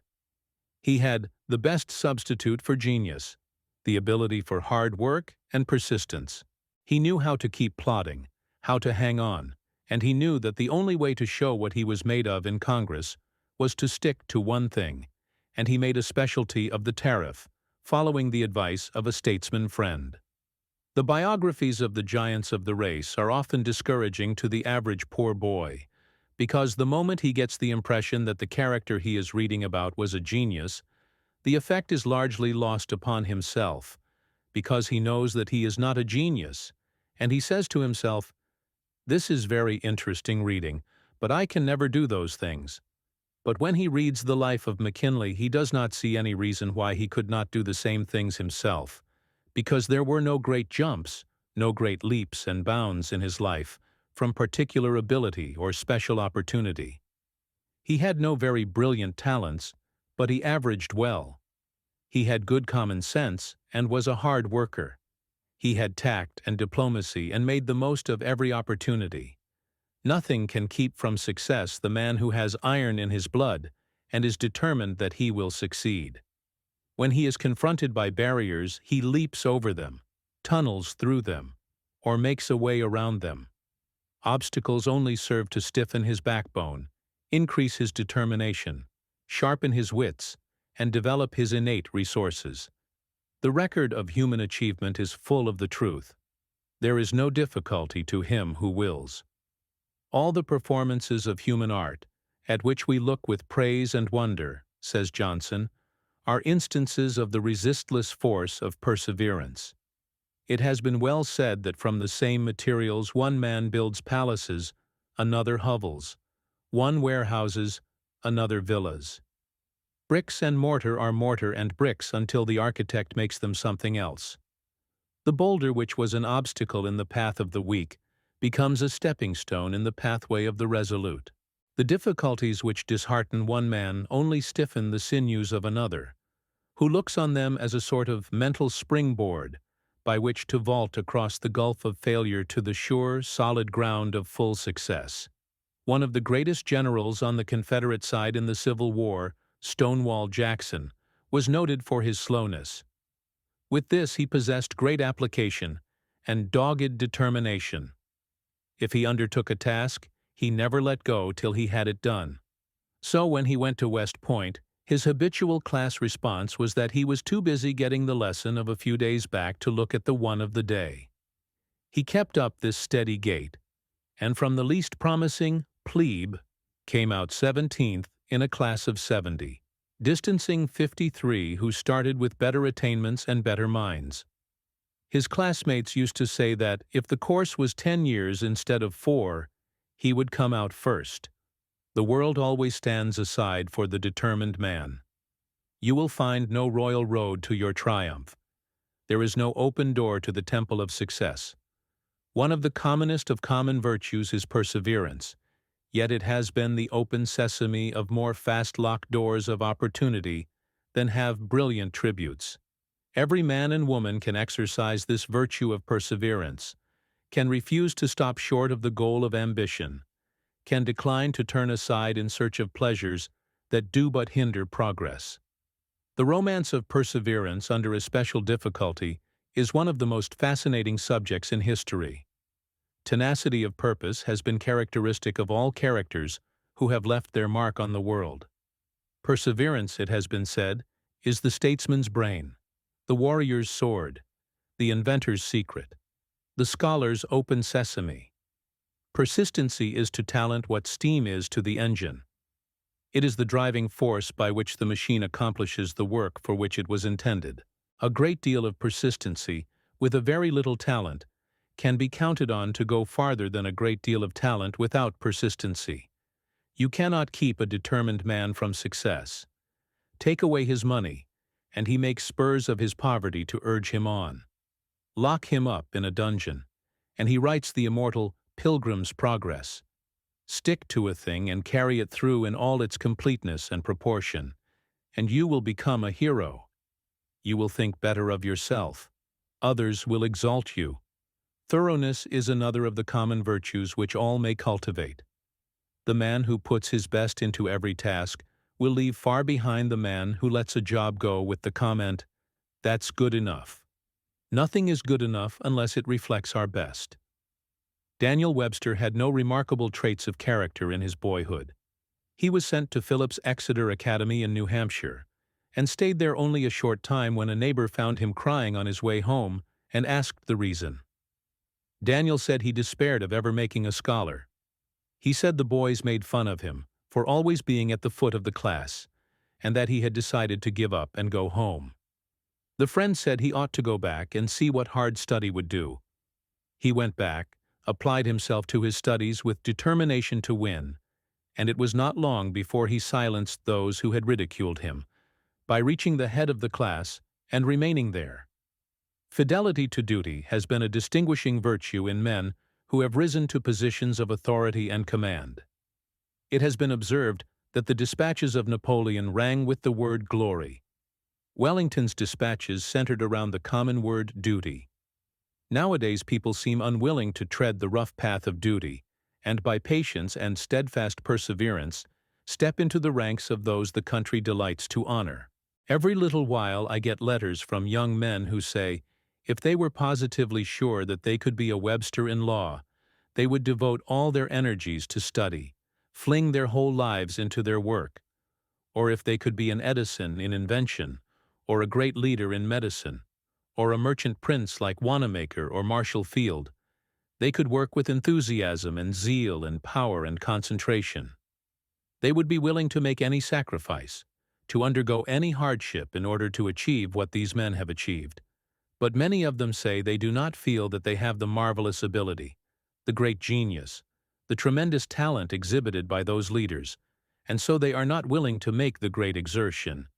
They do not realize that success is not necessarily doing some great thing, that it is not making a tremendous strain to do something great, but that it is just honestly, earnestly living the everyday simple life.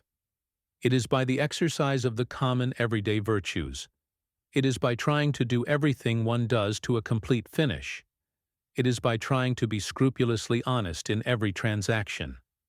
It is by always ringing true in our friendships, by holding a helpful, accommodating attitude toward those about us, by trying to be the best possible citizen, a good, accommodating, helpful neighbor, a kind, encouraging father. It is by all these simple things that we attain success. There is no great secret about success. It is just a natural, persistent exercise of the commonest everyday qualities. We have seen people in the country in the summertime trampling down the daisies and the beautiful violets, the lovely wildflowers in their efforts to get a branch of showy flowers off a large tree, which, perhaps, would not compare in beauty and delicacy and loveliness to the things they trampled under their feet in trying to procure it. Oh, how many exquisite experiences, delightful possible joys we trample under our feet in straining after something great, in trying to do some marvelous thing that will attract attention and get our names in the papers. We trample down the finer emotions.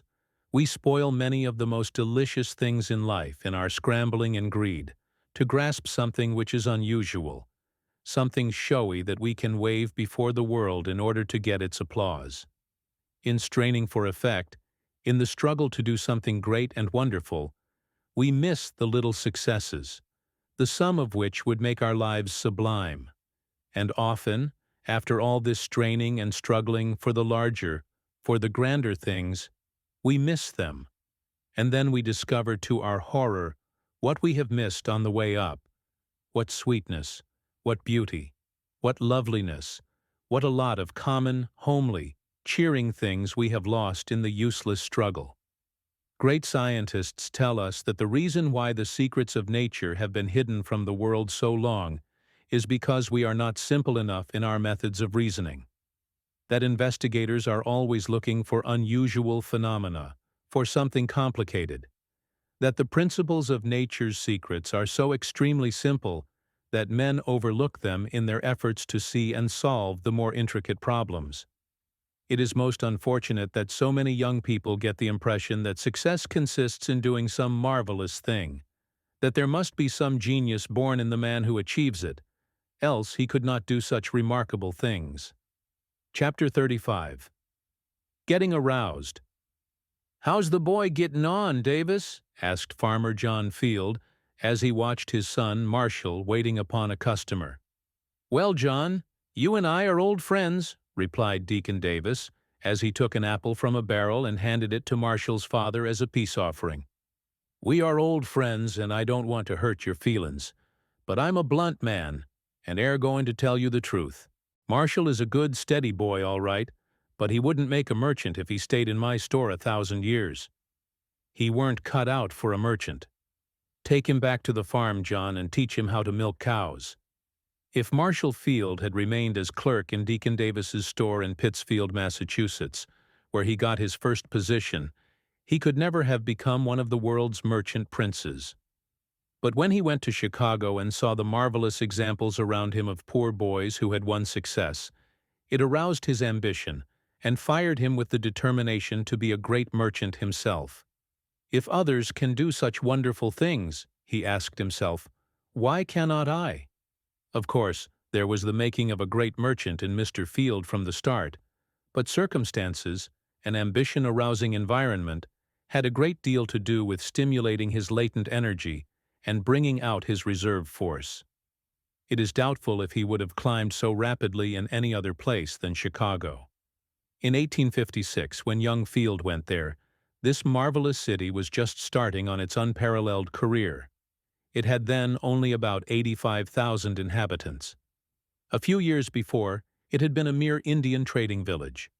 But the city grew by leaps and bounds, and always beat the predictions of its most sanguine inhabitants. Success was in the air. Everybody felt that there were great possibilities there. Illustration: Marshall Field. Many people seem to think that ambition is a quality born within us, that it is not susceptible to improvement, that it is something thrust upon us which will take care of itself. But it is a passion that responds very quickly to cultivation, and it requires constant care and education, just as the faculty for music or art does, or it will atrophy. If we do not try to realize our ambition, it will not keep sharp and defined. Our faculties become dull and soon lose their power if they are not exercised. How can we expect our ambition to remain fresh and vigorous through years of inactivity, indolence, or indifference. If we constantly allow opportunities to slip by us without making any attempt to grasp them, our inclination will grow duller and weaker. What I most need, as Emerson says, is somebody to make me do what I can. To do what I can, that is my problem. Not what a Napoleon or a Lincoln could do, but what I can do. It makes all the difference in the world to me whether I bring out the best thing in me or the worst. Whether I utilize 10, 15, 25, or 90% of my ability. Everywhere we see people who have reached middle life or later without being aroused. They have developed only a small percentage of their success possibilities. They are still in a dormant state. The best thing in them lies so deep that it has never been awakened. When we meet these people, we feel conscious that they have a great deal of latent power that has never been exercised. Great possibilities of usefulness and of achievement are all unconsciously going to waste within them. Some time ago there appeared in the newspapers an account of a girl who had reached the age of 15 years, and yet had only attained the mental development of a small child. Only a few things interested her. She was dreamy, inactive, and indifferent to everything around her most of the time until, one day, while listening to a hand organ on the street, she suddenly awakened to full consciousness.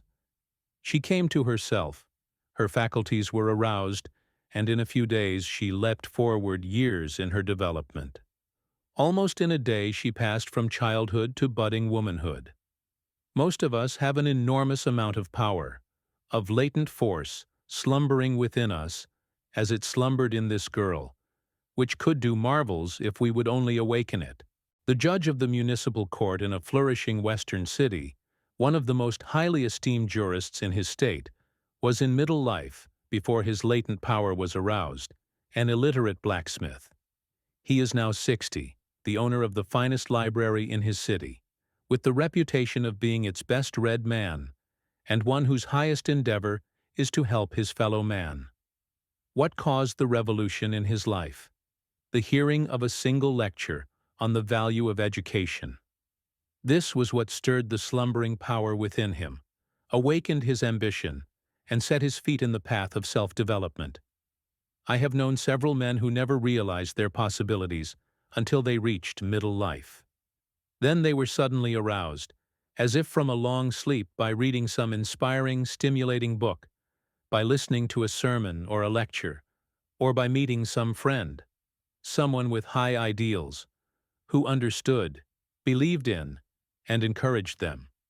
It will make all the difference in the world to you whether you are with people who are watching for ability in you, people who believe in, encourage, and praise you, or whether you are with those who are forever breaking your idols, blasting your hopes, and throwing cold water on your aspirations. The chief probation officer of the Children's Court in New York, in his report for 1905, says, "Removing a boy or girl from improper environment is the first step in his or her reclamation." The New York Society for the Prevention of Cruelty to Children, after 30 years of investigation of cases involving the social and moral welfare of over 500,000 of children, has also come to the conclusion that environment is stronger than heredity. Even the strongest of us are not beyond the reach of our environment. No matter how independent, strong-willed, and determined our nature, we are constantly being modified by our surroundings. Take the best-born child, with the greatest inherited advantages, and let it be reared by savages, and how many of its inherited tendencies will remain? If brought up from infancy in a barbarous, brutal atmosphere, it will, of course, become brutal. The story is told of a well-born child who, being lost or abandoned as an infant, was suckled by a wolf with her own young ones, and who actually took on all the characteristics of the wolf, walked on all fours, howled like a wolf, and ate like one. It does not take much to determine the lives of most of us. We naturally follow the examples about us, and, as a rule, we rise or fall according to the strongest current in which we live. The poet's "I am a part of all that I have met" is not a mere poetic flight of fancy. It is an absolute truth. Everything, Every sermon or lecture or conversation you have heard, every person who has touched your life, has left an impress upon your character, and you are never quite the same person after the association or experience. You are a little different, modified somewhat from what you were before, just as Beecher was never the same man after reading Ruskin. Some years ago, a party of Russian workmen were sent to this country by a Russian firm of shipbuilders in order that they might acquire American methods and catch the American spirit. Within 6 months, the Russians had become almost the equals of the American artisans among whom they worked. They had developed ambition, individuality, personal initiative, and a marked degree of excellence in their work. A year after their return to their own country, the deadening, non-progressive atmosphere about them had done its work. The men had lost the desire to improve. They were again plodders, with no goal beyond the day's work. The ambition aroused by stimulating environment had sunk to sleep again. Our Indian schools sometimes publish, side by side, photographs of the Indian youths as they come from the reservation and as they look when they are graduated, well-dressed, intelligent, with the fire of ambition in their eyes. We predict great things for them. But the majority of those who go back to their tribes, after struggling a while to keep up their new standards, gradually drop back to their old manner of living. There are, of course, many notable exceptions, but these are strong characters, able to resist the downward dragging tendencies about them. If you interview the great army of failures, you will find that multitudes have failed because they never got into a stimulating, encouraging environment, because their ambition was never aroused, or because they were not strong enough to rally under depressing, discouraging, or vicious surroundings. Most of the people we find in prisons and poorhouses are pitiable examples of the influence of an environment which appealed to the worst instead of to the best in them. Whatever you do in life, make any sacrifice necessary to keep in an ambition-arousing atmosphere, an environment that will stimulate you to self-development. Keep close to people who understand you, who believe in you, who will help you to discover yourself and encourage you to make the most of yourself. This may make all the difference to you between a grand success and a mediocre existence. Stick to those who are trying to do something and to be somebody in the world, people of high aims, lofty ambition. Keep close to those who are dead in earnest.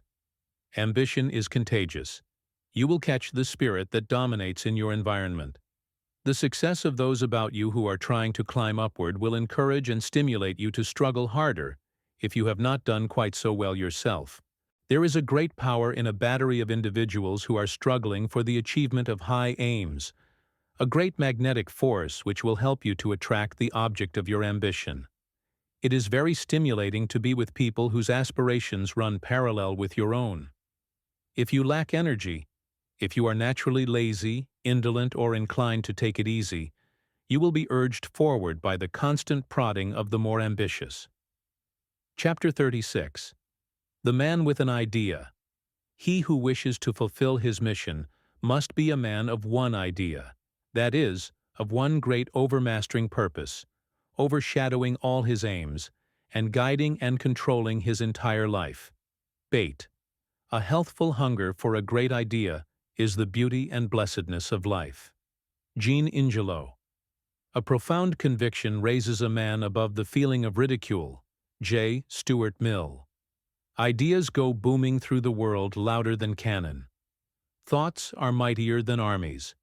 Principles have achieved more victories than horsemen or chariots. W. M. Paxton. What are you bothering yourselves with a knitting machine for? Asked Ari Davis, of Boston, a manufacturer of instruments. Why don't you make a sewing machine? His advice had been sought by a rich man and an inventor who had reached their wits' ends in the vain attempt to produce a device for knitting woolen goods. I wish I could, but it can't be done. Oh yes, it can, said Davis. I can make one myself. Well, the capitalist replied, you do it, and I'll ensure you an independent fortune. The words of Davis were uttered in a spirit of jest, but the novel idea found lodgment in the mind of one of the workmen who stood by, a mere youth of 20, who was thought not capable of a serious idea. But Elias Howe was not so rattle-headed as he seemed, and the more he reflected, the more desirable such a machine appeared to him. 4 years passed, and with a wife and 3 children to support in a great city on a salary of $9 a week, the light-hearted boy had become a thoughtful, plodding man. The thought of the sewing machine haunted him night and day, and he finally resolved to produce one.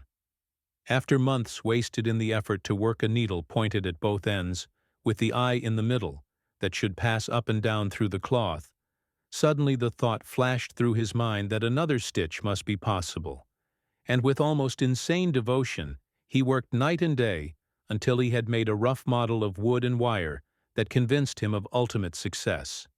In his mind's eye he saw his idea, but his own funds and those of his father, who had aided him more or less, were insufficient to embody it in a working machine. But help came from an old schoolmate, George Fisher, a coal and wood merchant of Cambridge. He agreed to board Elias and his family and furnish $500, for which he was to have one half of the patent, if the machine proved to be worth patenting. In May 1845, the machine was completed, and in July Elias Howe sewed all the seams of 2 suits of woolen clothes, one for Mr. Fisher and the other for himself. The sewing outlasted the cloth. This machine, which is still preserved, will sew 300 stitches a minute, and is considered more nearly perfect than any other prominent invention at its first trial. There is not one of the millions of sewing machines now in use that does not contain some of the essential principles of this first attempt. When it was decided to try and elevate Chicago out of the mud by raising its immense blocks up to grade, the young son of a poor mechanic, named George M. Pullman, appeared on the scene and put in a bid for the great undertaking, and the contract was awarded to him. He not only raised the blocks, but did it in such a way that business within them was scarcely interrupted. All this time he was revolving in his mind his pet project of building a sleeping car, which would be adopted on all railroads. He fitted up 2 old cars on the Chicago and Alton Road with berths, and soon found they would be in demand. He then went to work on the principle that the more luxurious his cars were, the greater would be the demand for them. After spending 3 years in Colorado gold mines, he returned and built 2 cars which cost $18,000 each. Everybody laughed at Pullman's folly. But Pullman believed that whatever relieved the tediousness of long trips would meet with speedy approval, and he had faith enough in his idea to risk his all in it. Pullman was a great believer in the commercial value of beauty. The wonderful town which he built and which bears his name, as well as his magnificent cars, is an example of his belief in this principle. He counts it a good investment to surround his employees with comforts and beauty and good sanitary conditions, and so the town of Pullman is a model of cleanliness, order, and comfort. It has ever been the man with an idea, which he puts into practical effect, who has changed the face of Christendom. The germ idea of the steam engine can be seen in the writings of the Greek philosophers, but it was not developed until more than 2,000 years later. It was an English blacksmith, Newcomen, with no opportunities, who in the 17th century conceived the idea of moving a piston by the elastic force of steam, but his engine consumed 30 pounds of coal in producing 1 horsepower. The perfection of the modern engine is largely due to James Watt, a poor, uneducated Scotch boy, who at 15 walked the streets of London in a vain search for work. A professor in the Glasgow University gave him the use of a room to work in, and while waiting for jobs he experimented with old vials for steam reservoirs and hollow canes for pipes, for he could not bear to waste a moment. He improved Newcomen's engine by cutting off the steam after the piston had completed a quarter or a third of its stroke, and letting the steam already in the chamber expand and drive the piston the remaining distance. This saved nearly 3/4 of the steam. Watt suffered from pinching poverty and hardships which would have disheartened ordinary men, but he was terribly in earnest, and his brave wife Margaret begged him not to mind her inconvenience, nor be discouraged. "If the engine will not work," she wrote him while struggling in London, "something else will. Never despair. I had gone to take a walk, said Watt, on a fine Sabbath afternoon, and had passed the old washing house, thinking upon the engine at the time, when the idea came into my head that, as steam is an elastic body, it would rush into a vacuum, and if a communication were made between the cylinder and an exhausted vessel, it would rush into it and might be there condensed without cooling the cylinder. The idea was simple, but in it lay the germ of the first steam engine of much practical value. Sir James Mackintosh places this poor Scotch boy who began with only an idea at the head of all inventors in all ages and all nations. See George Stephenson, working in the coal pits for 6 pence a day, patching the clothes and mending the boots of his fellow workmen at night, to earn a little money to attend a night school, giving the first money he ever earned, $150, to his blind father to pay his debts. People say he is crazy. His roaring steam engine will set the house on fire with its sparks. Smoke will pollute the air. Carriage makers and coachmen will starve for want of work. For 3 days the committee of the House of Commons plies questions to him. This was one of them. If a cow get on the track of the engine traveling 10 miles an hour, will it not be an awkward situation? Yes, very awkward indeed for the cow, replied Stephenson. A government inspector said that if a locomotive ever went 10 miles an hour, he would undertake to eat a stewed engine for breakfast. What can be more palpably absurd and ridiculous than the prospect held out of locomotives traveling twice as fast as horses? Asked a writer in the English Quarterly Review for March 1825. We should as soon expect the people of Woolwich to suffer themselves to be fired off upon one of Congreve's rockets, as to trust themselves to the mercy of such a machine, going at such a rate. We trust that Parliament will, in all the railways it may grant, limit the speed to 8 or 9 miles an hour, which we entirely agree with Mr. Sylvester is as great as can be ventured upon. This article referred to Stephenson's proposition to use his newly invented locomotive instead of horses on the Liverpool and Manchester Railroad, then in process of construction. The company decided to lay the matter before 2 leading English engineers, who reported that steam would be desirable only when used in stationary engines 1.5 miles apart, drawing the cars by means of ropes and pulleys. But Stephenson persuaded them to test his idea by offering a prize of about $2,500 for the best locomotive produced at a trial to take place October 6, 1829. On the eventful day, thousands of spectators assembled to watch the competition of 4 engines, the Novelty, the Rocket, the Perseverance, and the Sans Pareil. The Perseverance could make but 6 miles an hour, and so was ruled out, as the conditions called for at least 10. The Sans Pareil made an average of 14 miles an hour, but as it burst a water pipe, it lost its chance. The Novelty did splendidly, but also burst a pipe, and was crowded out, leaving the Rocket to carry off the honors with an average speed of 15 miles an hour, the highest rate attained being 29. This was Stephenson's locomotive, and so fully vindicated his theory that the idea of stationary engines on a railroad was completely exploded. He had picked up the fixed engines which the genius of Watt had devised and set them on wheels to draw men and merchandise, against the most direful predictions of the foremost engineers of his day. In all the records of invention, there is no more sad or affecting story than that of John Fitch. Poor he was in many senses, poor in appearance, poor in spirit. He was born poor, lived poor, and died poor. If there ever was a true inventor, this man was one. He was one of those eager souls that would coin their own flesh to carry their point. He only uttered the obvious truth when he said one day, in a crisis of his invention, that if he could get £100 by cutting off one of his legs, he would gladly give it to the knife.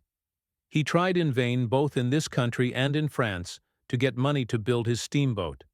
He would say, "You and I will not live to see the day, but the time will come when the steamboat will be preferred to all other modes of conveyance, when steamboats will ascend the western rivers from New Orleans to Wheeling, and when steamboats will cross the ocean. Johnny Fitch will be forgotten, but other men will carry out his ideas and grow rich and great upon them. Poor, ragged, forlorn, jeered at, pitied as a madman, discouraged by the great, refused by the rich, he kept on till, in 1790, he had the first vessel on the Delaware that ever answered the purpose of a steamboat. It ran 6 miles an hour against the tide, and 8 miles with it. At noon on Friday, August 4, 1807, a crowd of curious people might have been seen along the wharves of the Hudson River. They had gathered to witness what they considered a ridiculous failure of a crank who proposed to take a party of people up the Hudson River to Albany in what he called a steam vessel named the Clermont. Did anybody ever hear of such a ridiculous idea as navigating against the current up the Hudson in a vessel without sails? "The thing will bust," says one. "It will burn up," says another. "And they will all be drowned," exclaims a third, as he sees vast columns of black smoke shoot up with showers of brilliant sparks. Nobody present, in all probability, ever heard of a boat going by steam. It was the opinion of everybody that the man who had tooled away his money and his time on the Clermont was little better than an idiot, and ought to be in an insane asylum. But the passengers go on board, the plank is pulled in, and the steam is turned on. The walking beam moves slowly up and down, and the Clermont floats out into the river. It can never go upstream, the spectators persist. But it did go upstream, and the boy, who in his youth said there is nothing impossible, had scored a great triumph, and had given to the world the first steamboat that had any practical value. Notwithstanding that Fulton had rendered such great service to humanity, a service which has revolutionized the commerce of the world, he was looked upon by many as a public enemy. Critics and cynics turned up their noses when Fulton was mentioned.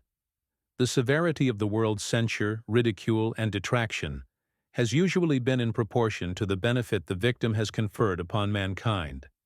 As the Clermont burned pine wood, dense columns of fire and smoke belched forth from her smokestack, while she glided triumphantly up the river, and the inhabitants along the banks were utterly unable to account for the spectacle.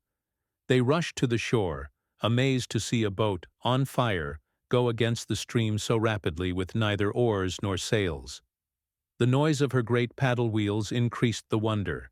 Sailors forsook their vessels, and fishermen rowed home as fast as possible to get out of the way of the fire monster. The Indians were as much frightened as their predecessors were when the first ship approached their hunting ground on Manhattan Island. The owners of sailing vessels were jealous of the Clermont and tried to run her down. Others whose interests were affected denied Fulton's claim to the invention and brought suits against him. But the success of the Clermont soon led to the construction of other steamships all over the country. The government employed Fulton to aid in building a powerful steam frigate, which was called Fulton the First. He also built a diving boat for the government for the discharge of torpedoes. By this time his fame had spread all over the civilized world, and when he died, in 1815, newspapers were marked with black lines. The legislature of New York wore badges of mourning, and minute guns were fired as the long funeral procession passed to Old Trinity Churchyard. Very few private persons were ever honored with such a burial. True, Dr. Lardner had proved to scientific men that a steamship could not cross the Atlantic, but in 1810 the Savannah from New York appeared off the coast of Ireland under sail and steam, having made this impossible passage. Those on shore thought that a fire had broken out below the decks, and a king's cutter was sent to her relief. Although the voyage was made without accident, it was nearly 20 years before it was admitted that steam navigation could be made a commercial success in ocean traffic. As Junius Smith impatiently paced the deck of a vessel sailing from an English port to New York, on a rough and tedious voyage in 1832, he said to himself, "Why not cross the ocean regularly in steamships?" In New York and in London, a deaf ear was turned to any such nonsense. Smith's first encouragement came from George Grote, the historian and banker who said the idea was practicable. But it was the same old story. He would risk no money in it, At length, Isaac Selby, a prominent businessman of London, agreed to build a steamship of 2,000 tons, the British Queen. An unexpected delay in fitting the engines led the projectors to charter the Sirius, a river steamer of 700 tons, and send her to New York.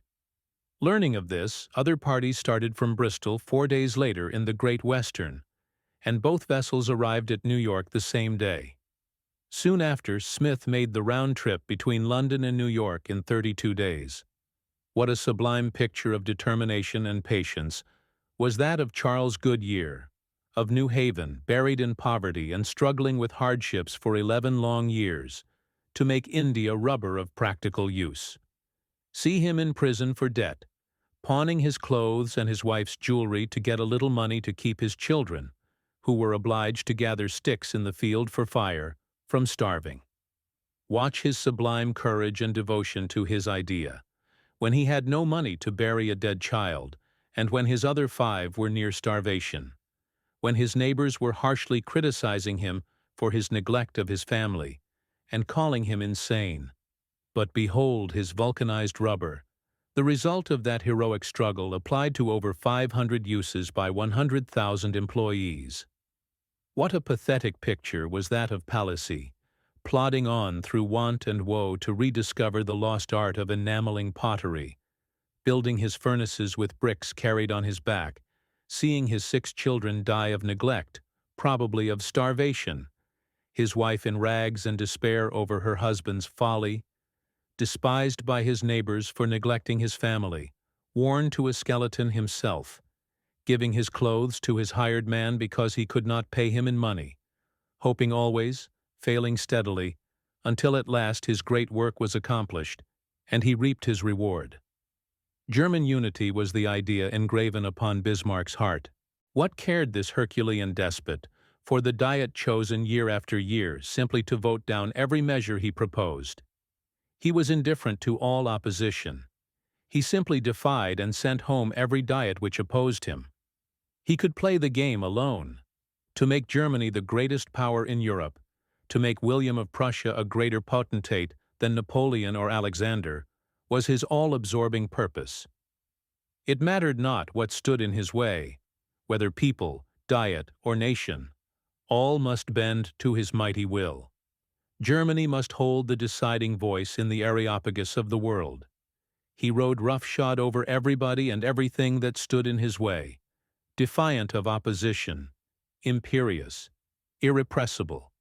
See the great Dante in exile, condemned to be burnt alive on false charges of embezzlement. Look at his starved features, gaunt form, melancholy, a poor wanderer. But he never gave up his idea. He poured out his very soul into his immortal poem, ever believing that right would at last triumph. Columbus was exposed to continual scoffs and indignities, being ridiculed as a mere dreamer and stigmatized as an adventurer. The very children, it is said, pointed to their foreheads as he passed, being taught to regard him as a kind of madman. An American was once invited to dine with Oken, the famous German naturalist. To his surprise, they had neither meats nor dessert, but only baked potatoes. Oken was too great a man to apologize for their simple fare. His wife explained, however, that her husband's income was very small, and that they preferred to live simply in order that he might obtain books and instruments for his scientific researches. Before the discovery of ether, it often took a week, in some cases a month, to recover from the enormous dose, sometimes 500 drops of laudanum, given to a patient to deaden the pain during a surgical operation. Young doctor, Morton believed that there must be some means provided by nature to relieve human suffering during these terrible operations. But what could he do? He was not a chemist. He did not know the properties of chemical substances. He was not liberally educated. Dr. Morton did not resort to books, however, nor did he go to scientific men for advice, but immediately began to experiment with well-known substances. He tried intoxicants even to the point of intoxication, but as soon as the instruments were applied, the patient would revive. He kept on experimenting with narcotics in this manner until at last he found what he sought in ether. What a grand idea Bishop Vincent worked out for the young world in the Chautauqua Circle, Dr. Clark in his worldwide Christian Endeavor movement, the Methodist Church in the Epworth League, Edward Everett Hale in his little bands of King's Daughters and 10 times 1 is 10. Here is Clara Barton, who has created the Red Cross Society, which is loved by all nations. She noticed in our Civil War that the Confederates were shelling the hospital. She thought it the last touch of cruelty to fight what couldn't fight back, and she determined to have the barbarous custom stopped. Of course, the world laughed at this poor unaided woman, but her idea has been adopted by all nations, and the enemy that aims a shot at the tent or building over which flies the white flag with the red cross has lost his last claim to human consideration. In all ages, those who have advanced the cause of humanity have been men and women possessed, in the opinion of their neighbors. Noah in building the ark, Moses in espousing the cause of the Israelites, or Christ in living and dying to save a fallen race, incurred the pity and scorn of the rich and highly educated, in common with all great benefactors. Yet in every age and in every clime, men and women have been willing to incur poverty, hardship, toil, ridicule, persecution, or even death, if thereby they might shed light or comfort upon the path which all must walk from the cradle to the grave. In fact, it is doubtful whether a man can perform very great service to mankind who is not permeated with a great purpose, with an overmastering idea. Beecher had to fight every step of the way to his triumph through obstacles which would have appalled all but the greatest characters. Oftentimes in these great battles for principle and struggles for truth, he stood almost alone fighting popular prejudice, narrowness and bigotry, uncharitableness and envy even in his own church. But he never hesitated nor wavered when he once saw his duty. There was no shilly-shallying, no hunting for a middle ground between right and wrong, no compromise on principles. He hewed close to the chalk line and held his line plumb to truth. He never pandered for public favor nor sought applause. Duty and truth were his goal, and he went straight to his mark. Other churches did not agree with him nor his, but he was too broad for hatred, too charitable for revenge, and too magnanimous for envy. What tale of the Arabian Nights equals in fascination the story of such lives as those of Franklin, of Morse, Goodyear, Howe, Edison, Bell, Beecher, Gough, Mrs. Harriet Beecher Stowe, Amos Lawrence, George Peabody, McCormick, Hoe, and scores of others, each representing some great idea embodied in earnest action, and resulting in an improvement of the physical, mental, and moral condition of those around them. There are plenty of ideas left in the world yet. Everything has not been invented. All good things have not been done. There are thousands of abuses to rectify, and each one challenges the independent soul, armed with a new idea. But how shall I get ideas? Keep your wits open, observe, study, but above all, think. And when a noble image is indelibly impressed upon the mind, act. Chapter 37. Dare. The Spartans did not inquire how many the enemy are, but where they are. Agis 2. What's brave? What's noble? Let's do it after the high Roman fashion, and make death proud to take us. Shakespeare. Let me die facing the enemy. Bayard. Who conquers me shall find a stubborn foe. Byron. No great deed is done by falterers who ask for certainty. George Eliot. Fortune befriends the bold. Dryden. To stand with a smile upon your face against a stake from which you cannot get away, that, no doubt, is heroic. But the true glory is resignation to the inevitable. To stand unchained, with perfect liberty to go away, held only by the higher claims of duty, and let the fire creep up to the heart. This is heroism. F. W. Robertson. Steady, men, every man must die where he stands, said Colin Campbell to the 93rd Highlanders at Balaclava, as an overwhelming force of Russian cavalry came sweeping down. Aye, aye, Sir Colin, we'll do that, was the response from men, many of whom had to keep their word by thus obeying. "Bring back the colors!" shouted a captain at the Battle of the Alma, when an ensign maintained his ground in front, although the men were retreating. "No!" cried the ensign. "Bring up the men to the colors! To dare, and again to dare, and without end to dare," was Danton's noble defiance to the enemies of France. "The commons of France have resolved to deliberate," said Mirabeau to Debrez, who brought an order from the king for them to disperse, June 23, 1789. "We have heard the intentions that have been attributed to the king. And you, sir, who cannot be recognized as his organ in the National Assembly, you, who have neither place, voice, nor right to speak, you are not the person to bring to us a message of his. Go, say to those who sent you that we are here by the power of the people, and that we will not be driven hence, save by the power of the bayonet." When the assembled Senate of Rome begged Regulus not to return to Carthage to fulfill an illegal promise, he calmly replied, "Have you resolved to dishonor me? Torture and death are awaiting me, but what are these to the shame of an infamous act, or the wounds of a guilty mind? Slave as I am to Carthage, I still have the spirit of a Roman. I have sworn to return. It is my duty. Let the gods take care of the rest." The courage which Cranmer had shown since the accession of Mary gave way the moment his final doom was announced.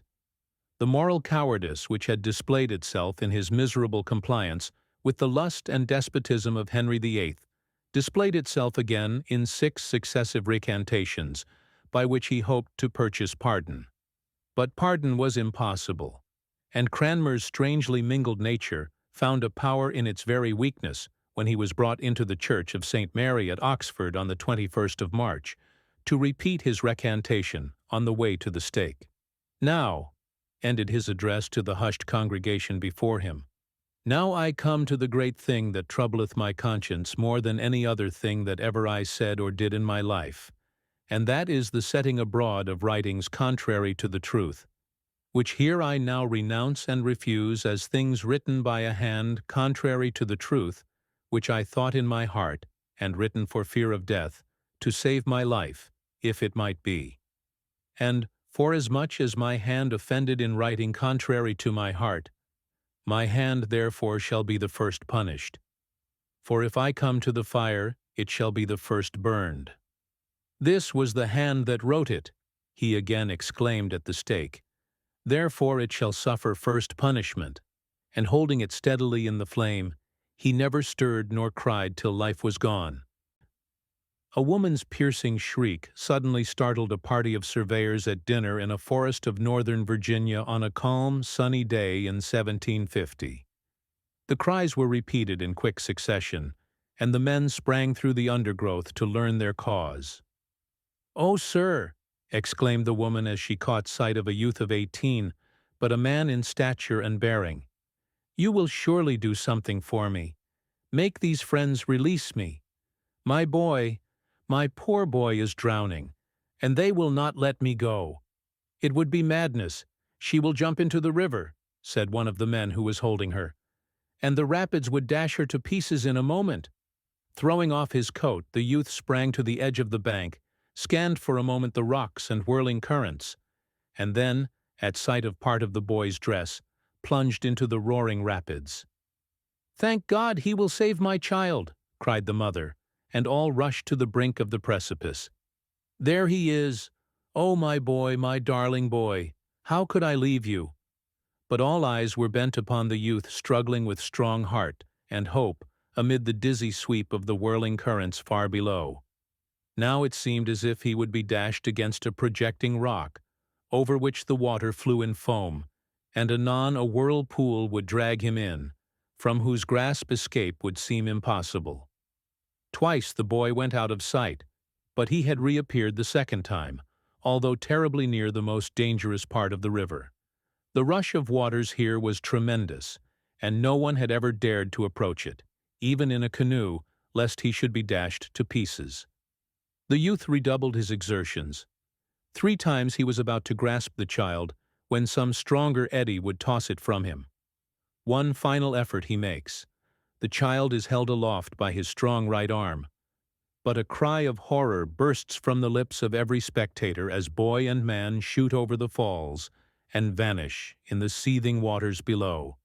"There they are!" Adri shouted the mother a moment later in a delirium of joy.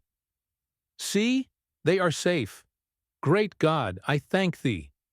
And sure enough, they emerged unharmed from the boiling vortex, and in a few minutes reached a low place in the bank and were drawn up by their friends, the boy senseless, but still alive, and the youth almost exhausted. "God will give you a reward," solemnly spoke the grateful woman. "He will do great things for you in return for this day's work, and the blessings of thousands besides mine will attend you." The youth was George Washington. "Your Grace has not the organ of animal courage largely developed," said a phrenologist, who was examining Wellington's head. "You are right," replied the Iron Duke, "and but for my sense of duty, I should have retreated in my first fight." That first fight on an Indian field was one of the most terrible on record. When General Jackson was a judge and was holding court in a small settlement, a border ruffian, a murderer and desperado, came into the courtroom with brutal violence and interrupted the court. The judge ordered him to be arrested. The officer did not dare to approach him. "Call a posse," said the judge, "and arrest him." But they also shrank in fear from the ruffian. "Call me then," said Jackson. "This court is adjourned for 5 minutes." He left the bench, walked straight up to the man, and with his eagle eye actually cowed the ruffian, who dropped his weapons, afterwards saying, "There was something in his eye I could not resist." One of the last official acts of President Carnot of France was the sending of a medal of the French Legion of Honor to a little American girl who lives in Indiana. While a train on the Panhandle Railroad, having on board several distinguished Frenchmen, was bound to Chicago and the World's Fair, Jenny Carey, who was then 10 years old, discovered that a trestle was on fire, and that if the train, which was nearly due, entered it, a dreadful wreck would take place.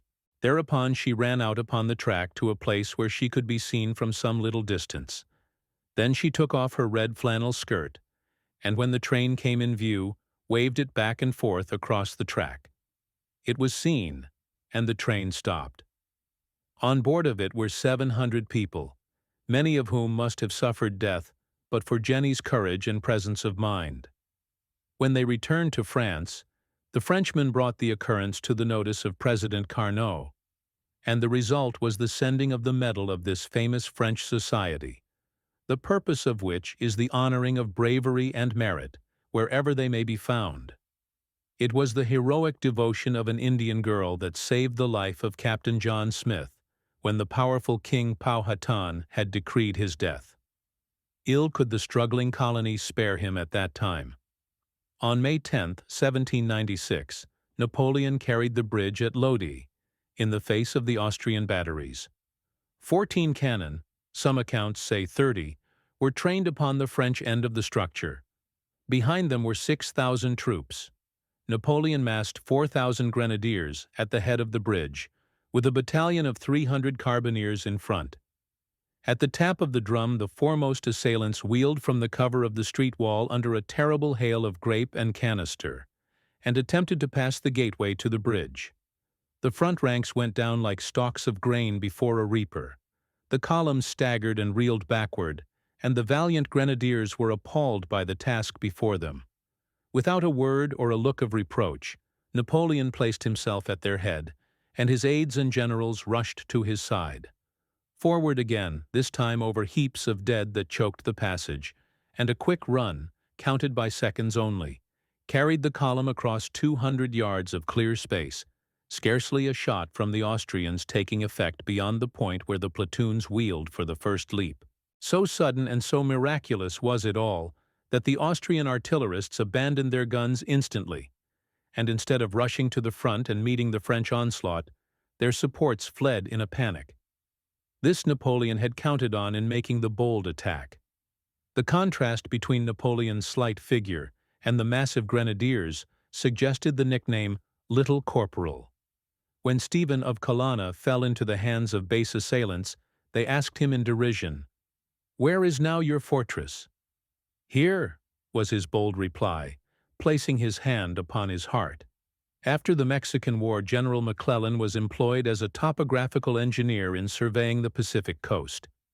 From his headquarters at Vancouver, he had gone on an exploring expedition with 2 companions, a soldier and a servant, when one evening he received word that the chiefs of the Columbia River tribes desired to confer with him.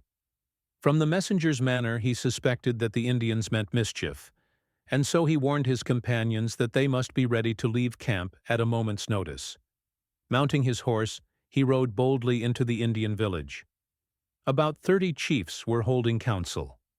McClellan was led into the circle and placed at the right hand of Saltese. He was familiar with the Chinook jargon and could understand every word spoken in the council. Saltese made known the grievance of the tribes. 2 Indians had been captured by a party of white pioneers and hanged for theft. Retaliation for this outrage seemed imperative. The chiefs pondered long but had little to say.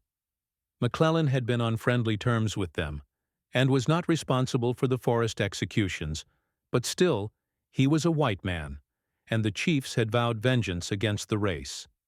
The council was prolonged for hours before sentence was passed, and then Saltese, in the name of the headmen of the tribes, decreed that McClellan should immediately be put to death.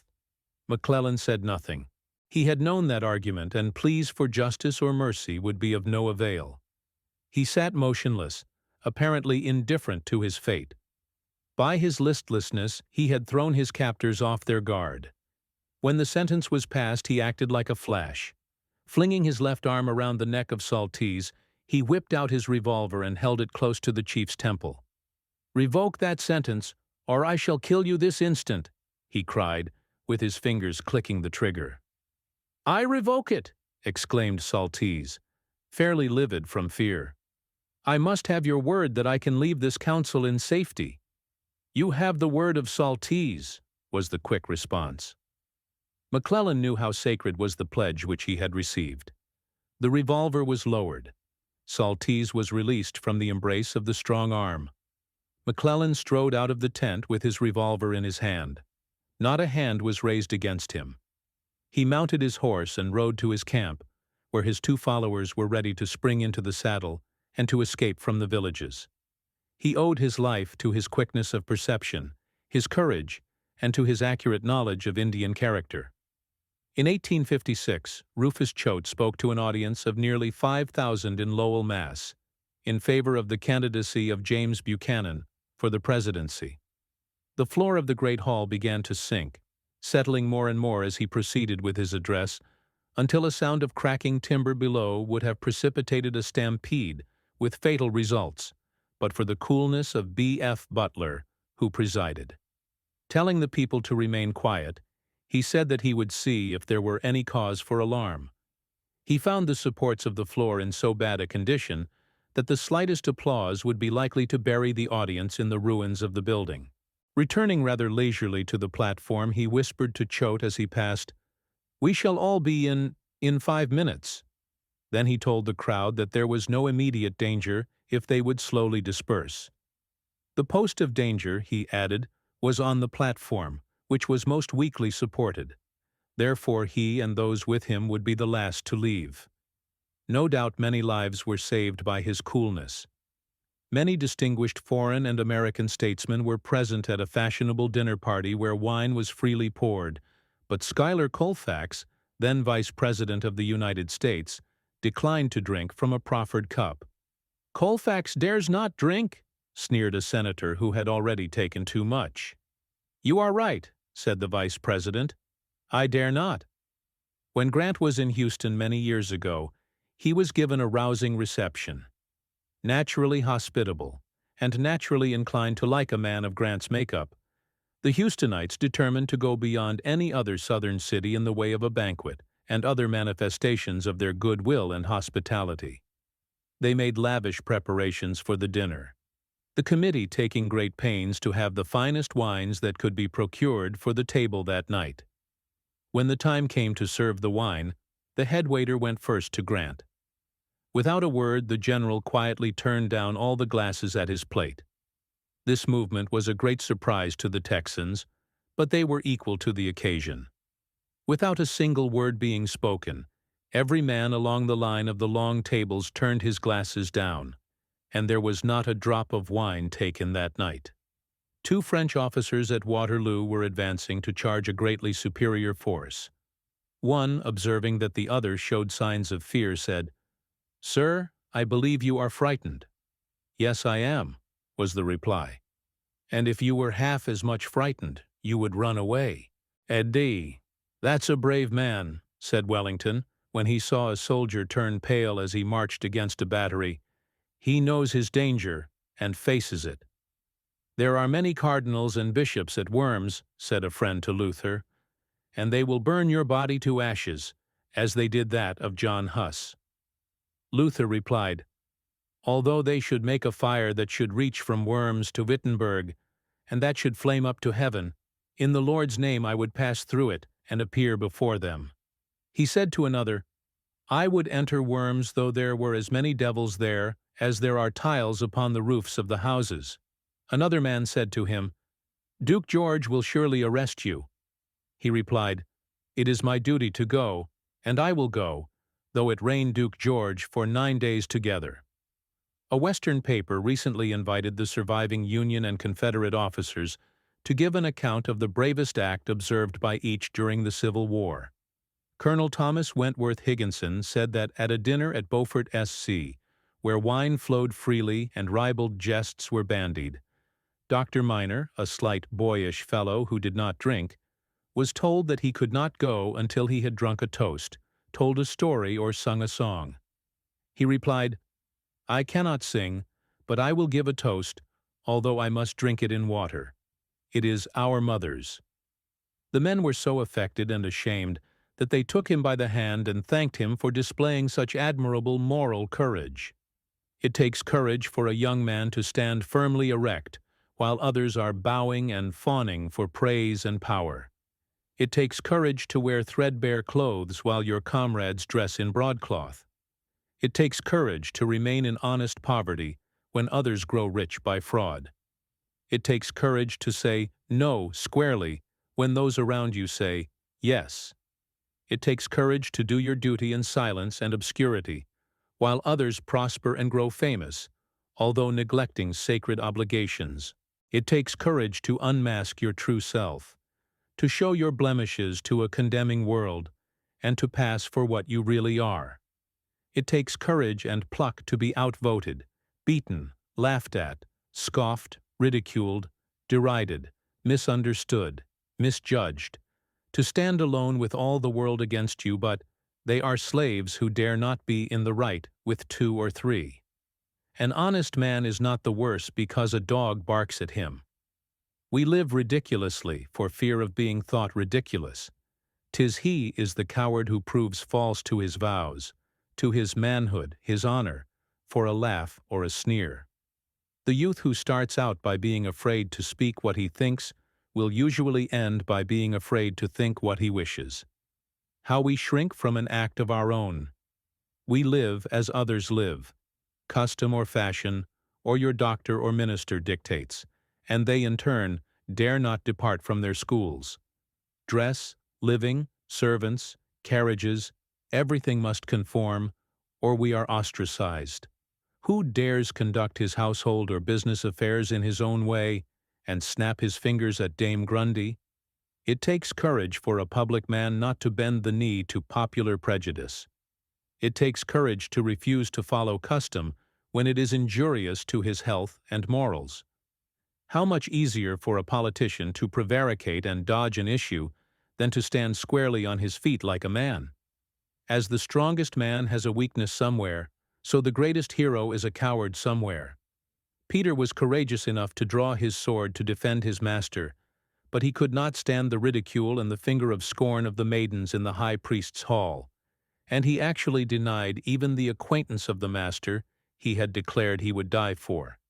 Don't be like Uriah Heep, begging everybody's pardon for taking the liberty of being in the world. There is nothing attractive in timidity, nothing lovable in fear. Both are deformities and are repulsive. Manly courage is always dignified and graceful. Bruno, condemned to be burned alive in Rome, said to his judge, "You are more afraid to pronounce my sentence than I am to receive it." Anne Askew, racked until her bones were dislocated, never flinched, but looked her tormentor calmly in the face and refused to adjure her faith. "I should have thought fear would have kept you from going so far," said a relative who found the little boy Nelson wandering a long distance from home. "Fear?" said the future admiral. "I don't know him. To think a thing is impossible is to make it so. Courage is victory, timidity's defeat. That simple shepherd lad, David, fresh from his flocks, marching unattended and unarmed, save with his shepherd's staff and sling, to confront the colossal Goliath with his massive armor, is the sublimest audacity the world has ever seen. Dent, I wish you would get down and see what is the matter with that leg there," said Grant, when he and Colonel Dent were riding through the thickest of a fire that had become so concentrated and murderous that his troops had all been driven back. "I guess looking after your horse's legs can wait," said Dent. "It is simply murder for us to sit here." "All right," said Grant. "If you don't want to see to it, I will." He dismounted, untwisted a piece of telegraph wire which had begun to cut the horse's leg, examined it deliberately, and climbed into his saddle. "Dent," said he, "when you've got a horse that you think a great deal of, you should never take any chances with him. If that wire had been left there for a little time longer, he would have gone dead lame, and would perhaps have been ruined for life."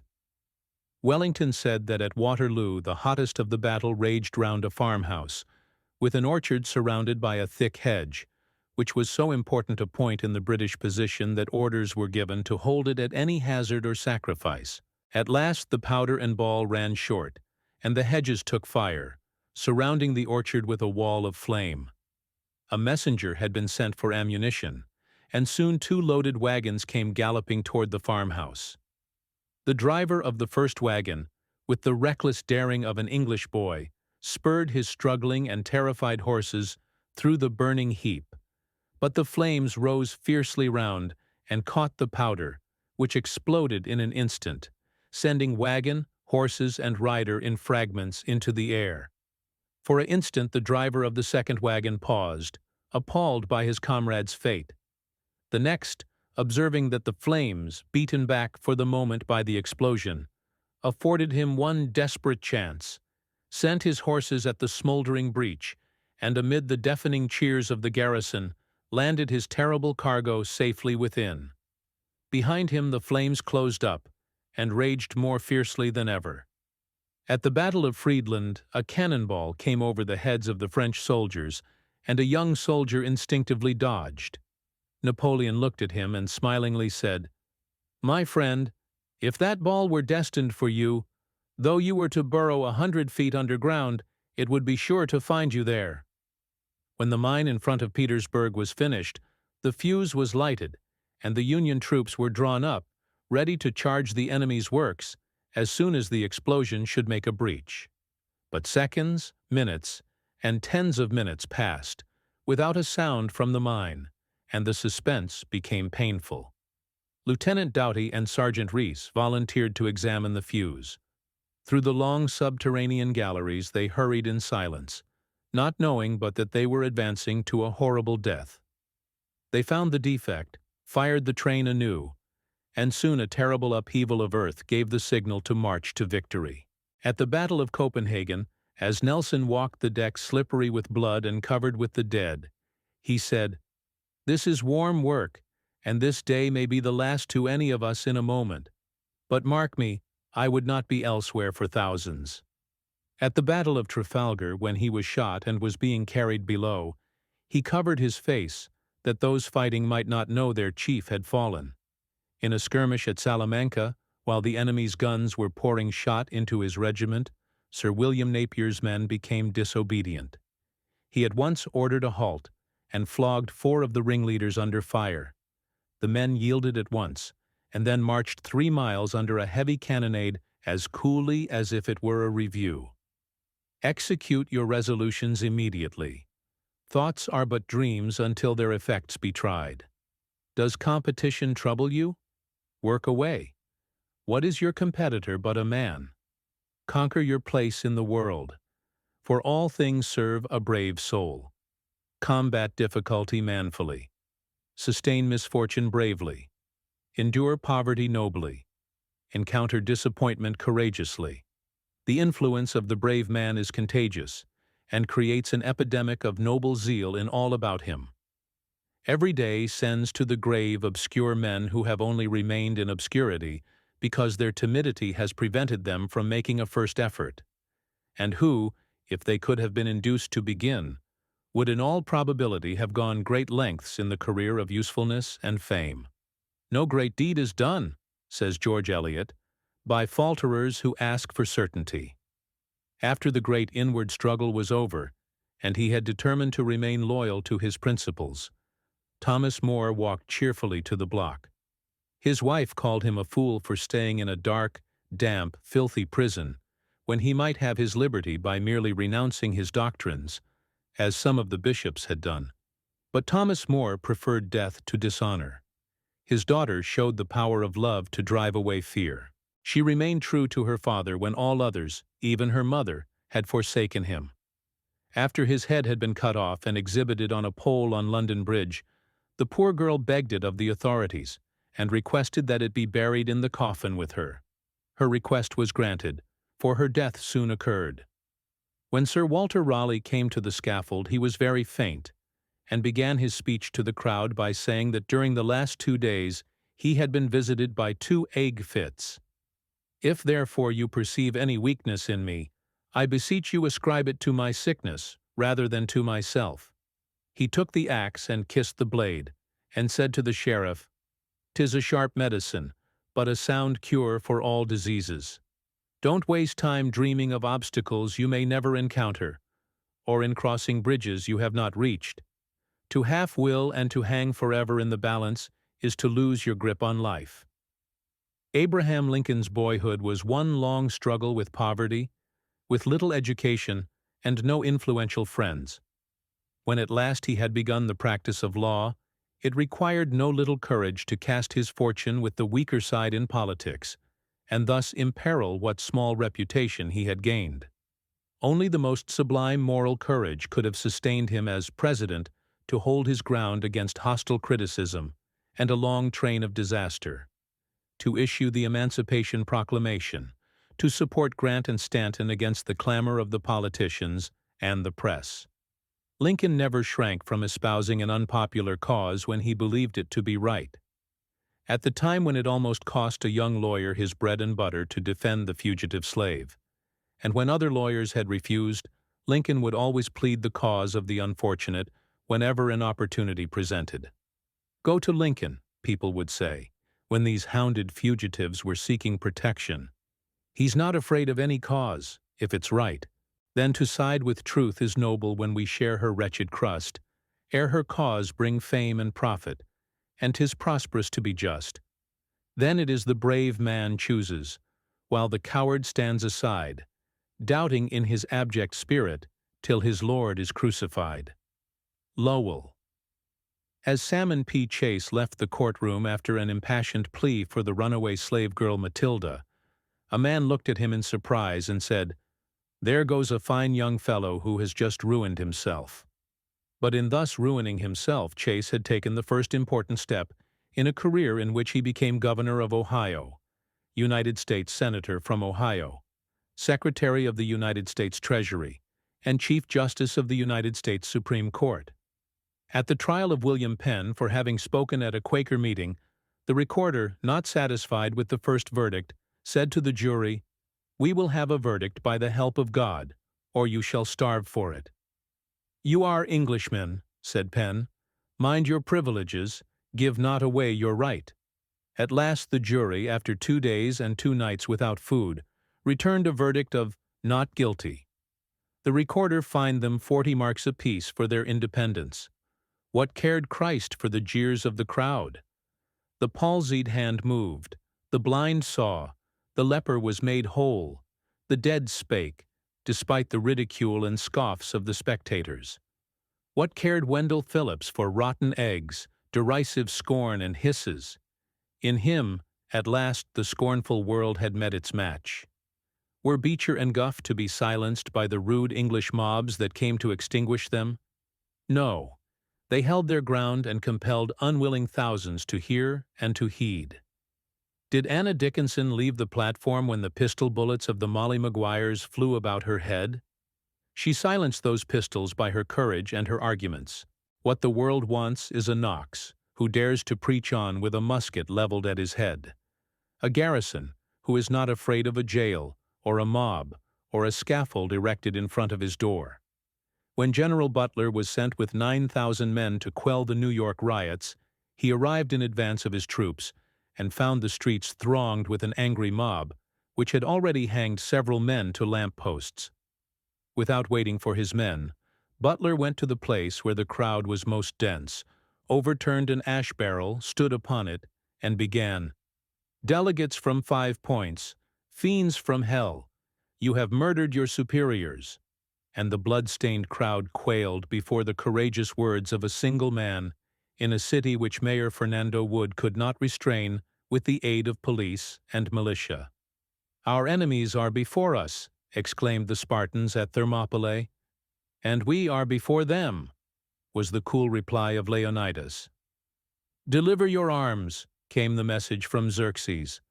"Come and take them," was the answer Leonidas sent back. A Persian soldier said, "You will not be able to see the sun for flying javelins and arrows." "Then we will fight in the shade," replied a Lacedaemonian. What wonder that a handful of such men checked the march of the greatest host that ever trod the earth? "It is impossible," said a staff officer when Napoleon gave directions for a daring plan. "Impossible," thundered the great commander. "Impossible is the adjective of fools." The courageous man is an example to the intrepid. His influence is magnetic. Men follow him even to the death. Men who have dared have moved the world, often before reaching the prime of life. It is astonishing what daring to begin and perseverance have enabled even youths to achieve. Alexander, who ascended the throne at 20, had conquered the known world before dying at 33. Julius Caesar captured 800 cities, conquered 300 nations, defeated 3 million men, became a great orator and one of the greatest statesmen known, and still was a young man.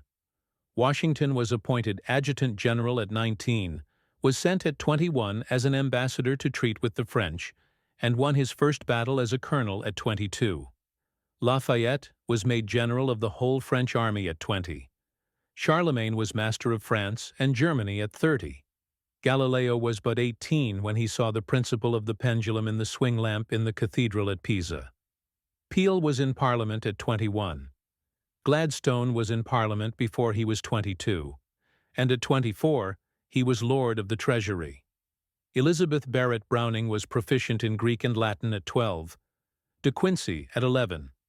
Robert Browning wrote at 11 poetry of no mean order. Cowley, who sleeps in Westminster Abbey, published a volume of poems at 15. Luther was but 29 when he nailed his famous thesis to the door of the bishop and defied the Pope. Nelson was a lieutenant in the British Navy before he was 20. He was but 47 when he received his death wound at Trafalgar. At 36, Cortés was the conqueror of Mexico. At 32, Clive had established the British power in India.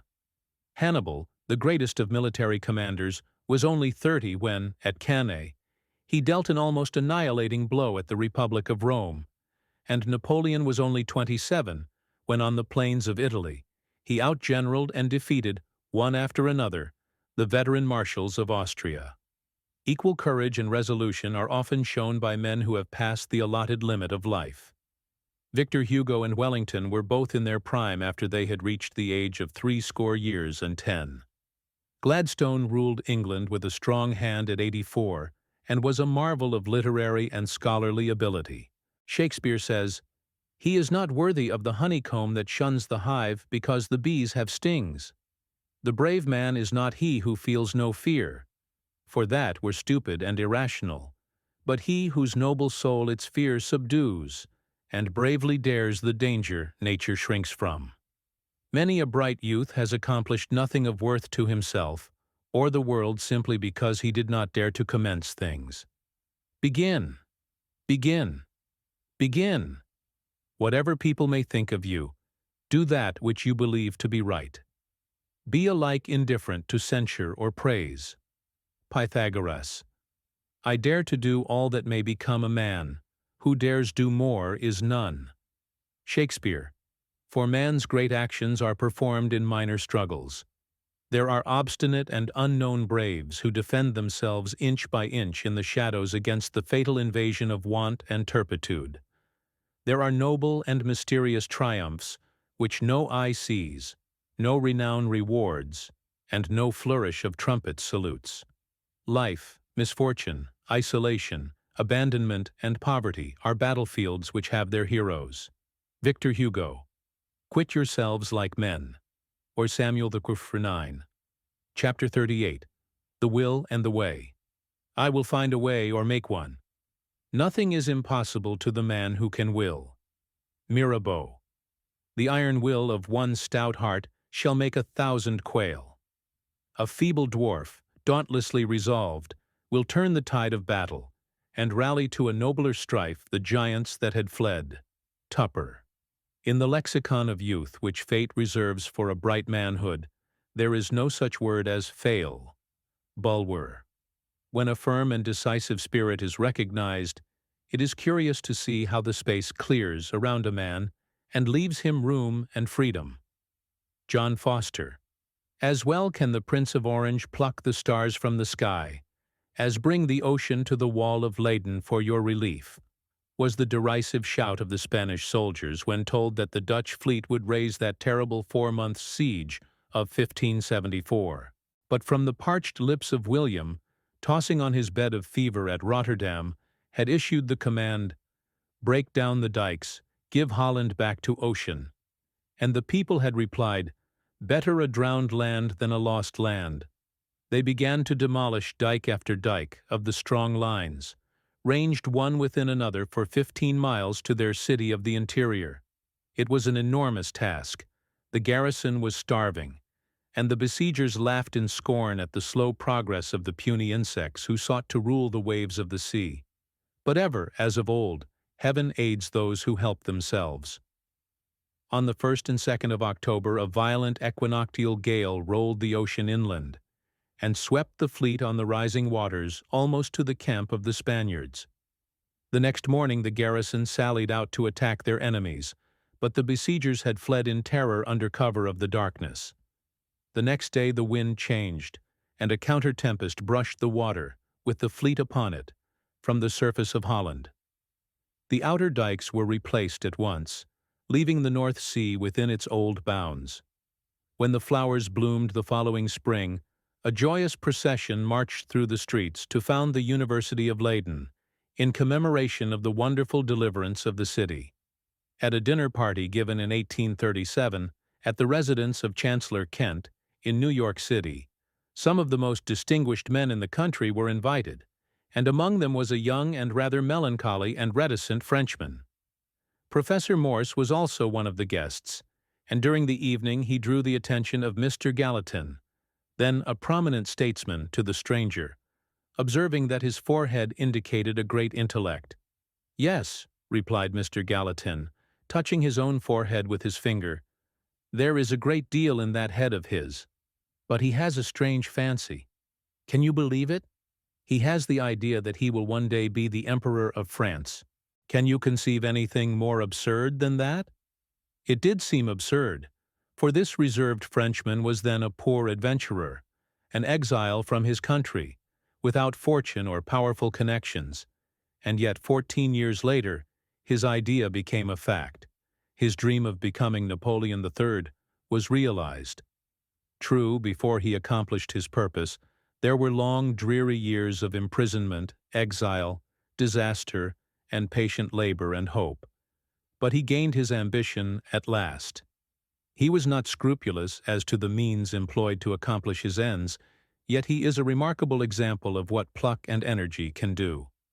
When Mr. Ingram, publisher of the Illustrated London News, began life as a newsdealer at Nottingham, England, he walked 10 miles to deliver a single paper rather than disappoint a customer. Does anyone wonder that such a youth succeeded? Once he rose at 2 o'clock in the morning and walked to London to get some papers because there was no post to bring them. He determined that his customers should not be disappointed. This is the kind of will that finds a way. There is scarcely anything in all biography grander than the saying of young Henry Fawcett, Gladstone's last Postmaster General, to his grief-stricken father, who had put out both his eyes by birdshot during a game hunt. "Never mind, father, blindness shall not interfere with my success in life." One of the most pathetic sights in London streets long afterward was Henry Fawcett, M.P., led everywhere by a faithful daughter, who acted as amanuensis as well as guide to her plucky father. Think of a young man, scarcely on the threshold of active life, suddenly losing the sight of both eyes, and yet by mere pluck and almost incomprehensible tenacity of purpose, lifting himself into eminence in any direction, to say nothing of becoming one of the foremost men in a country noted for its great men. The courageous daughter who was eyes to her father was herself a marvelous example of pluck and determination. For the first time in the history of Oxford College, which reaches back centuries, she succeeded in winning the post which had only been gained before by great men, such as Gladstone, the post of senior wrangler. This achievement had had no parallel in history up to that date, and attracted the attention of the whole civilized world. Not only had no woman ever held this position before, but with few exceptions, it had only been held by men who in after life became highly distinguished. "Circumstances," says Milton, "have rarely favored famous men. They have fought their way to triumph through all sorts of opposing obstacles. The true way to conquer circumstances is to be a greater circumstance yourself." Yet, while desiring to impress in the most forcible manner possible the fact that willpower is necessary to success, and that, other things being equal, the greater the willpower, the grander and more complete the success, we cannot endorse the theory that there is nothing in circumstances or environments, or that any man, simply because he has an indomitable will, may become a Bonaparte, a Pitt, a Webster, a Beecher, a Lincoln. We must temper determination with discretion, and support it with knowledge and common sense, or it will only lead us to run our heads against posts. We must not expect to overcome a stubborn fact merely by a stubborn will. We only have the right to assume that we can do anything within the limit of our utmost faculty, strength, and endurance. Obstacles permanently insurmountable bar our progress in some directions, but in any direction we may reasonably hope and attempt to go, we shall find that, as a rule, they are either not insurmountable or else not permanent. The strong-willed, intelligent, persistent man will find or make a way where, in the nature of things, a way can be found or made. Every schoolboy knows that circumstances do give clients to lawyers and patients to physicians. Place ordinary clergymen in extraordinary pulpits. Place sons of the rich at the head of immense corporations and large houses, when they have very ordinary ability and scarcely any experience, while poor young men with unusual ability, good education, good character, and large experience often have to fight their way for years to obtain even very mediocre situations. That there are thousands of young men of superior ability, both in the city and in the country, who seem to be compelled by circumstances to remain in very ordinary positions for small pay, when others about them are raised by money or family influence into desirable places. In other words, we all know that the best men do not always get the best places. Circumstances do have a great deal to do with our position, our salaries, our station in life. Everyone knows that there is not always a way where there is a will, that labor does not always conquer all things, that there are things impossible even to him that wills, however strongly, that one cannot always make anything of himself he chooses, that there are limitations in our very natures, which no amount of willpower or industry can overcome. But while it is true that the willpower cannot perform miracles, yet that it is almost omnipotent and can perform wonders, all history goes to prove. As Shakespeare says, "Men at some time are masters of their fates. The fault, dear Brutus, is not in our stars, but in ourselves, that we are underlings. Show me a man who, according to popular prejudice, is a victim of bad luck, and I will show you one who has some unfortunate crooked twist of temperament that invites disaster. He is ill-tempered, conceited, or trifling, lacks character, enthusiasm, or some other requisite for success. Disraeli said that man is not the creature of circumstances, but that circumstances are the creatures of men. Believe in the power of will, which annihilates the sickly, sentimental doctrine of fatalism. You must, but can't. You ought, but it is impossible. Give me the man who faces what he must, who breaks his birth's invidious bar, and grasps the skirts of happy chance, and breasts the blows of circumstance, and grapples with his evil star. The indomitable will, the inflexible purpose, will find a way or make one. There is always room for a man of force. He who has a firm will, says Goethe, molds the world to himself. People do not lack strength, says Victor Hugo, they lack will. He who resolves upon any great end, by that very resolution, has scaled the great barriers to it, and he who seizes the grand idea of self-cultivation, and solemnly resolves upon it, will find that idea, that resolution, burning like fire within him, and ever putting him upon his own improvement. He will find it removing difficulties, searching out or making means, giving courage for despondency and strength for weakness. Nearly all great men, those who have towered high above their fellows, have been remarkable above all things else for their energy of will. Of Julius Caesar it was said by a contemporary that it was his activity and giant determination, rather than his military skill, that won his victories. The youth who starts out in life, determined to make the most of his eyes, and let nothing escape him which he can possibly use for his own advancement, who keeps his ears open for every sound that can help him on his way, who keeps his hands open that he may clutch every opportunity, who is ever on the alert for everything which can help him to get on in the world, who seizes every experience in life and grinds it up into paint for his great life's picture, who keeps his heart open that he may catch every noble impulse and everything which may inspire him. That youth will be sure to make his life successful. There are no ifs or ands about it. If he has his health, nothing can keep him from final success. No tyranny of circumstances can permanently imprison a determined will. The world always stands aside for the determined man. The general of a large army may be defeated, said Confucius, but you cannot defeat the determined mind of a peasant. The poor, deaf pauper Kitto, who made shoes in the almshouse and who became the greatest of biblical scholars, wrote in his journal on the threshold of manhood, "I am not myself a believer in impossibilities. I think that all the fine stories about natural ability, etc., are mere rigmarole, and that every man may, according to his opportunities and industry, render himself almost anything he wishes to become."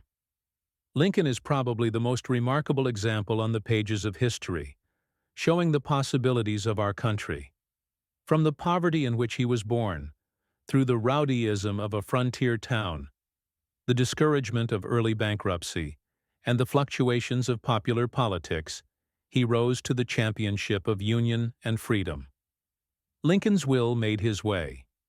When his friends nominated him as a candidate for the legislature, his enemies made fun of him. When making his campaign speeches, he wore a mixed jean coat so short that he could not sit down on it, flax and tow linen trousers, straw hat, and pot metal boots. He had nothing in the world but character and friends. When his friends suggested law to him, he laughed at the idea of his being a lawyer. He said he had not brains enough. He read law barefoot under the trees, his neighbors said, and he sometimes slept on the counter in the store where he worked. He had to borrow money to buy a suit of clothes to make a respectable appearance in the legislature, and walked to take his seat at Vandalia. 100 miles. See Thurlow Weed, defying poverty and wading through the snow 2 miles, with rags for shoes, to borrow a book to read before the sapbush fire. See Locke, living on bread and water in a Dutch garret. See Hayne, sleeping many a night on a barn floor with only a book for his pillow. See Samuel Drew, tightening his apron string in lieu of a dinner. History is full of such examples. He who will pay the price for victory need never fear final defeat. Paris was in the hands of a mob. The authorities were panic-stricken, for they did not dare to trust their underlings. In came a man who said, "I know a young officer who has the courage and ability to quell this mob." "Send for him, send for him, send for him," said they. Napoleon was sent for, came, subjugated the mob, subjugated the authorities, ruled France, and then conquered Europe. Success in life is dependent largely upon the willpower, and whatever weakens or impairs, it diminishes success. The will can be educated. That which most easily becomes a habit in us is the will. Learn then to will decisively and strongly. Thus fix your floating life, and leave it no longer to be carried hither and thither, like a withered leaf, by every wind that blows. It is not talent that men lack, it is the will to labor. It is the purpose. It was the insatiable thirst for knowledge which held to his task, through poverty and discouragement, John Leyden, a Scotch shepherd's son. Barefoot and alone, he walked 6 or 8 miles daily to learn to read, which was all the schooling he had. His desire for an education defied the extremest poverty, and no obstacle could turn him from his purpose. He was rich when he discovered a little bookstore, and his thirsty soul would drink in the precious treasures from its priceless volumes for hours, perfectly oblivious of the scanty meal of bread and water which awaited him at his lowly lodging. Nothing could discourage him from trying to improve himself by study. It seemed to him that an opportunity to get at books and lectures was all that any man could need. Before he was 19, this poor shepherd boy with no chance had astonished the professors of Edinburgh by his knowledge of Greek and Latin. Hearing that a surgeon's assistant in the civil service was wanted, although he knew nothing whatever of medicine, he determined to apply for it. There were only 6 months before the place was to be filled, but nothing would daunt him, and he took his degree with honor. Walter Scott, who thought this one of the most remarkable illustrations of perseverance, helped to fit him out, and he sailed for India. Webster was very poor even after he entered Dartmouth College. A friend sent him a recipe for greasing his boots. Webster wrote and thanked him and added, "But my boots needs other doctoring, for they not only admit water, but even peas and gravel stones." Yet he became one of the greatest men in the world. Sidney Smith said, "Webster was a living lie, because no man on earth could be as great as he looked." Carlyle said of him, "One would incline at sight to back him against the world." What seemed to be luck followed Stephen Girard all his life. No matter what he did, it always seemed to others to turn to his account. Being a foreigner, unable to speak English, short, stout, and with a repulsive face, blind in one eye, it was hard for him to get a start. But he was not the man to give up. He had begun as a cabin boy at 13, and for 9 years sailed between Bordeaux and the French West Indies. He improved every leisure minute at sea, mastering the art of navigation. At the age of 8 he had first discovered that he was blind in one eye. His father, evidently thinking that he would never amount to anything, would not help him to an education beyond that of mere reading and writing, but sent his younger brothers to college. The discovery of his blindness, the neglect of his father, and the chagrin of his brother's advancement soured his whole life. When he began business for himself in Philadelphia, there seemed to be nothing he would not do for money. He bought and sold anything, from groceries to old junk. He bottled wine and cider, from which he made a good profit. Everything he touched prospered. He left nothing to chance. His plans and schemes were worked out with mathematical care. His letters written to his captains in foreign ports, laying out their routes and giving detailed instructions, are models of foresight and systematic planning. He never left anything of importance to others. He was rigidly accurate in his instructions and would not allow the slightest departure from them. He used to say that while his captains might save him money by deviating from instructions once, yet they would cause loss in 99 other cases. He never lost a ship, and many times that which brought financial ruin to many others, as the War of 1812, only increased his wealth. Everybody, especially his jealous brother merchants, attributed his great success to his luck. While undoubtedly he was fortunate in happening to be at the right place at the right time, yet he was precision, method, accuracy, energy itself. What seemed luck with him was only good judgment and promptness in seizing opportunities, and the greatest care and zeal in improving them to their utmost possibilities. The mathematician tells you that if you throw the dice, there are 30 chances to 1 against your turning up a particular number, and 100 to 1 against your repeating the same throw 3 times in succession, and so on in an augmenting ratio. Many a young man who has read the story of John Wanamaker's romantic career has gained very little inspiration or help from it toward his own elevation and advancement, for he looks upon it as the result of good luck, chance, or fate. "What a lucky fellow," he says to himself as he reads. "What a bonanza he fell into." But a careful analysis of Wanamaker's life only enforces the same lesson taught by the analysis of most great lives, namely, that a good mother, a good constitution, the habit of hard work, indomitable energy, determination which knows no defeat, decision which never wavers, a concentration which never scatters its forces, courage which never falters, self-mastery which can say no, and stick to it, strict integrity and downright honesty, a cheerful disposition, unbounded enthusiasm in one's calling, and a high aim and noble purpose ensure a very large measure of success. Youth should be taught that there is something in circumstances, that there is such a thing as a poor pedestrian happening to find no obstruction in his way, and reaching the goal when a better walker finds the drawbridge up, the street blockaded, and so fails to win the race. That wealth often does place unworthy sons in high positions. That family influence does gain a lawyer, clients, a physician patients, an ordinary scholar, a good professorship. But that, on the other hand, position, clients, patients, professorships, managers and superintendents' positions do not necessarily constitute success. He should be taught that in the long run, as a rule, the best man does win the best place, and that persistent merit does succeed. There is about as much chance of idleness and incapacity winning real success or a high position in life as there would be in producing a Paradise Lost by shaking up promiscuously the separate words of Webster's dictionary and letting them fall at random on the floor. Fortune smiles upon those who roll up their sleeves and put their shoulders to the wheel, upon men who are not afraid of dreary, dry, irksome drudgery, men of nerve and grit who do not turn aside for dirt and detail.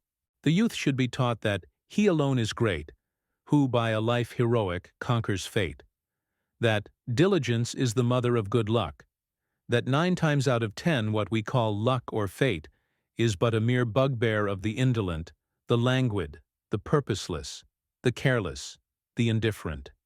That, as a rule, the man who fails does not see or seize his opportunity. Opportunity is coy, is swift, is gone, before the slow, the unobservant, the indolent, or the careless can seize her. In idle wishes fools supinely stay. Be there a will, and wisdom finds a way.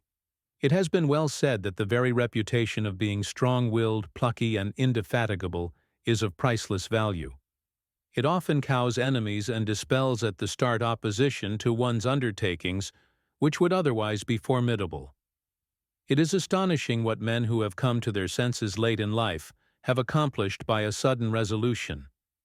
Arkwright was 50 years of age when he began to learn English grammar and improve his writing and spelling.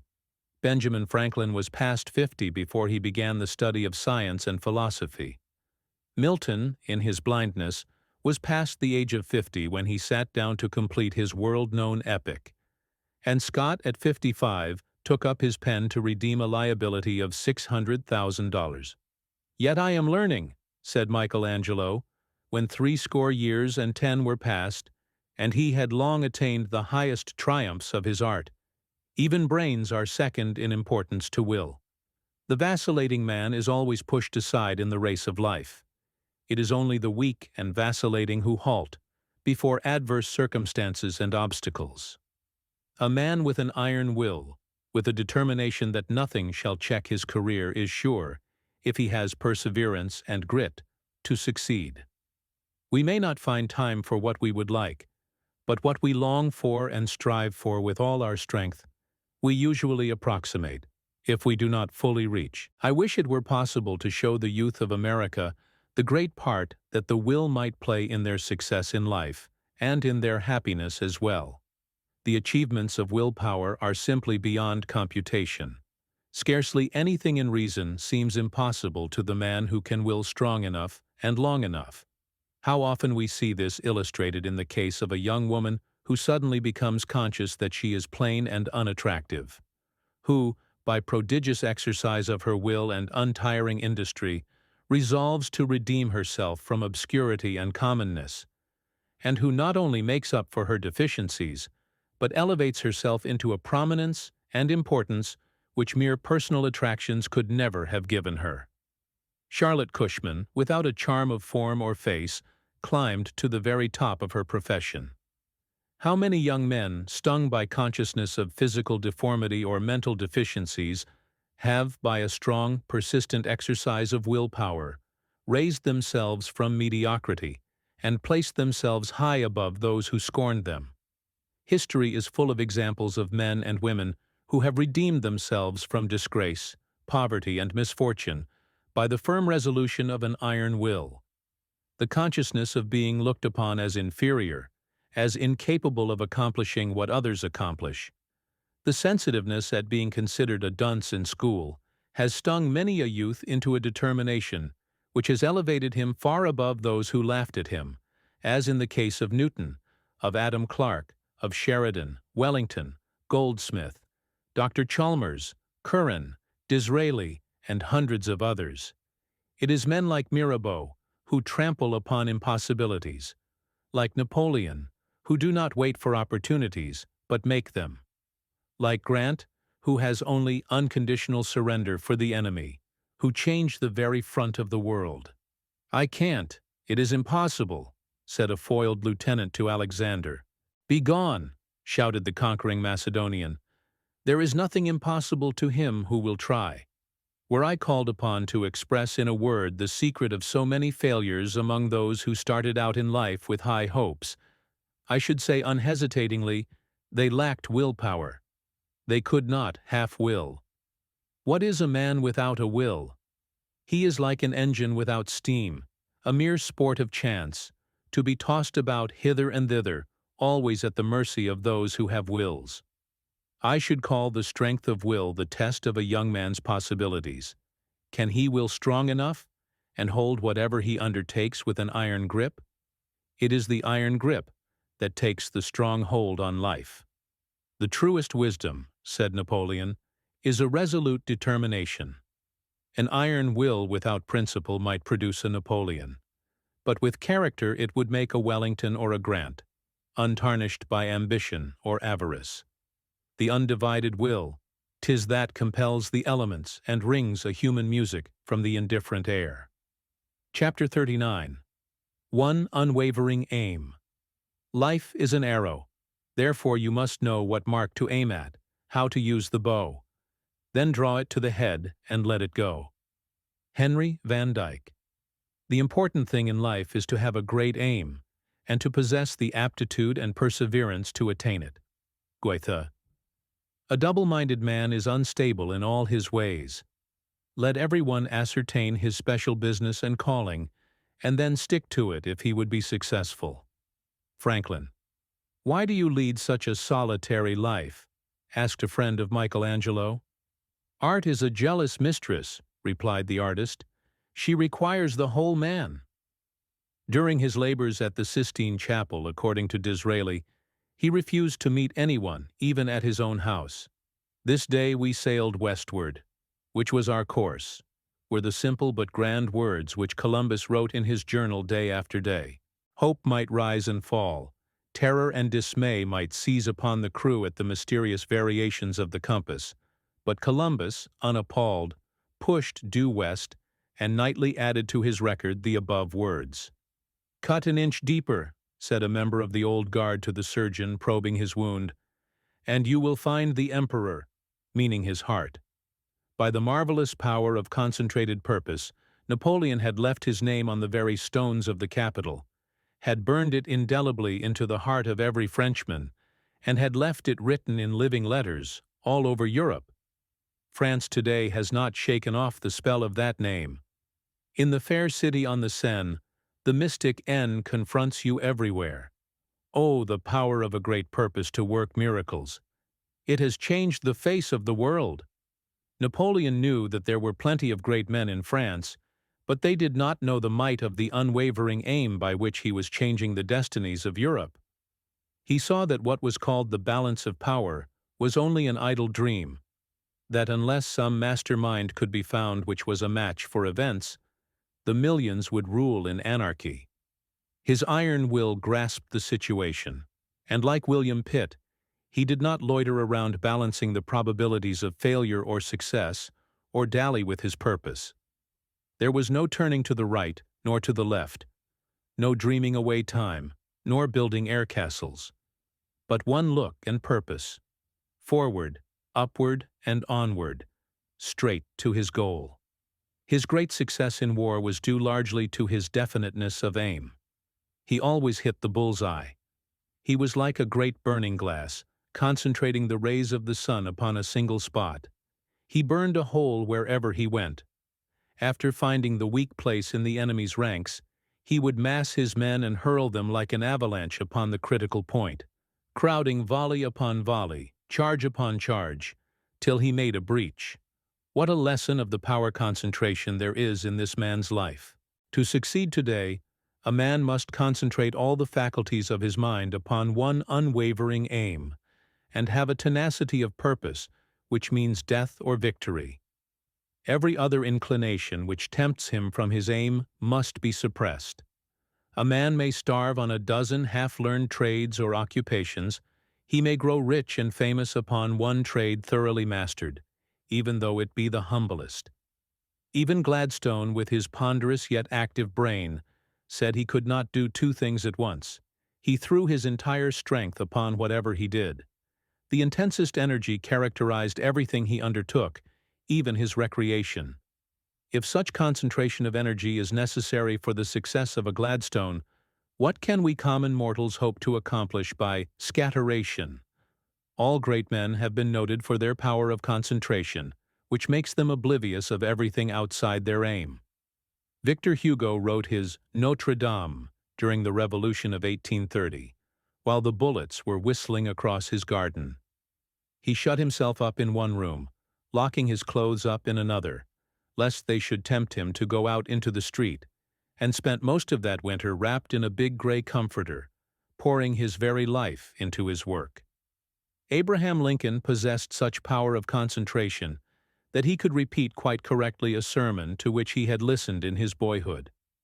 A New York sportsman, in answer to an advertisement, sent 25 cents for a sure receipt to prevent a shotgun from scattering, and received the following: "Dear Sir, to keep a gun from scattering, put in but a single shot. It is the men who do one thing in this world who come to the front. Who is the favorite actor? It is a Jefferson, who devotes a lifetime to a Rip Van Winkle, a Booth, an Irving, a Keene, who plays one character until he can play it better than any other man living, and not the shallow players who impersonate all parts. The great man is the one who never steps outside of his specialty or dissipates his individuality. It is an Edison, a Morse, a Bell, a Howe, a Stevenson, a Watt. It is an Adam Smith, spending 10 years on the wealth of nations. It is a Gibbon, giving 20 years to his Decline and Fall of the Roman Empire. It is a Hume, writing 13 hours a day on his History of England. It is a Webster, spending 36 years on his dictionary. It is a Bancroft, working 26 years on his History of the United States. It is a Field, crossing the ocean 50 times to lay a cable, while the world ridicules. It is a Newton, writing his Chronology of Ancient Nations 16 times. A one-talent man who decides upon a definite object accomplishes more than a 10-talent man who scatters his energies and never knows exactly what he will do.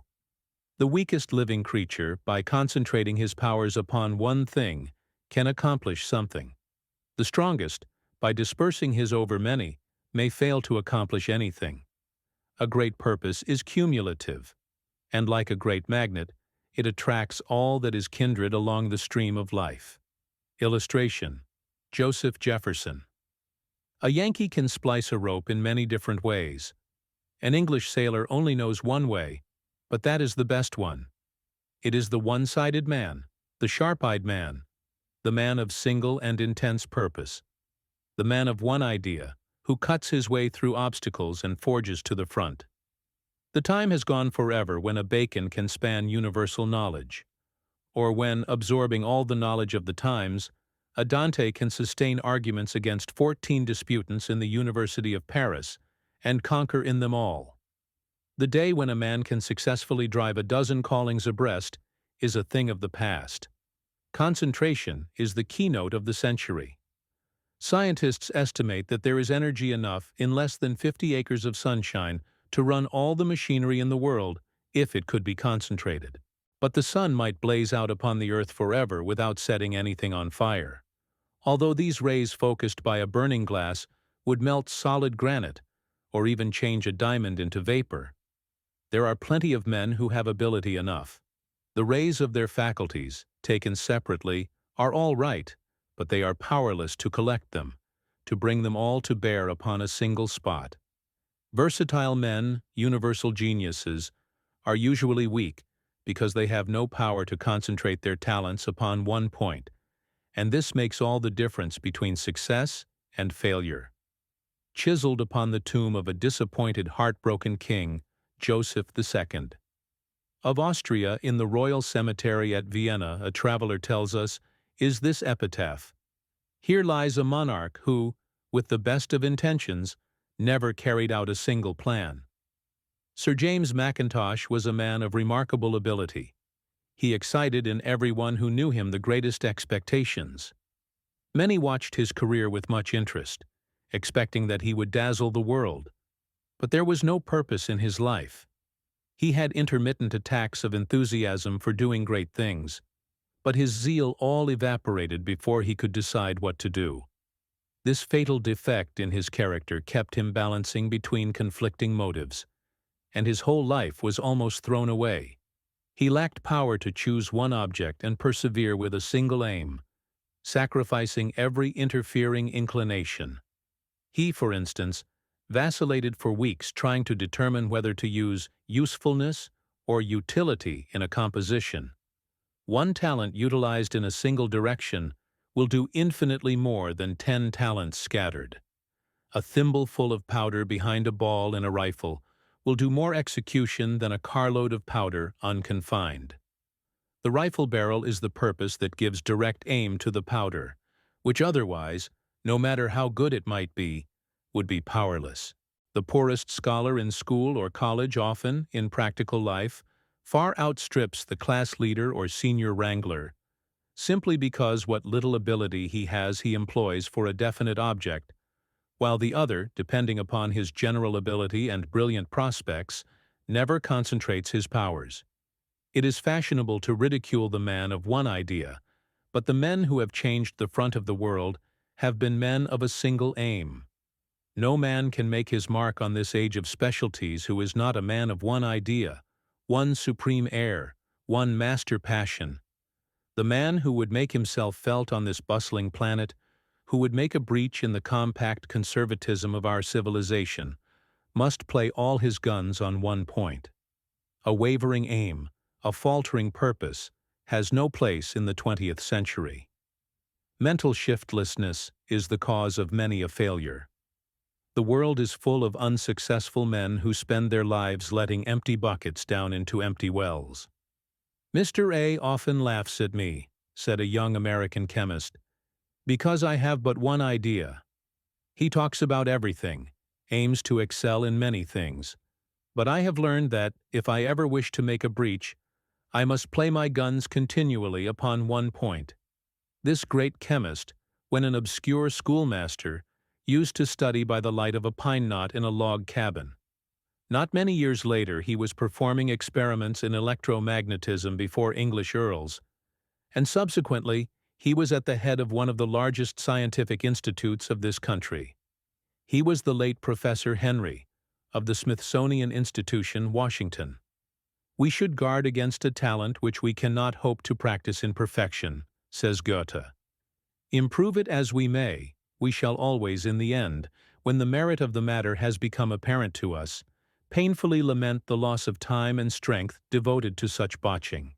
An old proverb says, "The master of one trade will support a wife and 7 children, and the master of 7 will not support himself." It is the single aim that wins. Men with monopolizing ambitions rarely live in history. They do not focus their powers long enough to burn their names indelibly into the roll of honor. Edward Everett, even with his magnificent powers, disappointed the expectations of his friends. He spread himself over the whole field of knowledge and elegant culture. But the mention of the name of Everett does not call up any one great achievement, as does that of names like Garrison and Phillips. Voltaire called the Frenchman La Harpe an oven which was always heating, but which never cooked anything. Hartley Coleridge was splendidly endowed with talent, but there was one fatal lack in his character. He had no definite purpose, and his life was a failure. Unstable as water, he could not excel. Southey, the uncle of Coleridge, says of him, "Coleridge has 2 left hands." He was so morbidly shy from living alone in his dreamland that he could not open a letter without trembling. He would often rally from his purposeless life and resolve to redeem himself from the oblivion he saw staring him in the face. But, like Sir James Mackintosh, he remained a man of promise merely to the end of his life. The man who succeeds has a program. He fires his course and adheres to it. He lays his plans and executes them. He goes straight to his goal. He is not pushed this way and that every time a difficulty is thrown in his path. If he cannot get over it, he goes through it. Constant and steady use of the faculties under a central purpose gives strength and power, while the use of faculties without an aim or end only weakens them. The mind must be focused on a definite end, or like machinery without a balance wheel, it will rack itself to pieces. This age of concentration calls, not for educated men merely, not for talented men, not for geniuses, not for jacks of all trades, but for men who are trained to do one thing as well as it can be done. Napoleon could go through the drill of his soldiers better than any one of his men. Stick to your aim. The constant changing of one's occupation is fatal to all success. After a young man has spent 5 or 6 years in a dry goods store, he concludes that he would rather sell groceries, thereby throwing away 5 years of valuable experience, which will be of very little use to him in the grocery business. And so he spends a large part of his life drifting around from one kind of employment to another, learning part of each but all of none, forgetting that experience is worth more to him than money, and that the years devoted to learning his trade or occupation are the most valuable. Half-learned trades, no matter if a man has 20, will never give him a good living, much less a competency, while wealth is absolutely out of the question. How many young men fail to reach the point of efficiency in one line of work before they get discouraged and venture into something else? How easy to see the thorns in one's own profession or vocation, and only the roses in that of another. A young man in business, for instance, seeing a physician riding about town in his carriage, visiting his patients, imagines that a doctor must have an easy, ideal life, and wonders that he himself should have embarked in an occupation so full of disagreeable drudgery and hardships. He does not know of the years of dry, tedious study which the physician has consumed, the months and perhaps years of waiting for patients, the dry detail of anatomy, the endless names of drugs and technical terms. There is a sense of great power in a vocation after a man has reached the point of efficiency in it, the point of productiveness, the point where his skill begins to tell and brings in returns. Up to this point of efficiency, while he is learning his trade, the time seems to have been almost thrown away. But he has been storing up a vast reserve of knowledge of detail, laying foundations, forming his acquaintances, gaining his reputation for truthfulness, trustworthiness, and integrity, and in establishing his credit. When he reaches this point of efficiency, all the knowledge and skill, character, influence, and credit thus gained come to his aid, and he soon finds that in what seemed almost thrown away lies the secret of his prosperity. The credit he established as a clerk, the confidence, the integrity, the friendships formed, he finds equal to a large capital when he starts out for himself and takes the highway to fortune. While the young man who half-learned several trades got discouraged and stopped just short of the point of efficiency, just this side of success is a failure because he didn't go far enough. He did not press on to the point at which his acquisition would have been profitable.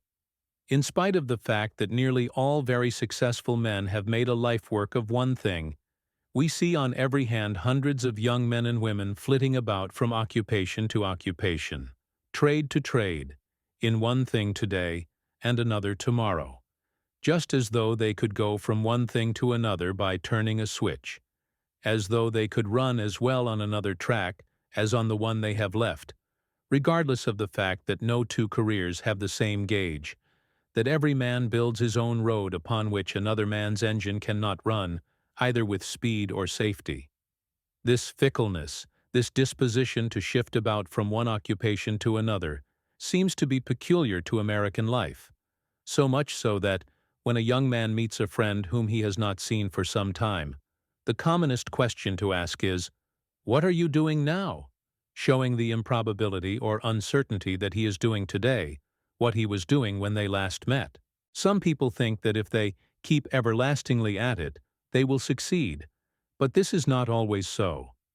Working without a plan is as foolish as going to sea without a compass.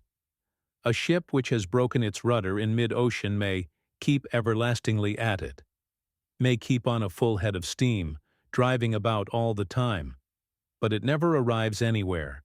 It never reaches any port unless by accident.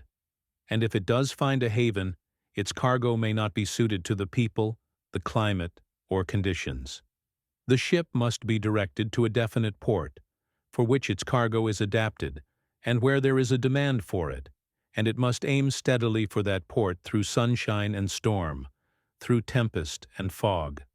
So a man who would succeed must not drift about rudderless on the ocean of life. He must not only steer straight toward his destined port when the ocean is smooth, when the currents and winds serve, but he must keep his course in the very teeth of the wind and the tempest, and even when enveloped in the fogs of disappointment and mists of opposition. Atlantic liners do not stop for fogs or storms. They plow straight through the rough seas with only one thing in view: their destined port, and no matter what the weather is, no matter what obstacles they encounter, their arrival in port can be predicted to within a few hours. On the prairies of South America, there grows a flower that always inclines in the same direction. If a traveler loses his way, and has neither compass nor chart, by turning to this flower he will find a guide on which he can implicitly rely. For no matter how the rains descend or the winds blow, its leaves point to the north. So there are many men whose purposes are so well known, whose aims are so constant, that no matter what difficulties they may encounter, or what opposition they may meet, you can tell almost to a certainty where they will come out. They may be delayed by headwinds and countercurrents, but they will always head for the port, and will steer straight towards the harbor. You know to a certainty that whatever else they may lose, they will not lose their compass or rudder. Whatever may happen to a man of this stamp, even though his sails may be swept away and his mast stripped to the deck, though he may be wrecked by the storms of life, the needle of his compass will still point to the North Star of his hope. Whatever comes, his life will not be purposeless. Even a wreck that makes its port is a greater success than a full-rigged ship with all its sails flying, with every mast and every rope intact, which merely drifts along into an accidental harbor. To fix a wandering life and give it direction is not an easy task, but a life which has no definite aim is sure to be frittered away in empty and purposeless dreams. Listless triflers, busy idlers, purposeless busybodies are seen everywhere. A healthy, definite purpose is a remedy for 1,000 ills which attend aimless lives. Discontent and dissatisfaction flee before a definite purpose. What we do begrudgingly without a purpose becomes a delight with one, and no work is well done, nor healthily done, which is not enthusiastically done. Mere energy is not enough. It must be concentrated on some steady, unwavering aim. What is more common than unsuccessful geniuses, or failures with commanding talents? Indeed, the term unrewarded genius has become a proverb.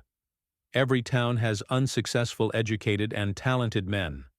But education is of no value, talent is worthless, unless it can do something, achieve something. Men who can do something at everything and a very little at anything are not wanted in this age. What this age wants is young men and women who can do one thing without losing their identity or individuality, or becoming narrow, cramped, or dwarfed. Nothing can take the place of an all-absorbing purpose. Education cannot, genius cannot, talent cannot, industry cannot, willpower cannot. The purposeless life must ever be a failure. What good are powers, faculties, unless we can use them for a purpose? What good would a chest of tools do a carpenter unless he could use them? A college education, a head full of knowledge, are worth little to the men who cannot use them to some definite end. The man without a purpose never leaves his mark upon the world. He has no individuality. He is absorbed in the mass, lost in the crowd, weak, wavering, and incompetent. "Consider, my lord," said Rowland Hill to the Prime Minister of England, "that a letter to Ireland and the answer back would cost thousands upon thousands of my affectionate countrymen, more than a fifth of their week's wages. If you shut the post office to them, which you do now, you shut out warm hearts and generous affections from home, kindred, and friends." The lad learned that it cost to carry a letter from London to Edinburgh 404 miles, 1/18 of a cent, while the government charged for a simple folded sheet of paper 28 cents, and twice as much if there was the smallest enclosure. Against the opposition and contempt of the Post Office Department, he at length carried his point, and on January 10, 1840, penny postage was established throughout Great Britain. Mr. Hill was chosen to introduce the system, at a salary of £1,500 a year. His success was most encouraging, but at the end of 2 years a Tory minister dismissed him without paying for his services, as agreed. The public was indignant, and at once contributed $65,000, and, at the request of Queen Victoria, Parliament voted him $100,000 cash, together with $10,000 a year for life. It is a great purpose which gives meaning to life. It unifies all our powers, binds them together in one cable, and makes strong and united what was weak, separated, scattered. Smatterers are weak and superficial. Of what use is a man who knows a little of everything and not much of anything? It is the momentum of constantly repeated acts that tells the story. Let thine eyes look straight before thee. Ponder the path of thy feet, and let all thy ways be established. Turn not to the right hand nor to the left. One great secret of St. Paul's power lay in his strong purpose. Nothing could daunt, nothing intimidate him. The Roman emperor could not muzzle him. The dungeon could not appall him. No prison suppress him. Obstacles could not discourage him. This one thing I do was written all over his work. The quenchless zeal of his mighty purpose burned its way down through the centuries, and its contagion will never cease to fire the hearts of men. "Try and come home, somebody," said his mother to Gambetta as she sent him off to Paris to school. Poverty pinched this lad hard in his little garret study, and his clothes were shabby, but what of that? He had made up his mind to get on in the world. For years he was chained to his desk and worked like a hero. At last his opportunity came. Jules Favre was to plead a great cause on a certain day, but being ill he chose this young man, absolutely unknown, rough and uncouth, to take his place. For many years Gambetta had been preparing for such an opportunity, and he was equal to it. He made one of the greatest speeches that up to that time had ever been made in France. That night all the papers in Paris were sounding the praises of this ragged, uncouth bohemian, and soon all France recognized him as the Republican leader. This sudden rise was not due to luck or accident. He had been steadfastly working and fighting his way up against oppositions and poverty for just such an occasion. Had he not been equal to it, it would only have made him ridiculous. What a stride! Yesterday poor and unknown, living in a garret. Today, deputy-elect in the city of Marseille, and the great Republican leader. When Louis Napoleon had been defeated at Sedan and had delivered his sword to William of Prussia, and when the Prussian army was marching on Paris, the brave Gambetta went out of the besieged city in a balloon barely grazed by the Prussian guns, landed in Amiens, and by almost superhuman skill raised 3 armies of 800,000 men, provided for their maintenance, and directed their military operations.